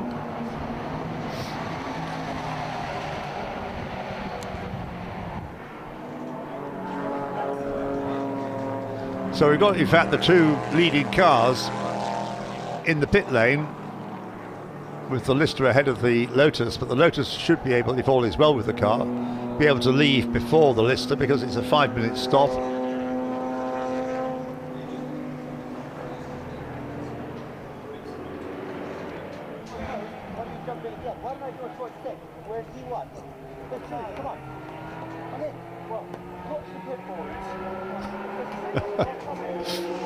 Quite an animated discussion going on. There's some psychology going on there. I think so, yes. Yeah, psyching yourself up. And that's Barrichello getting into the Lotus. Michael Birch with his Rubens Barrichello crash helmet. It's his car, isn't it? It's his car. Yes.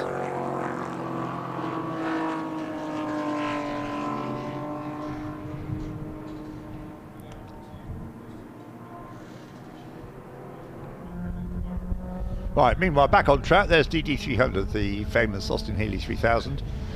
Yeah. Started by Carsten LeBlanc, now driven by Christian van Lanschot. That was another early stopper, wasn't it, under the safety car? Yeah.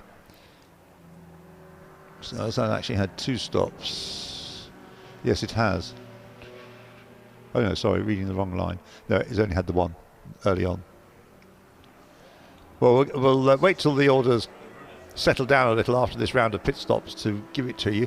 There is hardly a car, in fact there isn't a car that has yet to make a pit stop. Some have made pit stops for reasons unconnected with it being a mandatory pit stop, but I think you can say that everybody has now made their first of 2 mandatory stops. The Cullen Chauvelin Cobra running hard. DD300, David Dixon, the Curie Chilton car. Looking strong. There goes Michael Birch. Out in the Lotus. Yeah, you may think that his head is above the rollover hoop, but of course in period the car didn't have a rollover hoop at all. There you go. And here's the glorious Porsche, and that's Andy Prillit's preparer driving it now. Based over in Halstead, in Essex. Called Porsche Classics.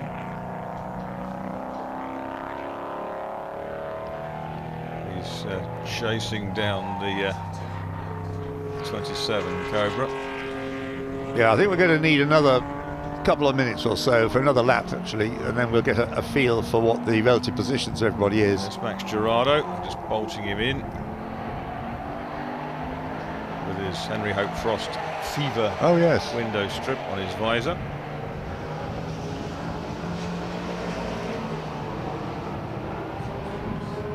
He's raced this car before, presumably. I don't know that I've seen them in it before, but that's not to say they haven't. I wasn't at Spa recently where they were.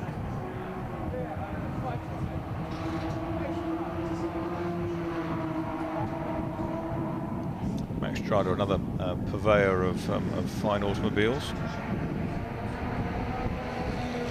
It's a good way of being able to afford to go racing one yourself. Tells me I should have done it about 30 years ago. I was just thinking that, Marcus. But I wouldn't have had the pleasure of sharing the commentary box with you. You've got your Formula Ford Merlin. No longer, sadly. Oh, it's gone, has it? Oh, right. Right, so Michael Birch then in the Lotus 15. I don't think we'll see quite such spectacular handling of the car as you saw from Gareth Burnett.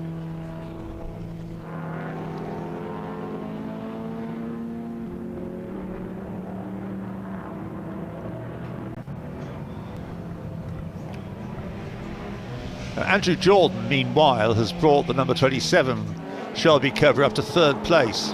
Here's Max Gerardo out number 5. Don't think he's going, as you were saying earlier, I don't think he's going to match the pace of James Cottingham in that car. We'll see. I mean, Cottingham's best lap is the fastest lap of the race, isn't it? On a 2. It's a 2:26.312, the fastest lap. And the best lap by the Lotus 15, a 2:27.142. By Andrew Jordan, a 2:26.959 in the number 27 Cobra. So Jordan right on the pace, as you'd expect. Yes. Out of the cars in the front group, they're much the quicker, so they're also going well. It's Matt Wrigley now, isn't it, in the 1:44 Cobra, and he's just on that car's best lap. So Matt Wrigley is perhaps one to keep an eye on. That car currently in 5th place, but quite a bit of ground to make up on the car immediately ahead of him. And of course they do have Oliver Bryant to finish off. As their secret weapon. So yes, indeed. If indeed you can have a Spa 6 Hours winner as a secret weapon. That's quite. An RAC TT Celebration and Goodwood winner. And by the same token, Gregor Fiskin going through in his there's Michael Birch.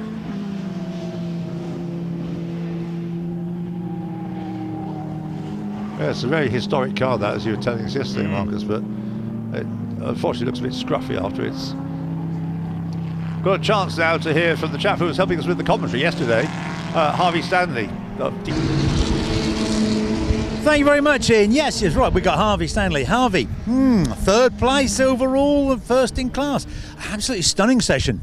Yeah, I enjoyed that. We started, I think, 9th, and it was sort of hectic first couple of laps. There were a couple of Cummings together in front of me, and then it was sort of 2 or 3 of us took a bit of a lead from the pack, and then I got past the Daytona Cobra that I was battling with, and I really did not expect to be leading the race.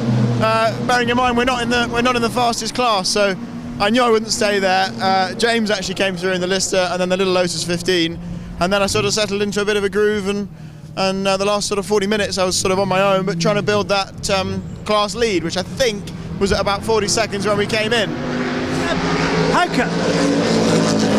We'll let them go by. How come you could get past the Daytona? I was talking to Dario a few minutes ago. He said they're a bit too quick for the E-types. Yeah, well, normally they are, but I guess the boys have got the setup right, because it's not dry out there, but it's by no means wet. I mean, it's dry on the line, but it's greasy if you put any sort of foot off, and even where it is dry, it's low grip.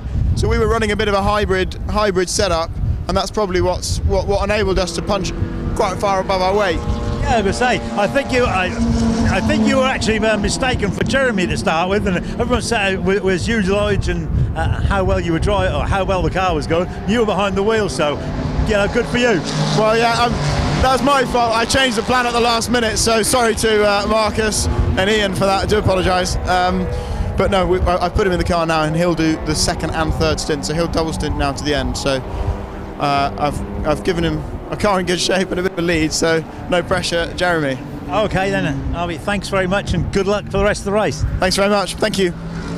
Back to you in the studio. Thanks, Lewis, for listening to that apology from Harvey. Yes, he was good to have up in the commentary box yesterday, but yeah, he did confuse us. But he's admitted, Marcus, it was his decision at the last minute. Indeed. Yeah, there you go. And but some of these teams play games, you know, don't they? I know. They do like to confuse their rivals, and they certainly confused us because we were just going what we were told by the officials. There we go. Anyway, we now know that car will be now driven by Jeremy Cottingham to the end. The car number 66 that's running so well, the pre-63 spec E-Type, the Huffaker car. And here's Max Girardo. You can see some of those little kind of slightly damp patches still that that Harvey Stanley was talking about there. And we'll see how the lap times compare between Girardo and Birch once they get sort of into their rhythm. Now, who do we have down for 72? Because that was... Oh, it's a Cottingham, isn't it, who's going to take that car over? Not Harvey. Well, 72 we were told was going to be Cook to start with, and then Stanley, who's Cook's regular co-driver. And of course, that car broke, didn't it? It was off at the side of the circuit, so it may be that it's still broken. Yes, okay, so he doesn't got a car to drive. Well, up front then. So we can hear from another star of the race so far, James Cottingham. Lewis? Okay, thank you, Ian. Anyway, it's really hard to hear when some of those cars come by. James, yeah, we're back, we're live. Anyway, you just jumped out of the Lister and you had a nice lead there. Yeah, it was quite an exciting opening lap. I think I started 7th. And this weekend they've run the rule, it's go on the red lights, not when you cross the line. So I just pulled out, just went for it when the red lights went out. And yeah, I managed to get P1 sort of by turn 1 or turn 2 with Rory. You know, he outbraked himself and I thought, well, I've got this under control. And then into the complex in front of the BRDC, I did the left and then into the right, and I just slightly too deep. And the car's got so little lock that as it rotated, I hit the lock stops and that was it. I'd gone completely round and I was watching the whole field go past, and because it's got so little lock, I had to put it in reverse and go on the grass to do a 3-point turn. So it was a bit of a battle from the back of the field. And just before the safety car came out, I caught up behind the 2 Daytonas or behind Harvey. I saw the safety car come out, so I thought, oh, that's annoying, they haven't picked up the leader. And then I thought, oh, no, Harvey's leading the race, brilliant, that's a good DK effort. And then after the safety car came in, just picked through the guys and got my head down, pulled out a 15-20 second lead, and then just sort of was easy on the car because it's a 50 sports car. And as I was going around, I was just thinking, this is so good, why aren't there more 50 sports cars doing this race? You know, when I was a kid, that's what I used to watch racing so much, and it's really, really cool to be able to do such a long stint in an old car like that, because we don't get to see the races in them anymore of that sort of length. Well, yeah, but I think you've covered everything we need to know. So are you going to go back in for the third session, or is Max going to do a double stint? Well, I was due to jump in a Cobra, but the Cobra unfortunately has broken down on circuit. So, you know, yeah, we're leaving our options open. We'll see how Max gets on, see how his pace is. It's his car, so I'd love him to get the most enjoyment out of it. But if it's looking a bit close, I might jump in for the last stint. You never know. Okay, James, thanks very much. Before you go, Lewis, thank you very much. Cheers. Lewis, before you let him go, tell him... I think Max has just spun. He's under pressure. Okay, thanks very much. Back to you at the studio. Thanks, Lewis. Yeah. So, even as you were interviewing the first driver of the car, owner of the car, James Cottingham, so Max Girardo was having a spin. Did you pick up which corner it was, Marcus? It looked like Stowe. Right. Oh, that's a bit quick.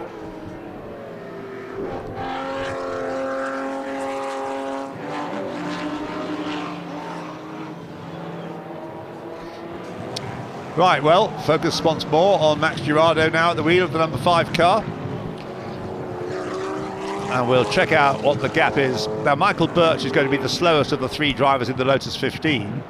Andrew Jordan, of course, is still hammering on in the number 27 Cobra Coupe. And in 4th place is Matt Wrigley, who's no slouch, in the number 144 Shelby Cobra Coupe. And behind him in 5th place is 66.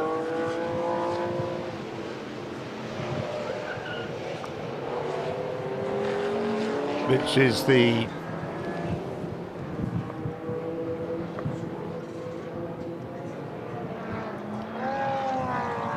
Cottingham Stanley car. Now in the hands of Jeremy Cottingham.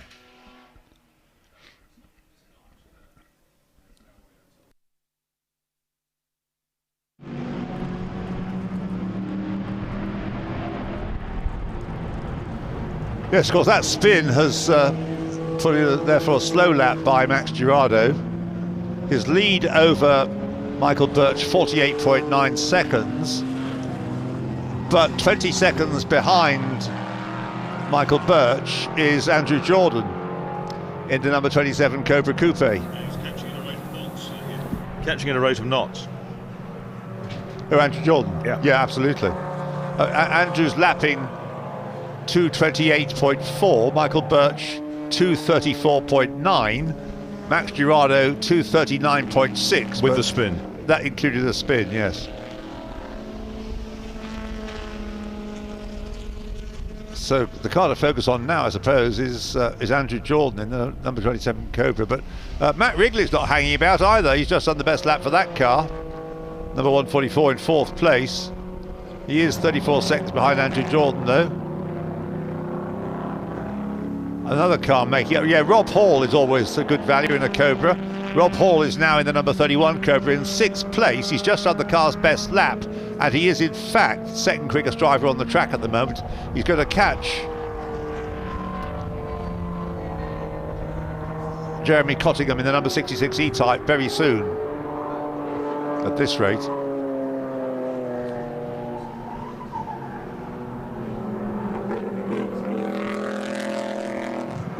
Yeah, Max Girardo's next lap was a 2:30.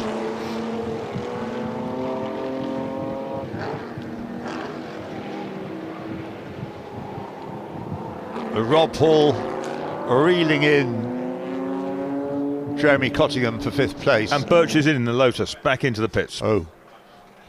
Now, this could be scheduled, because there's less than 85 Absolutely. minutes. And Richard Bradley will be into this. Good spot. We're just a minute and a half into that, aren't we? But it's a 5-minute stop again, isn't it? It has to be a 5-minute stop, that's right.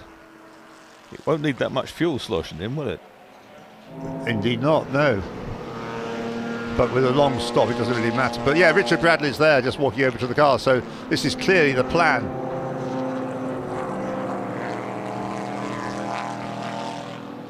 Gareth Burnett and Richard Bradley, both quick drivers. Richard, a pro driver in the European Le Mans series.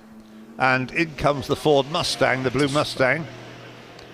That's the Squires, isn't it? Richard Squire. Michael, who you got as a start driver for that? 5 laps only by Birch there. The Squire car was started by Michael Squire. Thank you. Yeah, Michael Birch, remember yesterday, he was going to share the car with Richard Bradley, but when Richard came in after starting the race, he stayed in the car. So Michael, very happy to see his car do well. Historic car that it is. If it means he doesn't get to drive it that much, well, the car will get the results. Now that looks like stop and go. The Irish car. Is it? Or is that their pit? It's right at the very end. It's sort of down by where the stop and go area is, isn't it? No message about stop and go. Okay, good. Let's hope not. Cut 7, had that engine change overnight. And it's what? Dick Prothero car. And we were told, didn't he? Lewis told us something about that car's problem. Yes, that had a steering column issue, didn't it? It's down in 39th place, so it's out of the running now, I'm afraid. Which is a shame, but they had their result yesterday. Well, obviously, with this pit stop by the Lotus, the pressure is relieved on Max Girardo for the moment. Andrew Jordan, 12.7 seconds behind the Lotus. He'll pass it next time through. So that'll put Andrew Jordan up into 2nd place. But still some way behind the leading car, Max Girardo, who's lapping around 2.5 minutes, 2:31 last time. so about 3 or 4 seconds slower than James Cottingham in the car.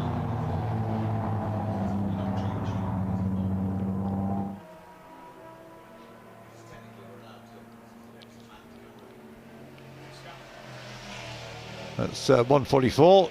Matt Wrigley pressing on well in the white Cobra Coupe. And that is moving him up because of the pit stop by the Lotus, up into 3rd place. Richard Batty looking very serious about the job in hand.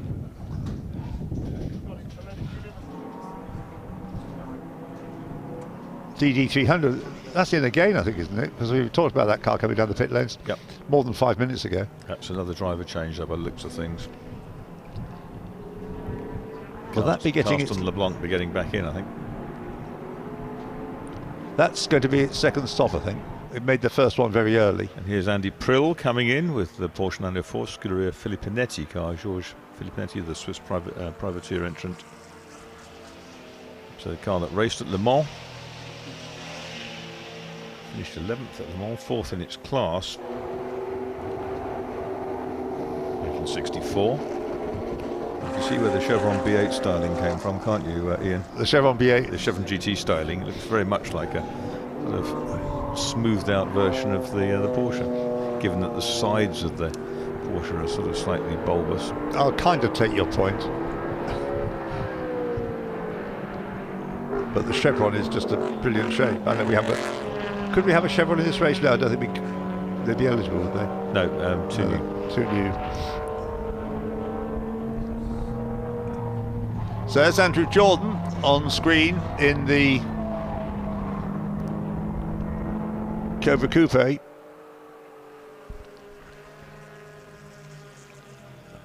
TVR's headed into the pits, the red TVR.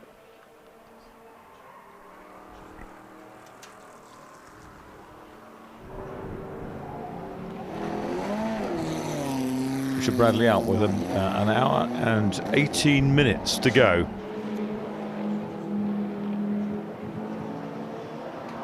They've obviously done their sums, haven't they? Because that's 78 minutes, which of course is less than 85. So as long as the Lotus stays reliable, it'll get to the end. A bit smoky, the Elite, wasn't it? It might have just been a locked wheel.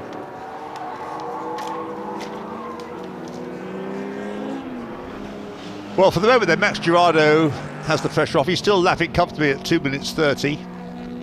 Consistent lap times. Obviously the Lotus has dropped down the order because of that 2nd and final pit stop. So 2nd is now the 27 Andrew Jordan driven Cobra Coupe. He's 1 minute and 3 seconds, 1 minute and 3.5 seconds behind the leading Lister, and lapping 4 seconds a lap, or 3 seconds a lap quicker.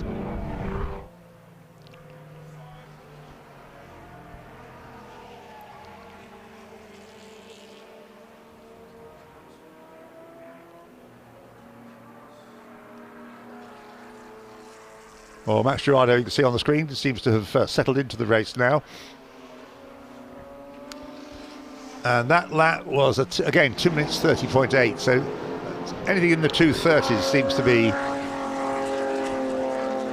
quite comfortable for Max Girardo. As long as he doesn't blot his colleague up, then this should be the winning drive, the winning car. Rob Hall, yes, Rob's just done the best lap for his car, which is now in 4th place at number 31 Cobra.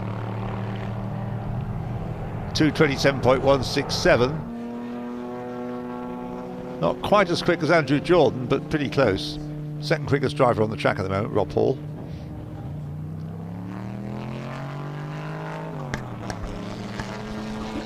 That's Matt Wrigley in the 144 Shelby Cobra Daytona Coupe. 31, that's Rob Hall.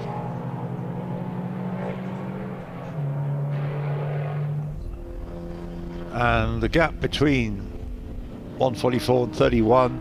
It's half a minute, 32.147 seconds.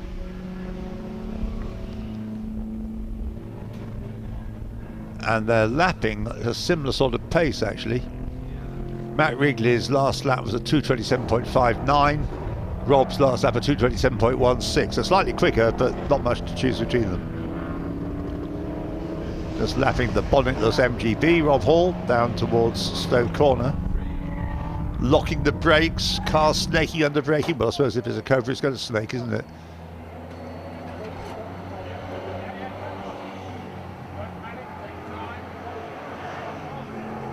And the car that started from the front of the grid, Rory Butcher, has brought that delayed E-type into the pits that had that drive shaft failure.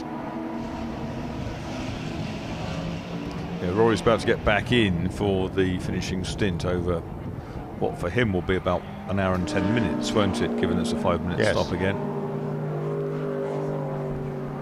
Andrew Jordan, unrelenting pace here, 2:26.640 is his fastest lap, and it's very close to the fastest lap of the race by James Cottingham in the Lister Jaguar.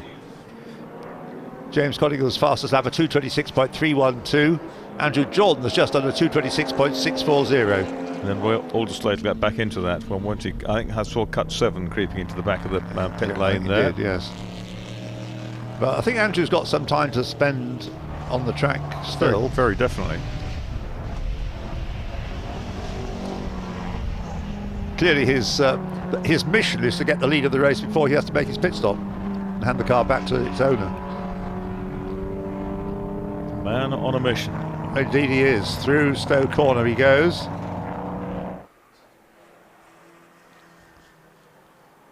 And not only driving very quickly, but also, and on the limit, but very neatly and tidily. Comes through to complete another lap. And what sort of time? The fastest lap of the race. The fastest lap of the race by Andrew Jordan, 2:25.652. And the gap is down to less than a minute now, 54.5 seconds. Can he keep this up? He's lapping nearly 4 seconds quicker than the race leader. But he's going to have to hand back to Roy Alderslade, who's clearly not an ex-BTCC racer or a current BTCC racer. No, he's okay, but he's not an Andrew Jordan. No. Former BTCC champion, of course, Andrew Jordan. Stood down this year from driving. Felt that at his stage in his career, it wasn't right that he had to go around drumming up sponsorship to get a drive, buy a drive in the BTCC. There he is through Brooklands, followed by the Porsche.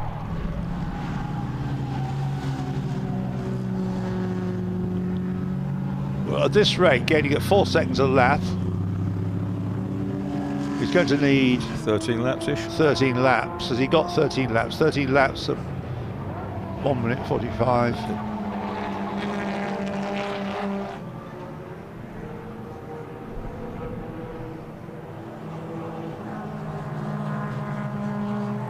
No, I think he's going to have to. I think he'll run out of time before he can get the lead at this current rate. Doing some quick mental arithmetic, which I won't divulge because it could be wrong, but I think it's about right. But it's great to watch. Andrew really is reveling in this car, which he has raced, of course, already this year.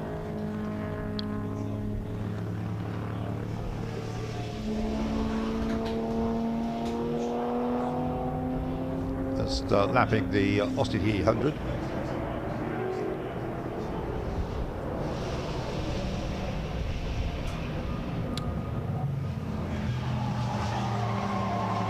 And of course he has to make another stop. Imagine that the leading car also has to make another stop. John Clark coming in, number 8. He has to hand back, presumably, to Gordy Much. It's one of the Valley Motorsport team crew. Overseeing the stop. John climbing out, Gordy hovering to take over.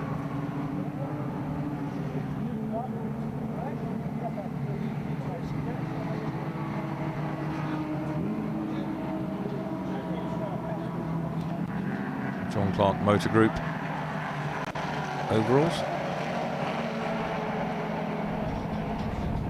As an alternative to much motorsport overalls. There you go. John Clark's dealership spread over Scotland, Aberdeen, Dundee areas, and represent many marks. From Hadrian's Wall to John O'Groats, perhaps. Indeed. Yeah. I don't think the dealership at John O'Groats does a lot of business.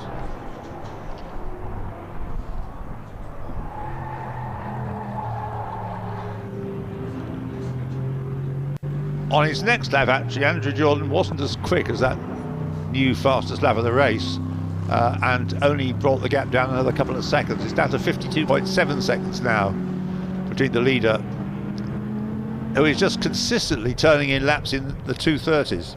2 minutes 30, 2 minutes 30.3, 2 minutes 30.2. It's what you expect from a consummate pro, though, isn't it? The car, if it's working well, he can be super consistent with it. In fact, Max Dorado's been very consistent with the Lister up front, just not matching James Cottingham's times in it. But you wouldn't expect that.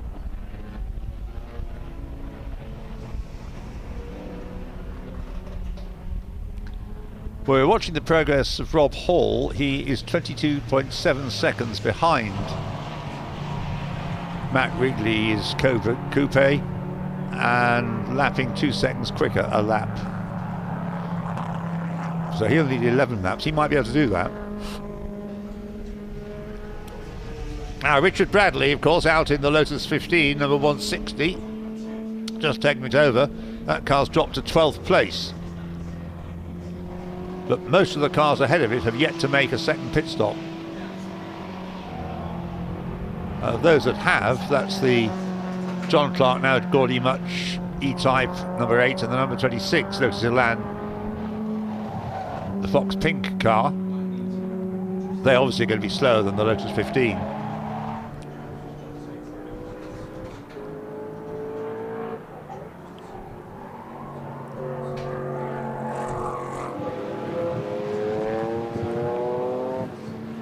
Well, the weekend may have started off with some grotty weather each day, but certainly now, Marcus, it's turning out for the time of year, end of October, clocks having gone back, very pleasant really. Indeed. Autumnal afternoon here at Silverstone, home of British motor racing. I was just sort of watching the pictures and thinking, well, the circuit is in as good condition as you could wish, apart from the occasional little bits of water, dampness, but it looks in almost perfect condition. Ready for the Walter Hayes Trophy next weekend. Max Dorado thundering down towards Beckett's, meanwhile, sliding the Lister Jag Costin through. Yes, he's clearly got into the swing of things, as you say, not quite as quick as James Cottingham, but he's in this consistent 29s last time round, wasn't he? Just into the 29s, 2:29.7. But another new fastest lap by Andrew Jordan, 2:25.647. The gap's down to 48.69 seconds.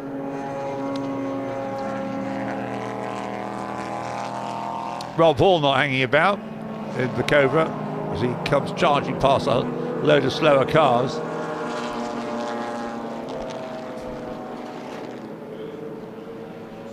Rob 24 seconds behind the 144 Matt Wrigley driven Cobra. And chance once more to hear from Lewis. Lewis, over to you. Oh, thanks very much, Ian. Yeah, just trying to find you. And we've got Gareth Burnett. Gareth, you started the 160 Lotus. Yeah, real good stint, and you've done your 2 stops. So I suppose technically it puts you in the lead. Hopefully so. I'm not quite sure of the final detail, but it looks damn close. Yeah, well, you're 14th when I looked on the timing screen. But the first of the 2 stoppers, a 5-minute stop plus in and out. That's about 2 laps. So it's going to be close. Very close. Yeah. Fingers crossed. Yeah. So what were conditions like this morning? The start of the race. They were slightly down patches, like very greasy in places. We just had to be a bit careful. We started right at the back, P36. Like by the 3rd lap, we were P10, then P6, then P2. But the car was just absolutely stunning. The car was an absolute pleasure to drive, and the sun was shining. I really had a lovely hoot of a time out there. Because Richard Bradley's out now because you've done your 2 stops. He ran it in the Stolen Moss Trophy, but ran into problems when he was leading on the last lap. Yeah, we had a problem the last lap. The car died. The temps were high. It was the old pump drive shear. We didn't realise we changed a lot of things overnight. Then we went qualifying this morning, and it was overheating again. That's when we sort of stripped the water pump, fixed it with just a sheared Woodruff key, fixed that, and it's all mint. Well, that's great news. Good to see you, Gareth. And okay, and thanks very much for your time. Thank you. Back to you in the studio, Ian. Thanks, Lewis. Good to hear from Gareth then. And the progress of the order. We've got a slightly curious feature on the screen at the moment. In the leader is shown as having done 41 laps, and the cars that are in second and third places are shown as having done 42 laps. But there can only be a glitch in the system, I think. Anyway, the gap first to second, assuming that 5 should have been credited with 42 laps as well, is 45.6 seconds. Another lap in the 25s, though, by Andrew Jordan, 225.896. So that was 4 seconds quicker than Max Girardo. Now through he comes and goes through the timing beam, and he's shown as having done 43 laps. So 41 goes up by 1 lap to 43. And all is well. And Max Girardo bringing his times down into the 28s now, 228.6. Still 3 seconds slower though than Andrew Jordan. And to focus on the Lotus for a moment, Richard Bradley now in 10th place in the Lotus 15, number 160. And has just done, Richard Bradley has just done that car's best lap of the race. Not the fastest lap, but a 226.981.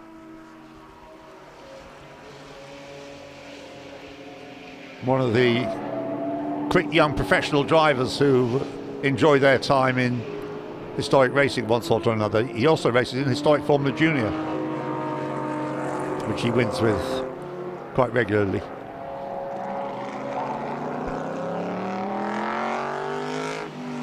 So there's Andrew Jordan having a ball. I think he's probably got a big grin on his face as he passes cars on just about every corner, but all done a world away from the crash bang wallop of the British Touring Car Championship.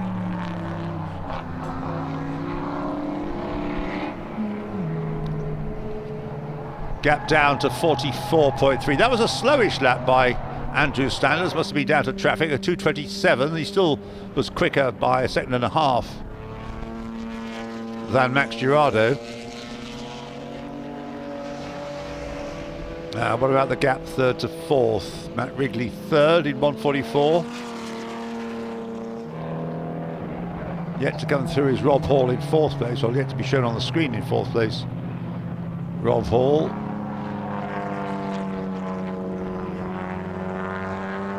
There he is, 22.5 seconds behind, lapping a little bit quicker than Matt Wrigley, but not that much. This is the Franchitti car, isn't it? So Gregor Fiskin brought it in. Marino Franchitti will now finish the race in it. There's an hour and 2¼ minutes remaining. So we're nearly at 2/3 distance. And we'll attempt to run down to the order if we don't get distracted by something happening on the track at the 1 hour mark.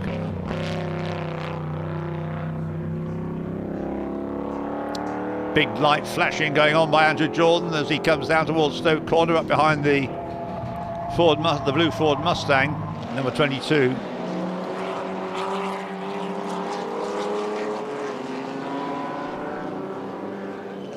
Yeah, what was the order for that car? Third. Yeah, so at the moment in it, number 2, the second driver, I mean, Mark Farmer.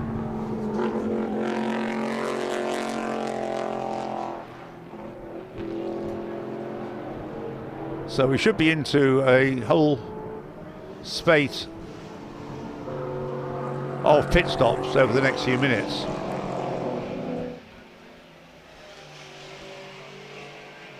Andrew Jordan 42 seconds, 42.4 seconds behind the leader. Down the pit lane comes the white Porsche 911, number 59.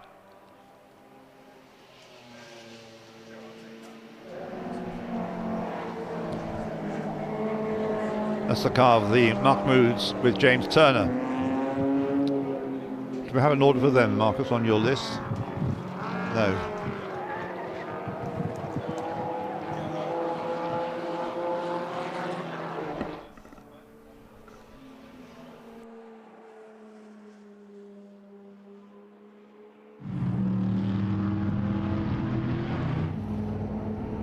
There, so Galal Mahmoud should be bringing the car into the pits.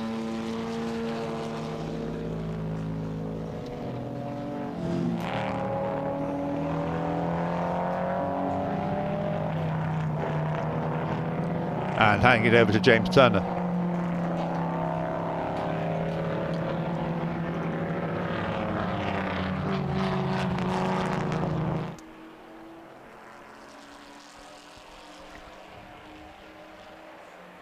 Well, there's our leader then coming into club corner. Max Girardo has done excellent job so far. Fast, safe, had that one early spin, but now he's got used to the car, the conditions, going well.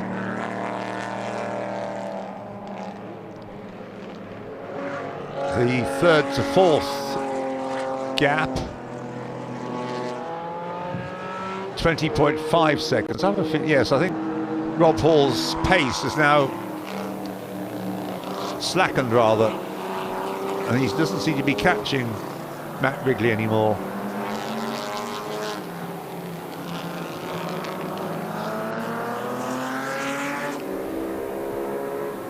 Had a good shot just then of the Costin Lister car when it appeared in 1959 with the body designed by Frank Costin. Didn't go down too well with the drivers accustomed to the what's become called the knobbly Lister Jaguar. It's a bit bulkier. Didn't really enjoy quite the same success, possibly partly because Archie Scott Brown had been killed and he was the famous Lister Jaguar driver, but always of a knobbly, never got his hands on a Costin car. Another new fastest lap by Andrew Jordan, 2:25.500. Gap down to 38.3 seconds.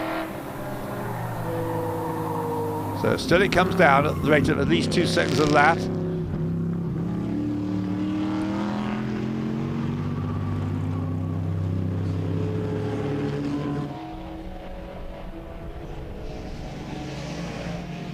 The 69 Cobra has been kind of sitting there worrying Girardo for the last lap, pretty much, and that's flying along. That's the Cullen and Chauvelin. Yeah, it's Paddy Chauvelin. Oh, it's been in twice, that car. In which case it's Sam Tordoff driving. Yes, the pink helmet of Sam Tordoff. Yes, it's been in twice. Yeah. So Tordoff now driving that one. It's in 13th place, but there's the blue Mustang slowing down. It's eaten a cone, which is underneath it.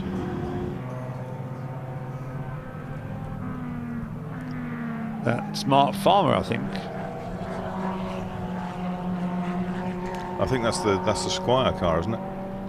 Looks like the Squire family car. 221. Oh, not 22. Okay. No, 22 is a white Shelby. Right, so it's the Squires. Okay, well, the order then, in the lead, number 5, Max Girardo in the Lister Jaguar.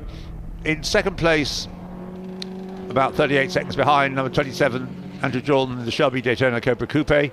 In third place, number 31, is the Shelby Cobra Rob Hall, pressing on. In fourth place, number... it was the Matt Wrigley, but I think that stopped, hasn't it? Yes, Wrigley stopped. Yes, so in fourth place, number 1... can't be number 1. In fourth place, number 66, is the now Jeremy Cottingham E-Type Jaguar, ex-Harvey Stanley. In fifth place, number 361, in the hands of its second driver at the moment, but soon to make a pit stop to hand over. So 361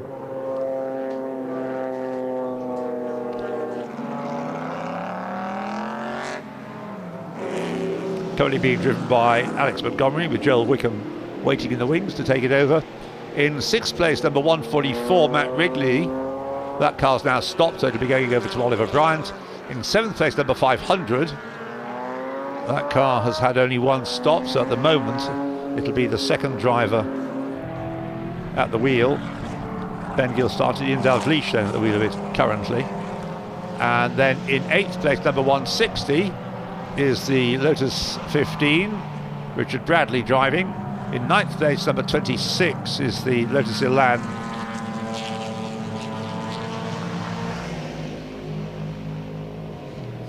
of Chris Fox and Nick Pink. I think it'll be Nick Pink and Chris Fox will be taking it back at the next stop. In 10th place is 55, which will be due shortly to stop Martin Melling to hand over to... And is now coming in. Oh, there it is on cue. Jason Minshaw will take that car over in 10th place. Well, it won't be 10th when they leave the pits, obviously. In 11th place is number 69, Sam Tordoff, now having taken that car over, the red and white Shelby Cobra Coupe. Better lap for the chaser, Andy Jordan, now 32 seconds behind. He's taken a bunch out of the new fastest lap of the race. When I started giving these countdowns of his fastest laps, one after the next... and the 17 Cobras spun and stopped. Henderson family cars going again. Yeah, when I started doing these laps of Andy, that's the Gavin Henderson, Rory Henderson Cobra number 17, of Andy Jordan, they were in the 226s or 227s even. He's now down almost into the 224s. 225.059 last time through. How many more laps does he have? Well,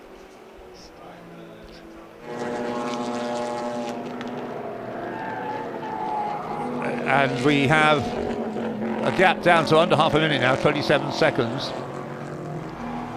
27.672 seconds. Slow lap there by his normal standards by Max Girardo. It was a 2:33. Into the pits is the 8080 type. That's the one that's had all its problems, the Richard Kent Chris Ward car. Kind of lost track of who's driving it. It's Richard Kent back in it now. Green overalls, it would be... it's Richard Kent, I saw his crash on it. Right.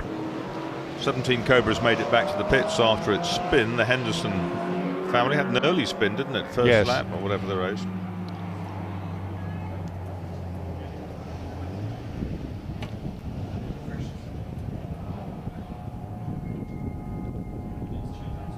It looks as though they've...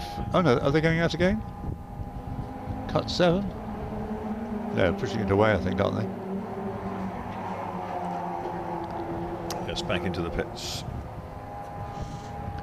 And in terms of time, we've got just under 53 minutes to run. The car we haven't mentioned, so let's do so, because it's leading its class, is the Lotus Elan number 441, which has been going nicely in the hands of Robert Barry and Steve Monk, regulars with the Historic Sports Car Club in the Gas Trophy and so on, but they are now 13th. So Max Girardo, here he is. The gap down to 27.6 seconds last time through. Traffic for Andrew Jordan to negotiate as he comes through Luffield. So this won't be one of his fastest laps of the race. As he was going through Beckett's, now he's coming down the Hanger Straight and into Stowe Corner. Something's getting a bit squealy in my ears.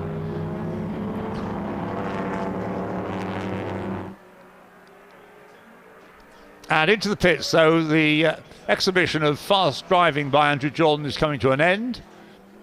And the car will go back to its owner, Roy Alderslade, because Father Mike, Andrew's father, decided not to take part.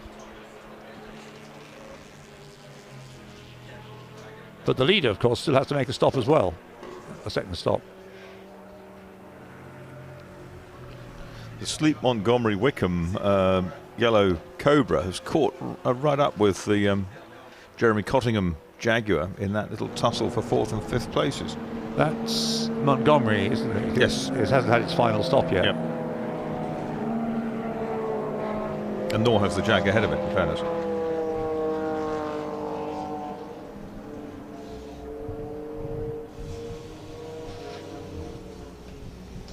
So Andrew Jordan is out of the car and will be replaced by Roy Alderslade, another former Ginetta racer. Yes, he won the Chairman's Cup Series one year, didn't he? So there's Max Girardo hurtling down towards Beckett's, then through the little left kink at Maggots, right into Beckett's, left, and there's another right, and then the left out on through Chapel Curve onto the Hangar Straight. What's the history of this Lister Jaguar? I've not seen it before, so I mean, I saw it the first time this morning, and right.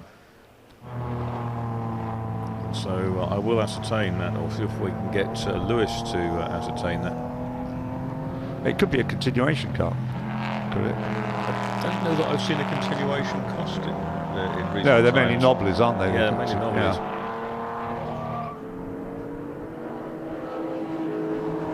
Tordoff's charging along, isn't he, in the Irish Well, Cobra? good touring car driver. So he's 10th now. He's just done that car's best lap of the race. A 2:25.424, not much slower than Andrew Jordan, actually. Oh, and there's Richard Bradley going autocrossing in the Lotus. Caught up in traffic, was he? He sort of looks across, and sort of vague. What on earth was that all about? At those he was lapping.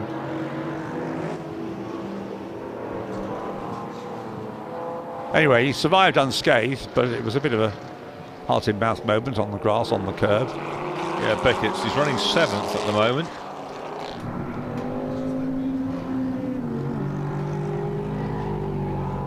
But that is the leading double stopper, apart from the Alderslade Jordan Cobra, which is in the middle of its second stop. Exactly, which hasn't emerged yet. But that car has done 40. What, the Alderslade Jordan car has done 48 laps, and the Bradley Lotus has done 47. Yes. So that's going to kind of, there's double wave yellows and yellow flashing lights. What's happened? Well, that's still for the clearance of the 221, the Squires Mustang, which we quickly saw there, corner of our camera.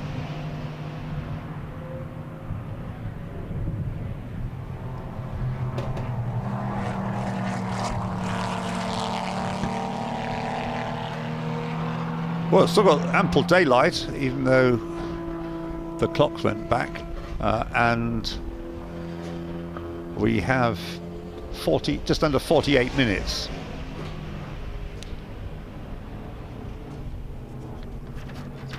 Up to second place has gone Rob Hall now in the number 31 Cobra. That car's got to make a second stop, of course. It is 1 minute and 44 seconds behind the leader. But it's been going well. Rob Hall, notable driver of Cobras and other historic cars, in particular various Matra sports cars and Formula 1 cars, historic Formula 1 cars. Yeah, Max Girardo is certainly getting to the he'd be sorry to have to come in. He's certainly in a fast groove now in the leading car. Yeah, he's absolutely no need to panic. He's got I think he's just a good enjoying situation. himself. Yeah. Yes, his lap times are, oh, there's the going back up by our window. At Woodcote. At Woodcote. We can't see the track, but we can see a Mustang on the trailer being recovered. Richard Bradley. Oh, and that's a problem for the Fiskin team by the looks of things. Yeah, flame out the front, under the bonnet. And the Lotus is broken by the looks of things. It looks like the Lotus 15 has hit trouble and is out of the race. This is at Copse Corner, so he's got some way to go to get to the. It's pretty much where he hit the problem for the first time yesterday. Yeah, a little bit further around the lap, but not that much further. That's Marino Franchitti trudging away from the Jaguar that's parked up, and Richard Bradley's broken. That's 2 BRDC members gone in 30 seconds. He's trying to get back to the pits. Into the pits has come 151, which was the Wilkinson and West. Olivia Wilkinson and Richard West. Olivia started it.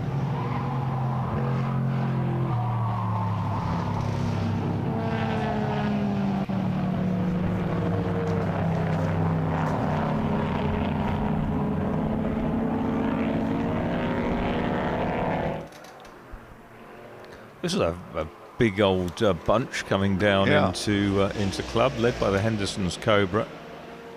Which is a little bit behind, but there is the 144 Daytona Cobra, which is now in the hands of Ollie Bryant. He's just moved up to 7th place, because of course the Lotus, that's because of the Lotus 15 problems. And the Franchitti E-Type Jaguar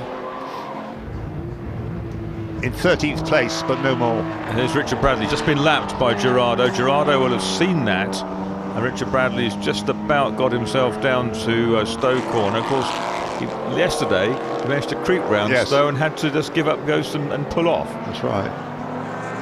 But hopefully, he's made it back.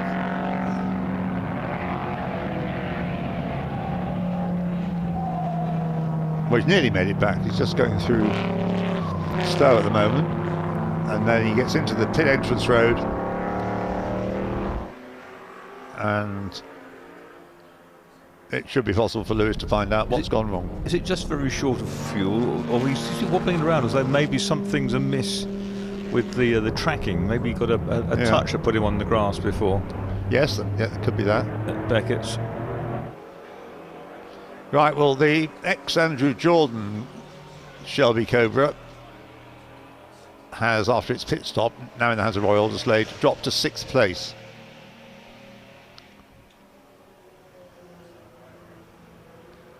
It's got any more races in prospect this year? They're now going to tidy it up and make it look I think it'll look lovely again very shortly. And here comes the Lotus 15 then of Richard Bradley.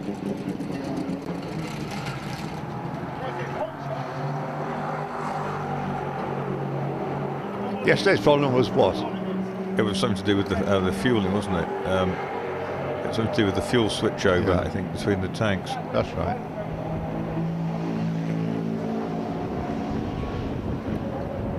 Maybe when it went over the grass and over the curbs and the grass at Beckett's. Oh, look at that! The rear wheels all it's become detached. Something in the suspension is very loose.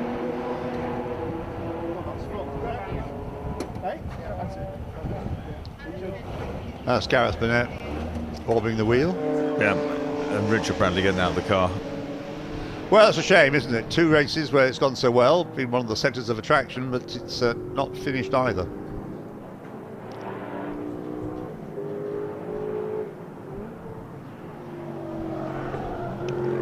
But back in the day, the Lotus 15 in the hands of the likes of Graham Hill and Cliff Allison and Alan Stacey was the car to have in sports car racing. Not long distance much, but the shorter races in the UK particularly. Yeah, something could be said of Lotus T70 in sort of That's right, a decade later. Yes. Very, very good by and large for a short sprint race.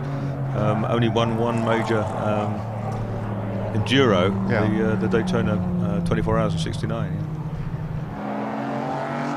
Oh, what's going on here? Zissa Porsche's had a big hairy spin by the looks of things. It's going again. The smoke from which is still settling.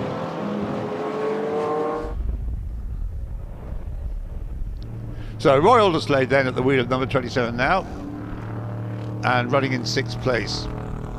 And in the lead is the Max Girardo in the number 5 costed body Lister Jaguar. 2nd is Rob Hall in the number 31 Cobra. 3rd is 361, which for the moment is Alex Montgomery, but it'll become Joel Wickham shortly. 4th is, could be a Cottingham one too, is Jeremy Cottingham in the E-Type number 66. 5th is number 500, which has yet No, it has now made its second stop, so that car has probably gone back to Ben Gill. 6 is 27 Royal. Say no, he's certainly gone 5th because of the pit stop by the Gill Dalgleish Cobra. 7th is 144 now, Ollie Bryant in the Shelby Cobra. 8th is 69 Sam Tordoff Shelby Cobra. 9th is 160 currently in the pits and will likely stay there. That's the latest 15 Richard Bradley brought in. And 10th is number 84. First time we mentioned this car actually. So number 84, the Reed Gom, and then Andrew Keith Lucas, low drag coupe E-Type.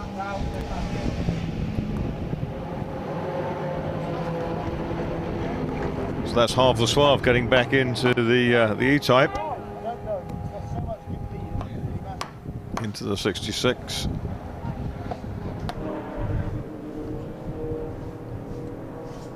Got a wallop on the copper mallet just to tighten those wheel spinners up. And that's an early spec E-Type. It's not a, it's not one of the sort of semi-lightweight cars that the later spec is in this race. Meanwhile, Max Girardo carries on out front, just coming into club corner.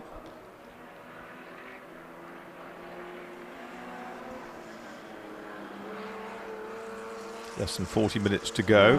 Still, that car has to make its second pit stop. One of the few now which hasn't been in for a second time. The Mortimer's Austin Healey, I think that's just come in, I thought. Anyway, it's yet to make a second stop. But everybody else has.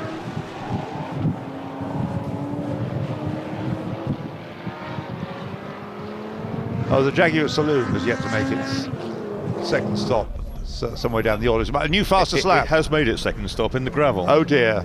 And Ollie Bryant has just set the new fastest lap of the race at 2:24.925 in the 144 Shelby Cobra Coupe. So in the battle between him and Andrew Jordan for the fastest driver of the day, Ollie Bryant's now got it. Yeah, and that car's into its last stint now. So yes, that's right. Yes, they were one of the earlier stoppers, I think. That's becoming a major threat. Well, not for the win, I don't think, but it's going to become a candidate for the podium. 5-minute stop for the car the leader ahead. Well, yeah, but that's 2 laps. Well, Cottingham and Stanley have made their.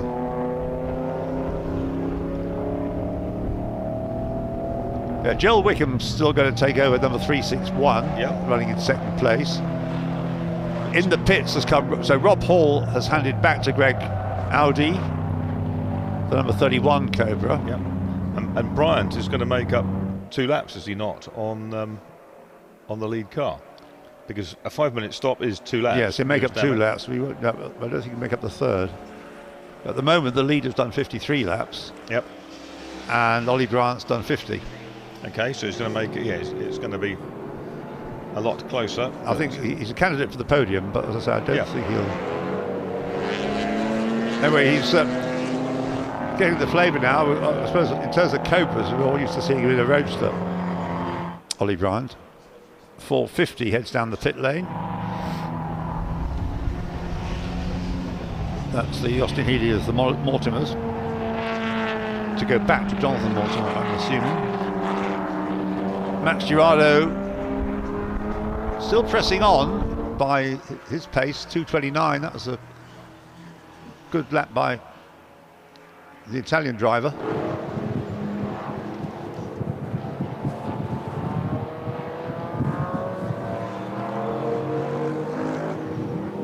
And yeah, Gordy Much enjoying himself in John Clark's E-Type, climbing down the inside there of the number 17 Cobra, but in fact that's behind him anyway. Gordy's next target is, or it's in the pit, so he'll pass that easily, is the Scriver Elan.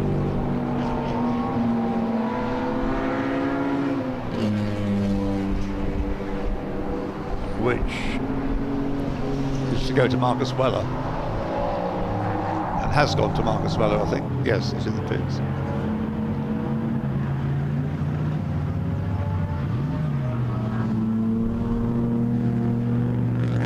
So yet to stop are the 2 leading cars, numbers 5 and 361. Everybody else has made their second and final stop, final mandatory stop.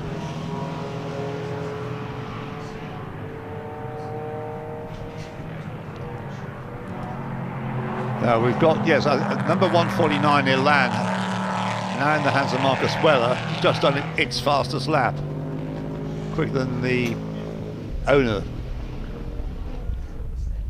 Jason Minshaw is out in 55, that's just done its fastest lap as well. He's down in 12th place in the E-Type number 55, but there's prospects of that car gaining some places in the remaining 35.5 minutes. That's 66 into the pits. That's the Harvey Stanley car again, isn't it? It is, yes. Yes, back with Harvey Stanley. So it was clearly a problem because they made their second mandatory stop to change back to Harvey Stanley.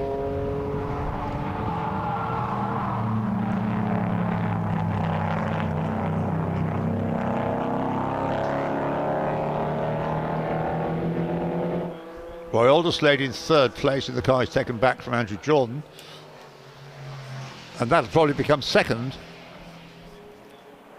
when the number 361 Cobra makes its stop. But can Ollie Bryant catch it in the 144 Daytona Cobra? Sam Tordoff also. Now Sam Tordoff is lapping quicker than Ollie Bryant, and his 15-point lap change. So Sam Tordoff in 69 is catching, I reckon, Ollie Bryant in 144. And that gives Sam a chance of bringing that car up to 4th place.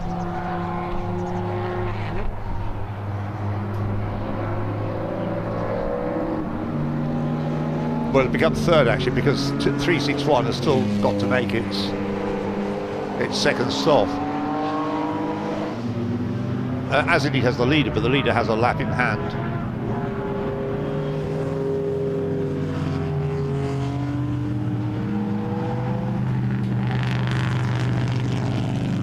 There's 31. Greg Audi back at the wheel of it in 6th place. Car that Rob Hall was driving.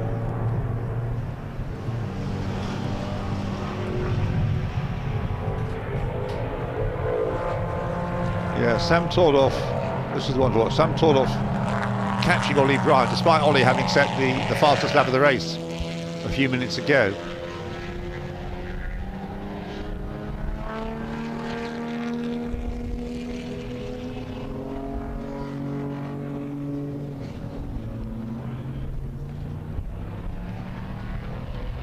Marcus Weller in the Elan number 149, the Scriver car,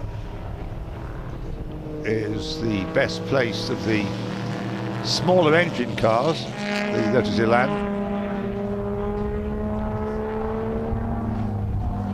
Yes, that's made all its stops, or both its stops, and it's running in 8th currently. That's going to move up maybe to the top 6.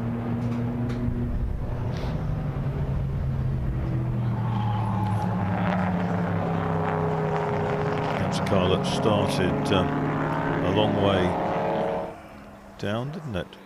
Well, actually, it started in 16th, I think, 15th or 16th.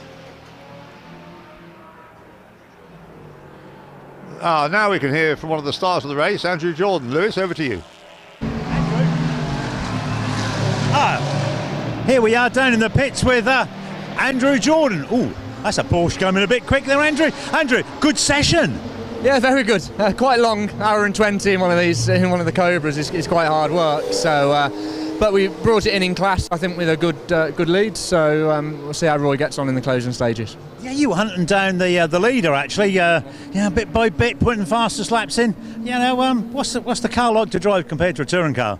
It moves around a bit more. It was one of those that you obviously just need to try and catch the traffic in good places, and then initially in the run I was catching it in some bad spots, and then towards the end had good break of the traffic. Knew we were going to put a pair of rear tyres on in the pit stop so I could use the rear tyres up a little bit, and so the first half of my stint was just looking after it, and then pressed on towards the last part of my stint. Yeah, I was watching on the stream and seeing you sliding the car through the bends left and right. It must be great to sort of be able to drive like that. It is. It's good fun. It's just managing it because you don't want to. You know, if it was qualifying, you could press on. You know, you'd probably go another second and a half quicker. But you're just trying to keep the tyres in, keep the brakes in, so it gives something for your co-driver, in my case Roy, to fight with and have a comfortable car under him for the last stint. So the last thing I'd want to do is use all the tyres and brakes up and give him nothing really to fight with at the end. Yeah, and Roy, he's the owner of the car, and he put a pretty good session to start with, didn't he?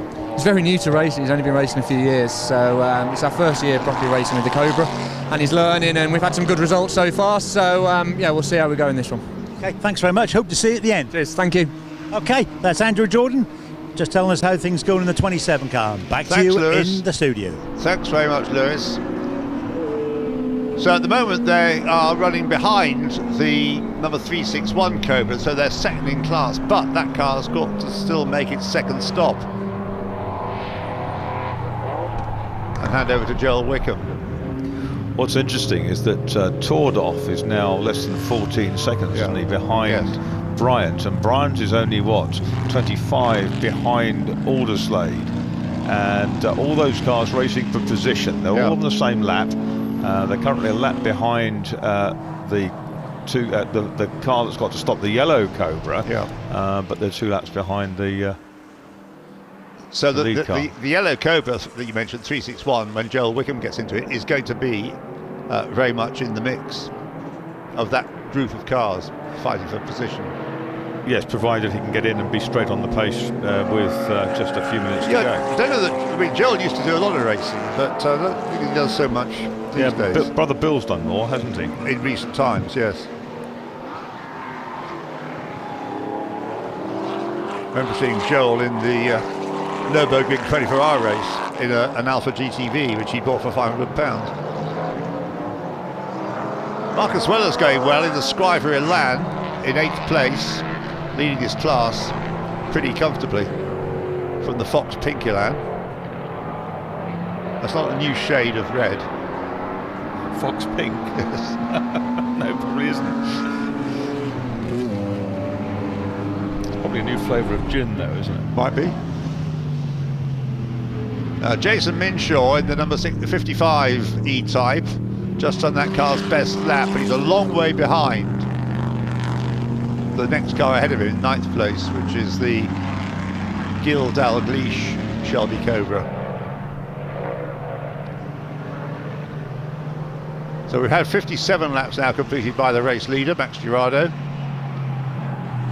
Comfortably clear of the 361 Cobra of currently Alex Montgomery, with Roy Alderslade third, lapping 2:31. Behind him, Ollie Bryant's lapping 2 seconds quicker than that, 2.5 seconds quicker. And Sam Tordoff, as we've been pointing out, lapping quicker than Ollie Bryant. And he is Sam is 12.5 seconds behind Ollie. And Greg Audi, the Cobra he's taken back from Rob Hall, number 31, is in 6th place. 7th is the Jeremy Cottingham. That car came in for an extra stop, didn't it? Yes, it's shown as having done 3 stops, but it seems to be carrying happily on its way now. That's the number 66 E-Type in 7th place. And 8th is the very robust little Lotus Elan of the Scrivers and now Marcus Weller. The 66 Jag that's made that extra stop, yes, is still leading its class. That's the point, isn't it? Yeah. So maybe a top-up of an oil top-up or something like that we didn't see. Now they've got the recovery vehicle on the edge of the track. Clearly yellow flags are out covering the Hamilton Straight, but it does look a bit precarious.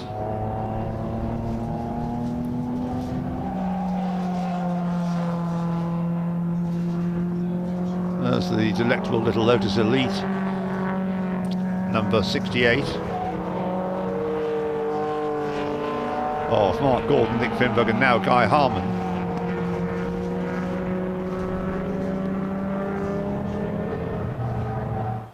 Which is in 23rd place. Although Guy Harmon not actually shown as one of the drivers, so maybe it's gone back to Mark Gordon, its owner. Very attractive looking little car, the Elite. The Yellow Cobra's in from second place.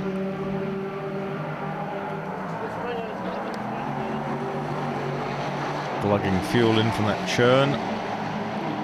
Driver obviously not allowed to be in the car while it's fueled.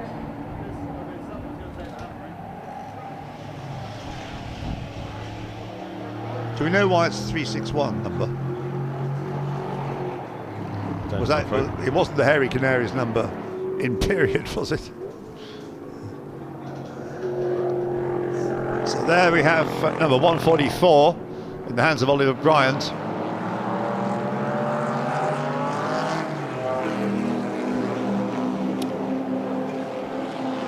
Really pushing on hard.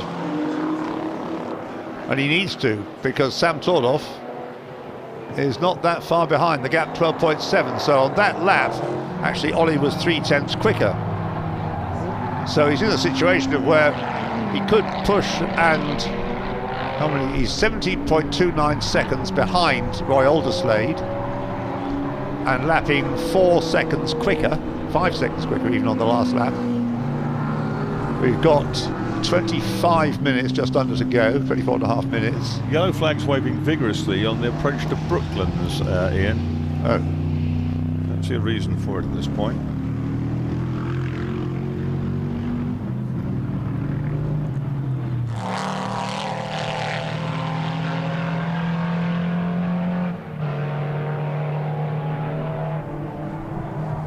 So yellow flag situations might of course have an effect on the chases that are going on.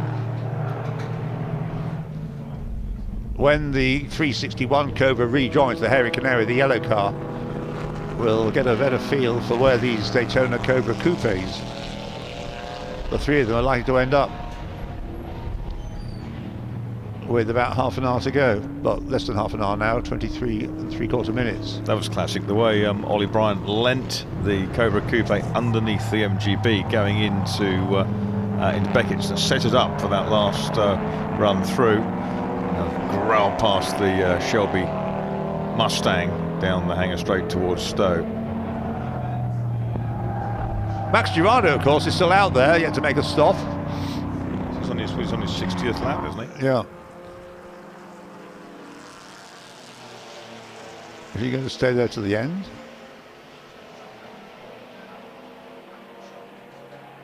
Could be. Well, the car seems to be holding together. In fact, no reason why it shouldn't hold together very well. So Alderslade's on 57 laps. Bryant's on 57. And so is the Cobra in the pits. So is the 361 Cobra on 57. So they've all done 57 laps, all those Cobras. And who's going to catch who? It's 12 seconds back from Alderslade to Bryant, and 11 back from Bryant to Tordoff. Yes.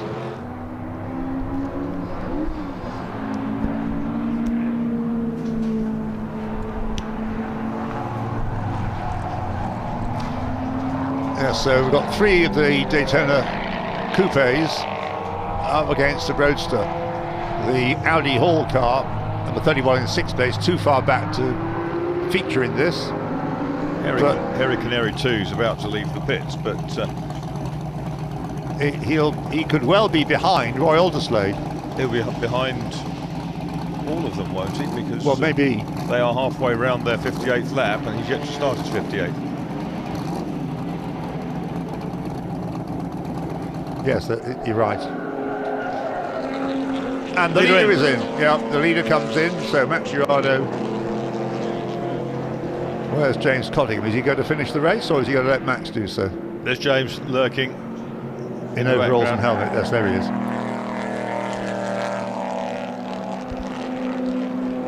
Wheel change, I think. Well, they've got 5 minutes to play with, so it's not got much of a clutch left in it by the looks of things. The Hairy Canary doesn't want to fly.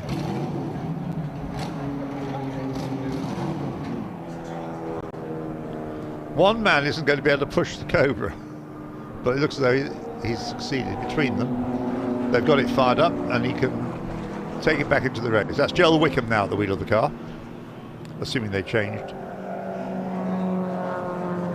Very cautiously down the pit lane.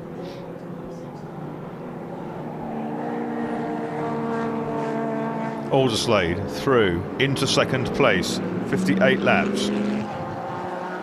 And in a moment we should have Bryant through third place, 58 laps. 8.2 seconds behind. And Tordoff will be next through, also on 58 laps. About 10 seconds behind. Yeah. 11.9, 12 seconds behind. Not quite such a good lap for Tordoff, that one. No, it wasn't. Traffic, probably. Right, so 20 and a quarter minutes remain, and certainly it looks very likely that Ollie Bryant will catch Roy Alderslade. And to be fair, Ollie has done many more races than Roy Alderslade has. He's been racing Cobra since he was a lad, so... Indeed, yeah. He's one in his sort of later 30s now.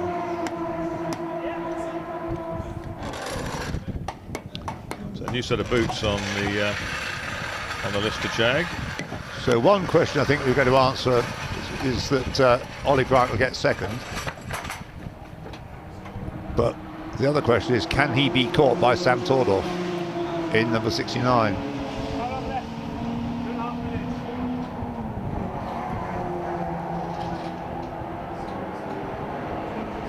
Still circulating at very consistent pace. Marcus Weller in the 149 Lotus Elan in 8th place. And behind him, back behind the wheel of the Cobra, number 500, is Ben Gill, closing up, and has just done that car's best lap of the race, as has Jason Minshaw in number 55. But Jason's efforts, I think, are not going to be rewarded by any more place gains.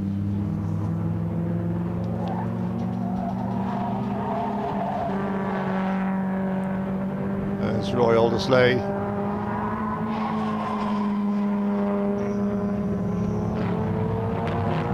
And there is the Harry Canary, so... a lap down, nearly. Not quite, but a lap down, I think. Yeah, he's on lap 58, the other's on lap 59. That's right. So this isn't the battle between them for second place. The battle for second place will be when Ollie Bryant arrives on the scene. Ben Gillian, 500, stormed past the 27 of Alderslade. And there's Bryant in the background in the white 144 Cobra. And the gap between those two is 1.5 seconds. Alderslade to Bryant. And Alderslade trying to go round the outside of Ben Gill. That's all that's done, is basically allowed Bryant to take a better line through there. And in the loop they are together.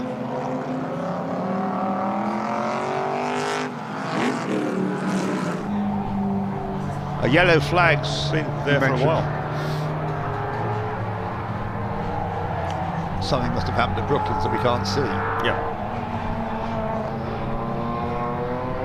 Of course, this is having an effect on the catching up process.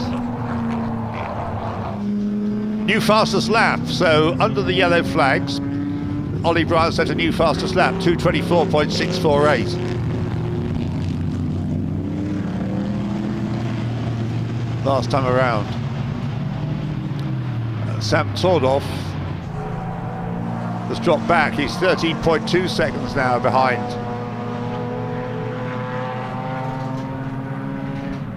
The number 144 car. Round the outside at Cops comes Ollie Bryant of Royal Slade. He runs really wide, and he's got the two regular shaped Cobras ahead of him. And what is Alderslade going to do? Could get the place back.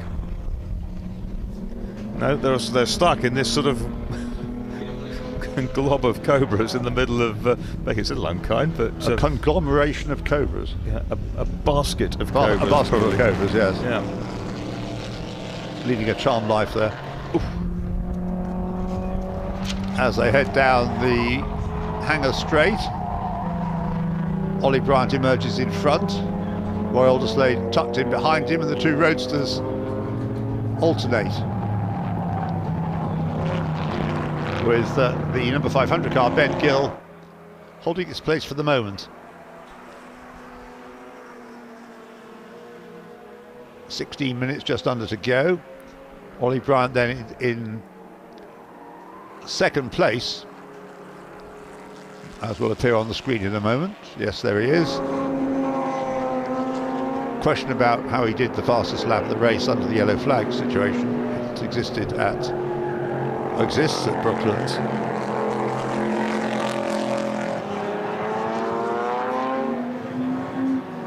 And the Joel Wickham car now, number 361, the Hairy Canary, the Yellow Cobra Roadster, is down to 6th place. Look at this, half a lap later, Roy Alderslade still hasn't cleared the Cobra Roadsters. But his racing experience is so much less. Absolutely. No, he's doing a fantastic job. Where's the Lister now? I can see it, and on one of our other screens, the Lister I think is at Beckett's now. What we're seeing at the moment is the yellow flag situation, wave flags going into Brooklands, but we can't see Brooklands itself. As we look back, can't see anything there. Yeah, the Lister I sense is about half a lap ahead.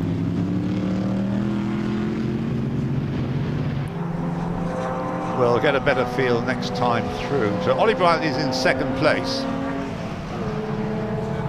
Alderslade's doing a really good job, because whether Sam Tordoff now hasn't got any brakes or tyres left is another matter, but well, Sam Tordoff is only 5 seconds. He's just said the best lap of the race, funny enough, Tordoff. Yeah, so I think your theory about traffic was probably right, and now he's got a clear run on that lap. So Sam Tordoff in the number 69 Cobra, the red car, red and white car, is looking good to catch 2 cars ahead of him.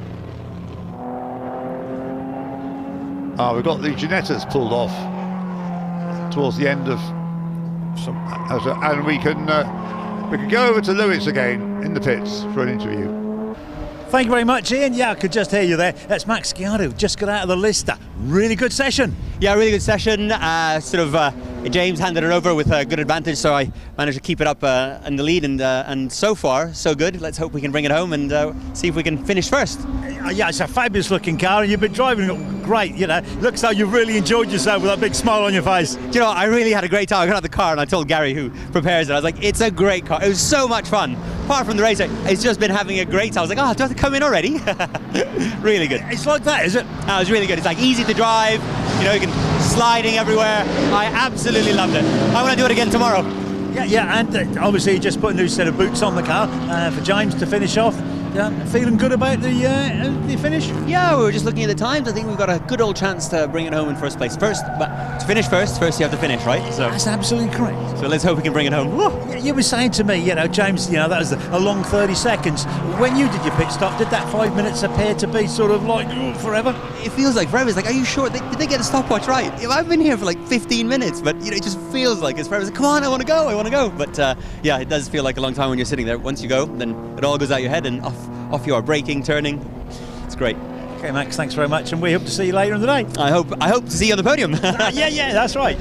Let's hope. Let's see. Okay, cheers now. Back to you in the studio. Thanks, Lewis. Could he be any happier? So, absolutely delighted, Max Sciardo, at the prospect of winning the race. They're leading by 47 seconds. There's 12 minutes remaining. But what's happening behind? Well, Ollie Bryant is in second place, 47 seconds behind. He is 6 seconds ahead of Roy Alderslade, who is 2 seconds ahead of Sam Tordoff. In 4th place. And then the Greg Audi Cobra is 5th. Joel Wickham is 6th in the 361 yellow Cobra. 7th is Jeremy Cottingham. It's gone back to Harvey Stanley, hasn't it, in 7th place. In 8th place is Marcus Weller, still going great guns in the Lotus Elan, number 149. In 9th place, number 500, Ben Gill. And in 10th place, number 55, Jason Minshaw. I think we just saw that's Tordoff ahead of Alderslade with Ben Gill in the middle of them. So that's a new 3rd place car, 69. Yeah, ahead of Tordoff. Yeah. So he's now going to pursue Ollie Bryant. for the remainder of the race.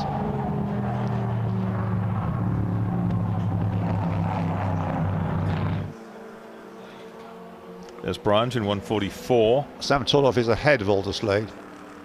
I think we saw just then. Yes, we did, yeah. Yeah.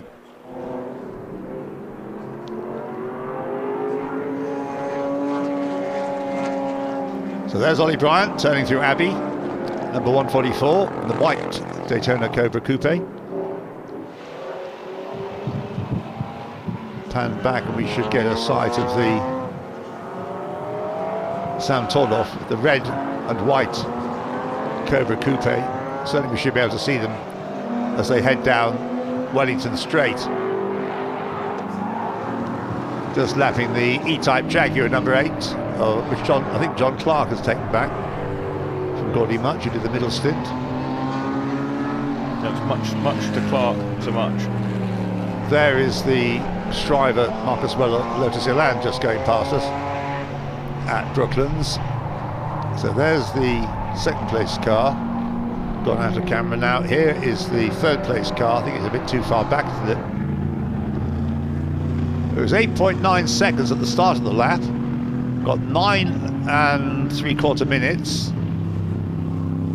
So Ollie Bryant in second place. Not caught on that last lap by Sam Torloff. Ollie was slightly the quicker. Roy Alderslade, number 27, down to 4th.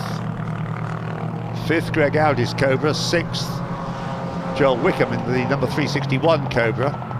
7th is Harvey Stanley's E-Type, number 66. 8th is Marcus Weller in the Scriber Elan, number 149. 9th is 500, Ben Gill. And 10th is number 55, Jason Minshaw. Left with nothing to chase, really.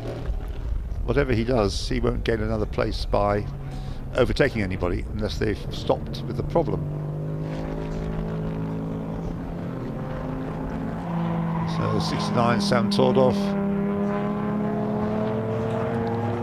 heads down Hanger Straight.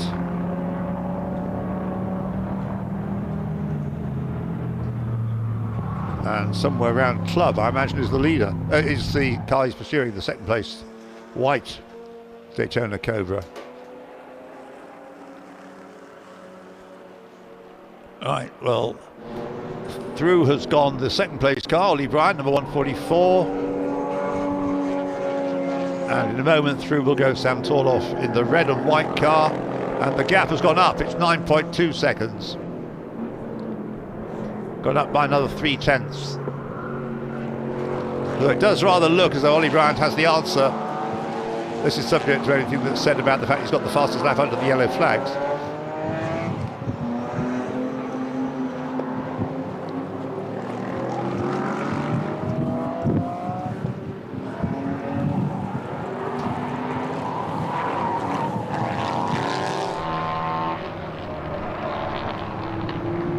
Well, great reliability has been shown, very few mechanical problems. There have been a few, but considering the age of many of the cars, all right, they're prepared to the highest standards these days, but nonetheless, they've been asked for some strenuous exercise during the course of this 3-hour race, which is now just 7 minutes and 20 seconds from the checkered flag. And there is the leader. Once more, it's James Cottingham at the wheel.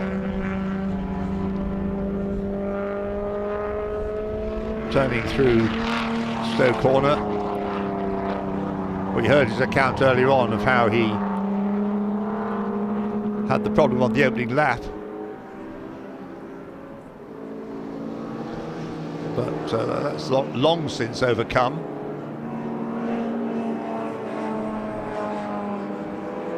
And as they complete their 65th lap, James Cottingham and Max Girardo look to be well set for victory. I say 65th, 64th lap.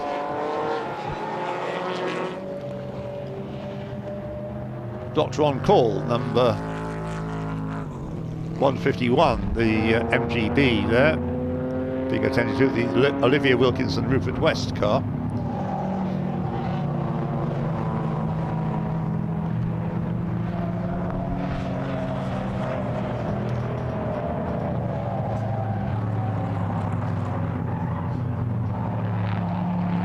Shame the 1 or 2 cars have had to fall by the wayside, in particular the land that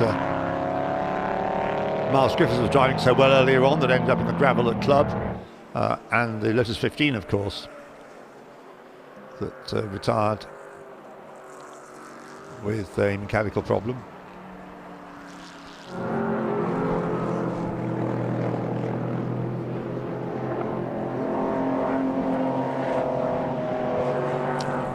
.64 laps completed. The gap second to third, as I say, has gone up to 9.3 seconds between Ollie Bryant and Sam Tordoff. There's Roy Alderslade, gradually dropping back, but not rapidly, but gradually dropping back from Sam Tordoff.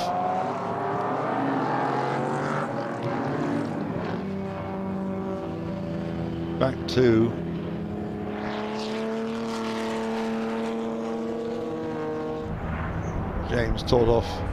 James Cottingham going through. There's the bonnetless, as it has been for much of about half the race, the MGB number 2, running without the bonnet.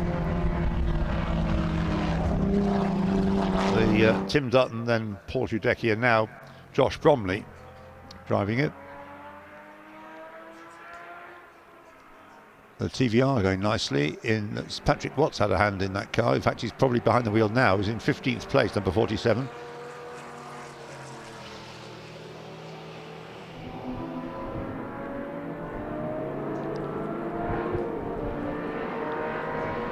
Yeah, Malcolm Paul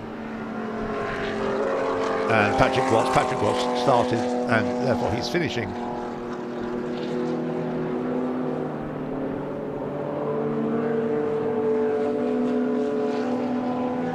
Nice little battle going on here between the Lotus Elite, number 68, which might be Guy Harmon, depending upon whether the suggestion he was going to be the third driver of the car came to fruition, and the MGB, which gets out of the way, but particularly the MGB number 126, the white car, which is tussling. That's the Guy Harmon, Nick Finberg. In fact, yes, the two cars with the same drivers, obviously not at the same time, are running together on the track.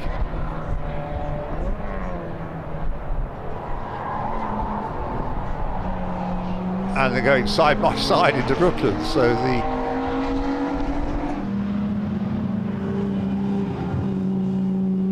they may be...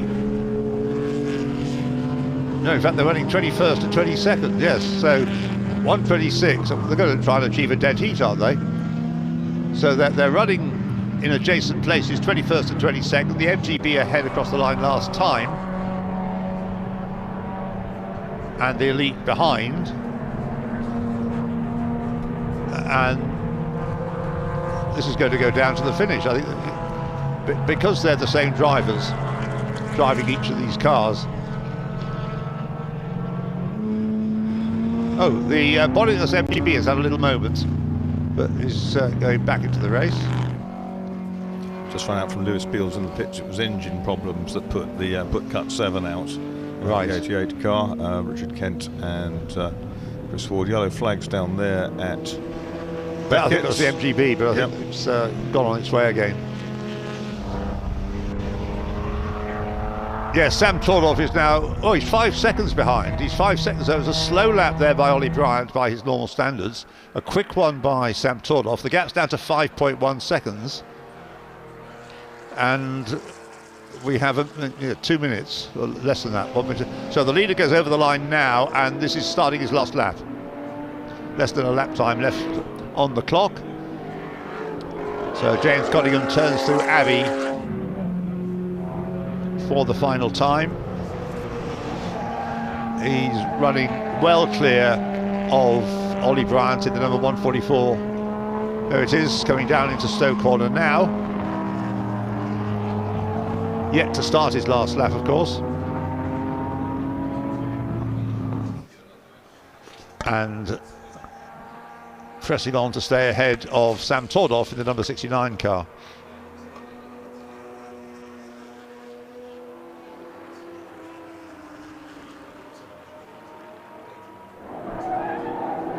So he goes through to complete his lap, and there is, Sam Tordoff hasn't given up, and the gap has gone up though. 6 seconds, 6.003 seconds is the gap as they start the last lap. There's no way that Sam's going to be able to narrow that gap in the closing stages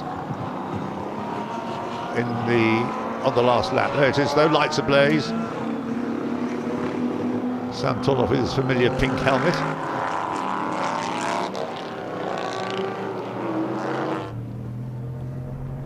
And behind them, Roy Alderslade in the car that Andrew Jordan was having so much fun with earlier on.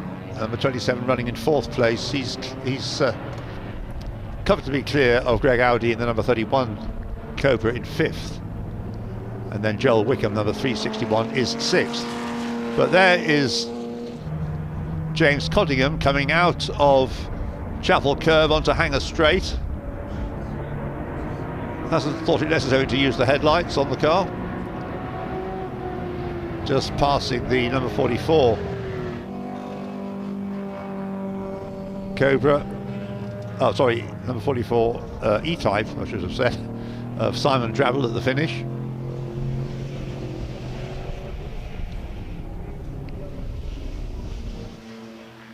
So here he comes then, the Lister Jaguar of James Cottingham crosses the line to win the MRL RAC Pall Mall Cup, the second race in the series of the season, the first being at Donington Park, and an impeccable performance apart from that slightly blotted copybook on the opening lap when he had that spin down to almost last place. James Cottingham with Max Girardo take the win. Second place will go here to Ollie Bryant in the number 144 Daytona Cobra Coupe. Just coming into club now in the car that also has been driven, and it's had 1 or 2 incidents whilst being driven by George Pochkiol, and then it was taken over by Matt Wrigley and finished by Ollie Bryant then across the line for second place. In the end, quite comfortably ahead. There it is in third place, the Daytona Cobra Coupe, begun by Michael Collin, middle stint by Paddy Shovlin, and then Sam Tordoff joined in to bring the car home in third place. At the end, 5.5 seconds behind Ollie Bryant. Fourth place will go to the, here it is, number 27 Shelby Daytona Cobra Coupe, started by Roy Alderslade, middle stint by Andrew Jordan, and then the final stint by Roy Alderslade as well. And the number 31 Cobra of Greg Audi. Oh, and a little Elan getting it wrong on the last lap.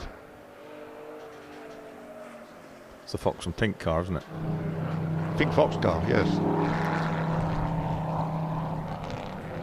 The best of the small engine cars finishing in 8th place. The Will and Michael Scriver, and then Marcus Weller, Lotus Elan taking 8th place. In 6th place, the Big Sleep, Alex Montgomery, Joel Wickham, Shelby Cobra, number 361, finishing behind the Greg Audi Rob Hall car. And then in 7th place, the next of the Jaguar Pard cars. So it's a line of Shelby Cobras, either coupes or roadsters, between 2nd and 6th. Then 7th, the E-Type of Harvey Stanley and Jeremy Cottingham. In 8th place, the Lotus Elan of Will Scriver, his father Michael, and Marcus Weller. In 9th place, Ben Gill and Ian Dalgleish.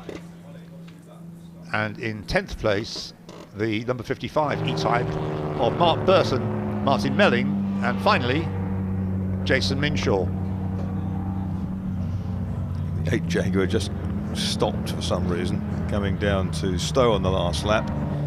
But it's got going again. That's Gaudy Much, isn't it, in John Clark's car? Yeah, well, he ended up in 14th place. I thought they were on course for something rather better than that. Maybe they've had problems towards the end. And Gaudy Much, I think, has pulled off rather than getting back to the pits. But they're getting back to the pits. It's been a beautifully prepared car. It's been driven immaculately, Yeah, apart from that spin on the first lap. That car, yes, prepared by Pearson's Engineering, as they were just saying, as Max Girardo was saying on his interview with Lewis Beals. So a really good job. They are the absolute consummate experts in this sort of car, aren't they? For many, many years, going back to John Pearson Senior, doing his stuff with them. Legendary work. And what a great race it's been, and it's finished in just before sort of darkness has drawn a veil over the home of British motor racing in. Well, I think that was how it was intended, actually, to finish as dusk descended. So there is the result, although we only at the moment are showing one of the drivers.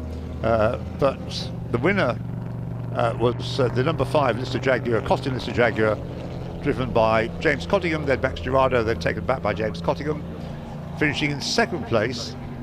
The number 144 Cobra of, first of all, George Potchkill, then Matt Wrigley, and then Ollie Bryant, finishing 46.92 seconds adrift in second place. In third place, the number 69 Cobra, begun by Michael Collin, then taken over by Paddy Shovlin and finished by Sam Tordoff, finishing 52.448 seconds behind the winner. In fourth place, the number 27 Cobra of Roy Alderslade, then Andrew Jordan, and then back to Roy Alderslade to finish it. In fifth place, number 31, the AC Cobra Roadster of Greg Audi and Rob Hall in the middle stint, and then Greg Audi again to finish it with. In sixth place, number 361, the Hairy Canary Shelby Cobra Roadster of Nick Sleep, then Alex Montgomery, and then Joel Wickham. In seventh place, the next of the Jaguar E-Types, number 66, or the first of the Jaguar E-Types actually to be precise, Jeremy Cottingham and Harvey Stanley, and they finished in 7th place. In 8th place, number 149, Will and Michael Scriver with Marcus Weller in the Little Lotus Elan. In 9th place, we've got the number 500 Red Cobra Roadster of Ben Gill and In Dalglish, and in 10th place, number 55, the second of the E-Types, Mark Burton, Martin Melling, and Jason Minshaw. They finished just under 2 minutes behind the winner. Fastest lap set by, in the end, that must have been, 2:24. That was done by Sam Tordoff, 2:24.158 towards the end. Yeah, very close there. Fantastic race, and great pleasure to bring it to you with DK Engineering and ADP Classic Racing. And let's hope we can go down very shortly to speak to the winning drivers. But cracking race all the way through. Well, with so many starters, I suppose it's reasonable to expect that there's going to be lots going on, and there was. But what's so good is all the cars, almost all the cars survived. We had quite a few incidents, kept tabs on them, we hope for you. And there you can see a Curie Ford France on the side of the car. It's not an ex-Joe Schlesser car, but Joe Schlesser. There's the owner of the car there, Paul Potchell, looking very happy. And among our top drivers, of course, James Cottingham and Ollie Bryant, winners of the recent Spa 6 Hours, and obviously which they started together back in about 2003 or 2004 with an MGB. So aspirational stuff. Well, this is where there's milling around, but we'd like to get the drivers onto the podium as soon as possible. So we'll go for the post-race interviews with Lewis Beals, but the podium may be for another time, another place. Yeah, we're in a position, we'll start.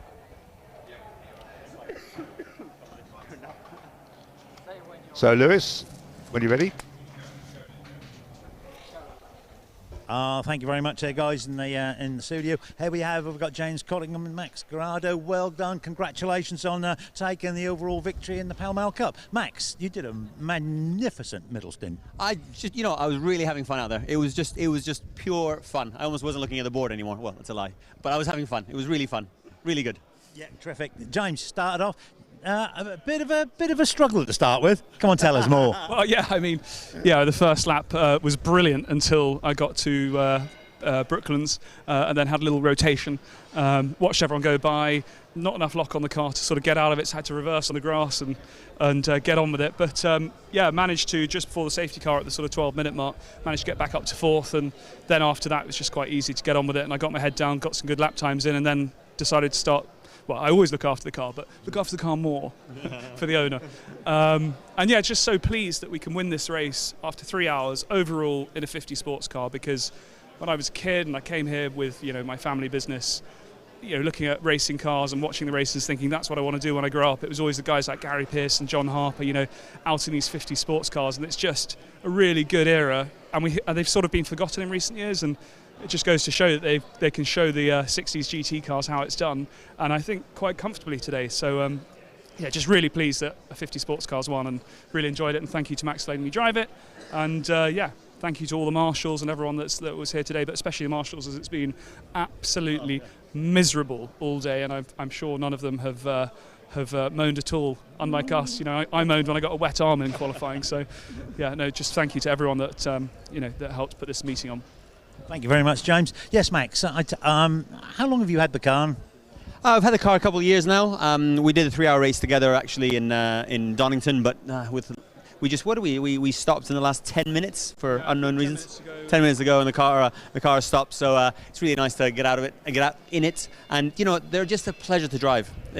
I know we're lucky to be able to drive them, but they are so much fun. These 50 sports cars, they slide around. They're not tiring. They're actually a lot of fun. More people should experience it. Okay, Max. James, thank you very much. We'll see if we can find somebody else to have a chat to, and you'll pick up your trophies from DK Engineering shortly. Here we go, Ollie Bryant, look. There's Ollie.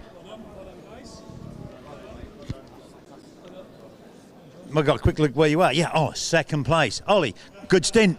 Yeah, it was great fun. It was a pleasure to drive the car with George and Matt, and it's Paul, the dad's car, but he was team manager this weekend and let us have a go. So it was fantastic. They both had great stints and stayed out of trouble, and the car was perfect. So yeah, real pleasure to drive. Yeah, you had to make your way up the order just to take second in the last stint. So what's the car like? Really good. First time I've raced at Daytona. Obviously, I've raced the normal roadster type Cobra for many years, but it was great to drive, and you know, really real pleasure to drive it, and you know, fantastic to be here. And what a great event to end the year with, a 3-hour at Silverstone. What's the difference between the drop head and the fixed head? Well, I think they're probably a bit better in the high-speed stuff. You know, it took me a few laps to get my head around it, but they're a fantastic thing, and you can see why they built them in the day, because they're a little bit better than the other ones. But yeah, it's good to see a few of them out. Yeah, I believe Jack Sears was the first to drive one, wasn't he? Yeah, I think he did. Yeah, he's responsible for the speed limit, isn't he? Apparently. But well, that's the key. It's Matt, isn't it? George. Oh, George. I beg your pardon. That must be Matt then. George, great stint. Yeah. I mean, it was a bit slippy at the start, but the car came good, and I've only really been driving it for a year, so I'm just learning. But yeah, it seemed all right. You couldn't learn off someone better, could you? I think we had a very fortunate team for the weekend. We weren't sure about entering it, but I'm glad we did. Yep. Okay, Matt, how'd it go? Yeah, brilliant. Again, came out for the first, the second stint, and hadn't really driven it in the drive than 2 laps the other week, and so just trying to get used to the car and bring it back home safe, trying to get past back markers and not do it too aggressively, really. So otherwise, you could end up in the gravel or anything, which other people did. But no, it's great. Such a great event, great car, and thankful to be able to drive it this weekend. Yeah, it looks great, and trouble is, can't catch that Lister, can you? No, it went well. I think at the end we're probably, George and I probably a bit off the pace against Ollie. We had a bit of time to make up, and I think the difference was maybe that. But then also we brought it to the finish, and then that's the most important thing with these things. And I think we've done it. We had a couple issues with the car, and we got it sorted, and now we're here at the end, which I think we're all happy with. Yeah, you're such young guys as well with driving these cars, you know. They're not like in the day, is it, you know? Yeah, no, well, we're trying to keep ourselves out of trouble, but yeah, I'm not sure I manage that one or not. But okay, guys, thank you very much. Well done. Congratulations on your second place. We'll go with third place is the 69 car. Here we go. It's the Irish contingent. See, come along, guys. Yeah, you're up. Who's up? Sorry. Sam. Oh, yeah, Sam, yeah. Congratulations on third place. Thank you. Yeah, it was a good race. Michael and Paddy left me with a long stint at the end, so it was about. Yeah, but you're the pro driver. That's your job. I'm supposed to be. I'm not as fit as I used to be though. So an hour and 20 minutes was a long one. But yeah, good race. First time in the car. Never driven it in the dry before. Have you really? So jumped in it on Friday for the first time in the wet, and yeah, left the pit lane just this afternoon in the dry for my first experience, and really enjoyed it. Really good race. Yeah, fabulous. And that was great to see JCT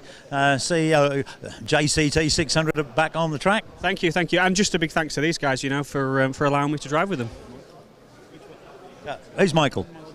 Michael. Michael. Hi, how are you? Good race. Sam had a wonderful stint at the end. We nearly caught the 144 car, just 5 seconds off, which is not bad after 3 hours running. So a great event, really enjoyed it. Yeah. And Paddy, did you enjoy yourself? Yeah, fantastic. Yeah, we had a good run. Unfortunately, I had a power cut for 15 seconds in mid-race. Had we not had that power cut, we'd have got P1. Any idea why?